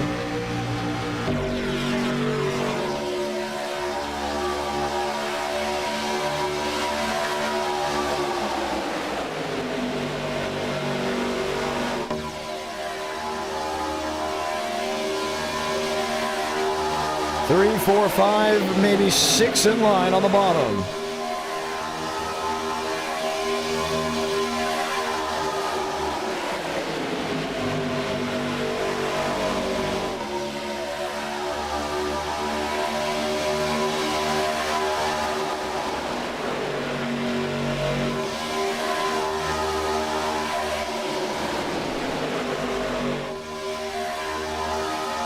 Hankins, Hansen, Bomar, Horley, Pope, Workman.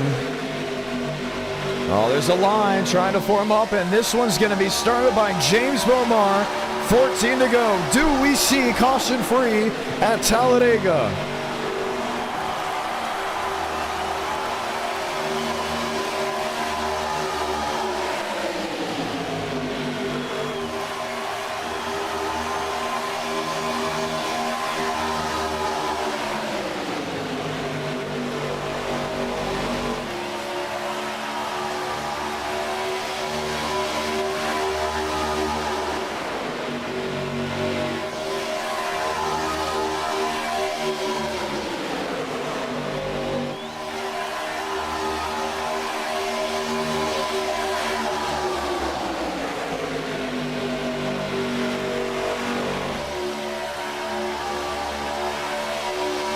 Three, four, kind of in line.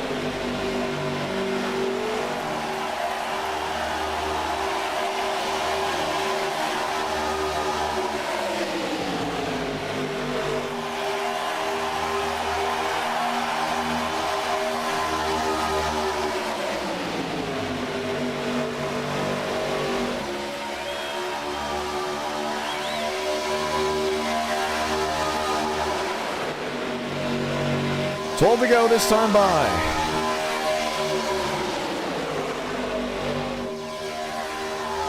Hansen, Horley there, third and fourth. Pope, Fish, Schmidt, six. Oh, should we say Schmidt down to seven? Mosteller back in eighth. Truel, Workman, Shamela, Connell in 12th. Scott, Enriquez, Wentz, Contreras 3 seconds back now in the separate group.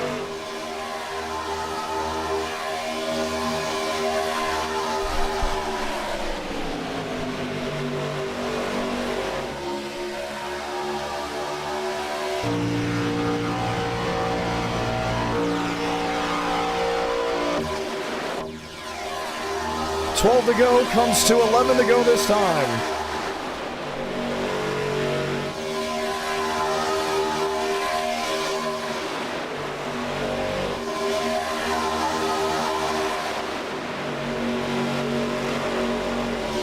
'99, Hankins shoved out of line. James Bomar just gets to the back end.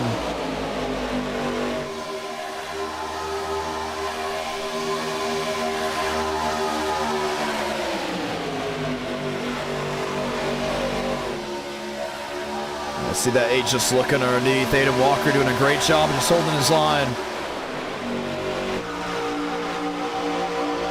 What can you do if you can do it? Caution-free race at Talladega. That's a question that needs to come up. It's happened before.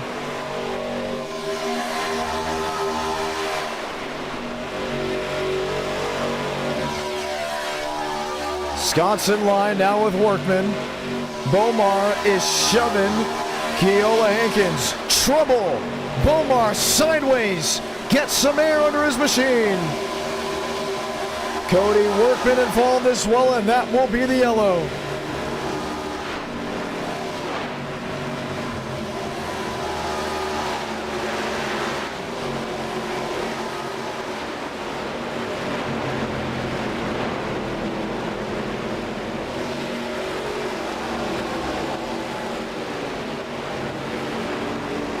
there goes Cody Workman.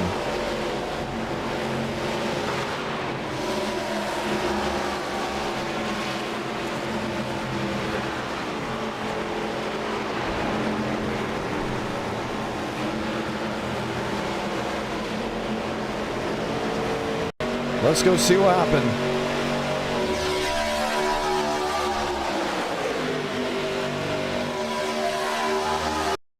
Oh, just got hooked.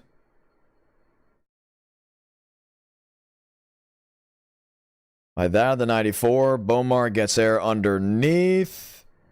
Comes back down on all fours. And Cody Workman really just lost the nose of his car.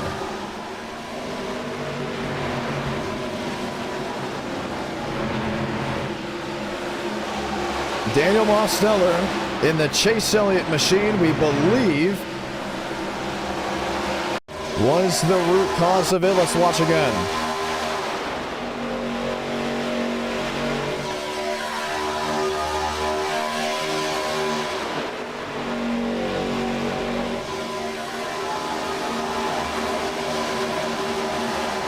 Man, oh man.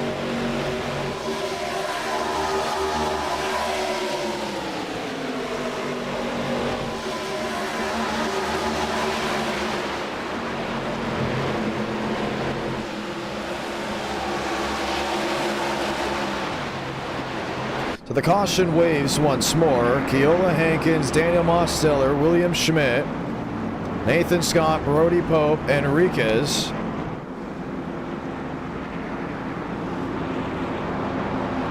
Lined up.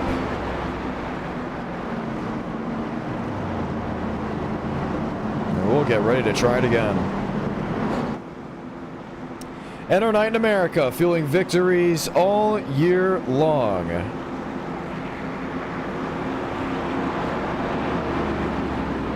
All before we get ready to go green.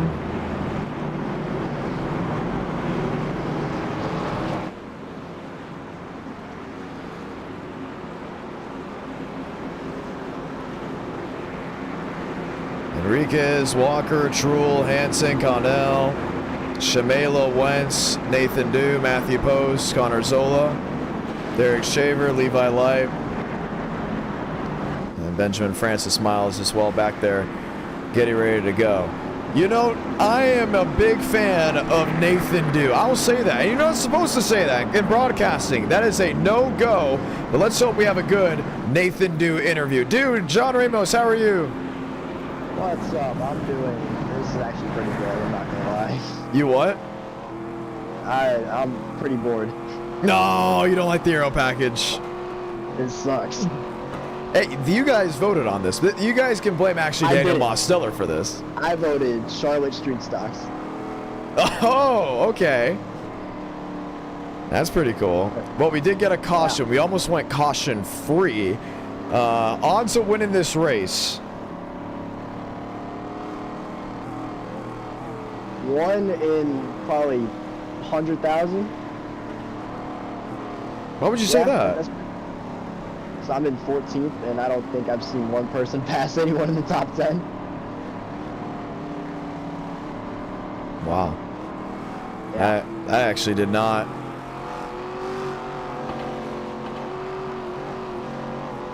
Oh. I don't even know what to say to that. Because, I mean, you're not wrong. Usually I would contradict it with something, but I can't say anything.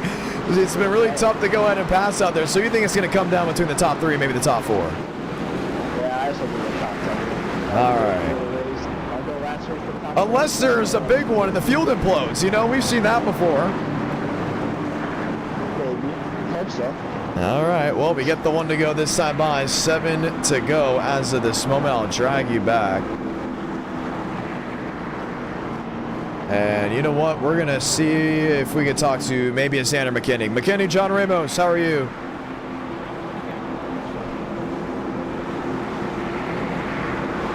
And we'll try one more time. McKinney, John Ramos, how are you? Pretty good about yourself. I'm doing fantastic, by the way. Having a great night. Are you in this race? I am. Got pretty good luck back in the back, and then just been sitting there. It's been tough to pass, we know that, so how aggressive do you have to be to make something work? Since I'm here for a while, but since this car's pretty landlocked, gotta really try a lot harder than we should. All right, hey, you're gonna have 6 to go this time by. Good luck. Thank you. You have a good one.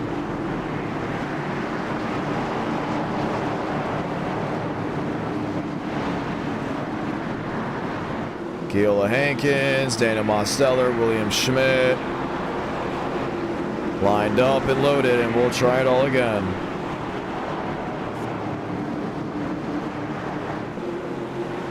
Both SRX machines on the front row are led by a pair of even more. 32 took the green flag, 3 currently out of the race.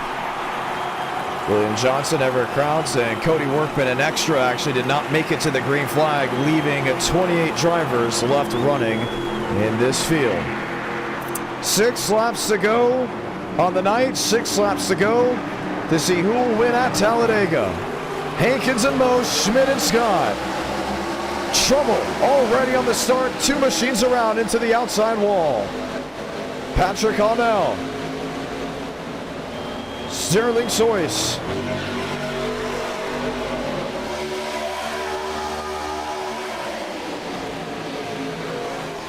William Schmidt.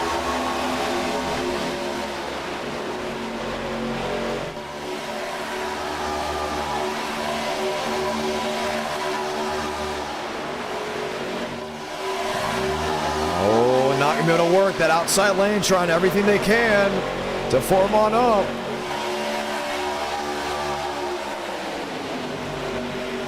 Hankins and Schmidt, Pope and Mosteller, Walker and Scott, Hansen, Enriquez. Truel, Reel, Wentz, Zola, Post, and Lipe. The top 15, 5 to go.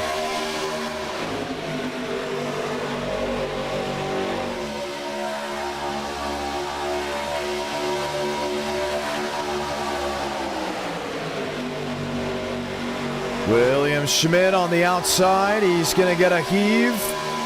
That in the form of Daniel Mosteller.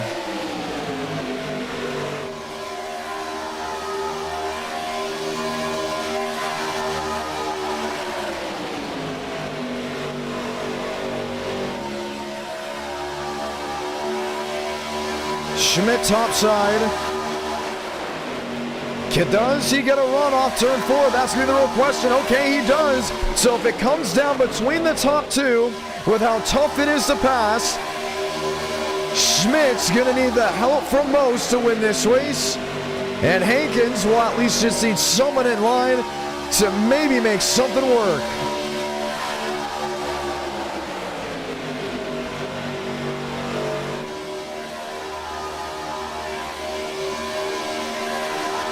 Pope in 3rd, Mosteller in 4th, Walker in 5th. Nathan Scott sitting there in 6th, Hansen, Enriquez, Truel, Shamela, Reel, Wentz. All packed together. Now, if something goes wrong, that's the big question. How does this shuffle the deck?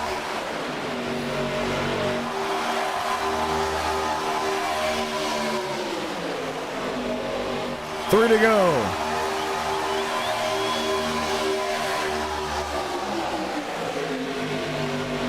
And that time Schmidt didn't get a good run from the push. Maybe there from Mosteller, maybe from Scott.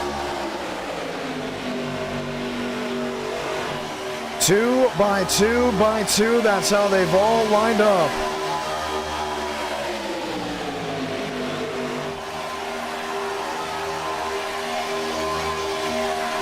Schmidt and Hankins, Mosteller and Pope, Scott and Walker, Hansen, Enriquez. 1 second, the inside lane has the advantage. 1 second, the outside lane has an advantage. They really don't have to worry about the airflow on the nose of these machines. 2 to go.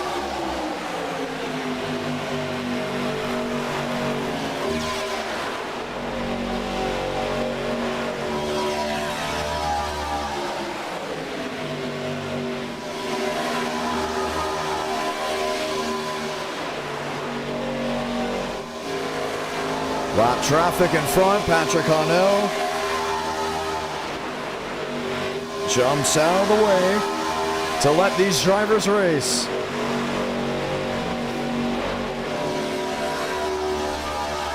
William Schmidt, Daniel Mosteller, Mose running the Chase Elliott SRX machine.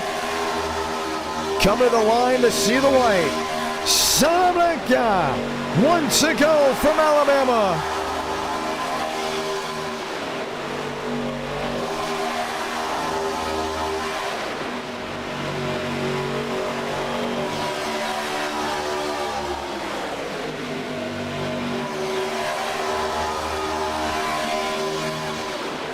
Hankins Schmidt, who can get the better shove off turn 4? That's what it's going to come down to.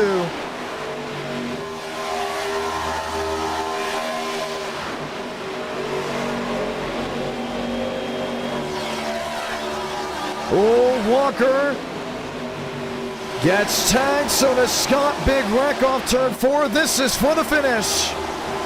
Hankins on the bottom, 99. Schmidt on the outside, 79. At the line, William Schmidt by inches steals one in Talladega.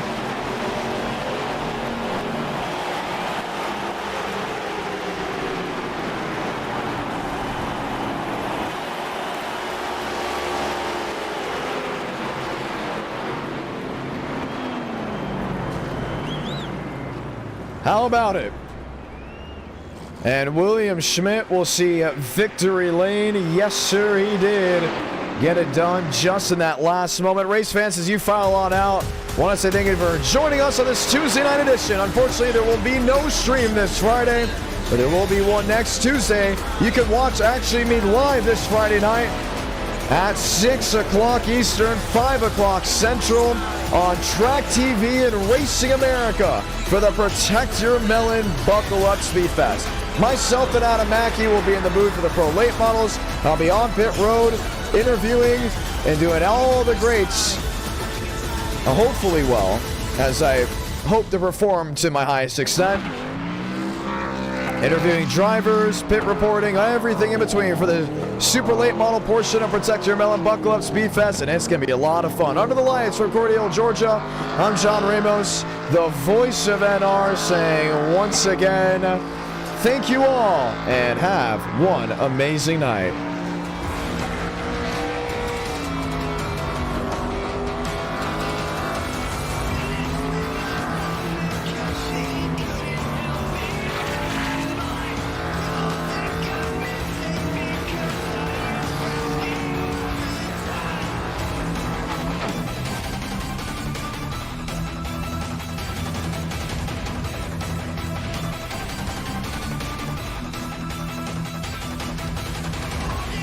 Thank you, Sly. Didn't forget about you. Thank you, Sly.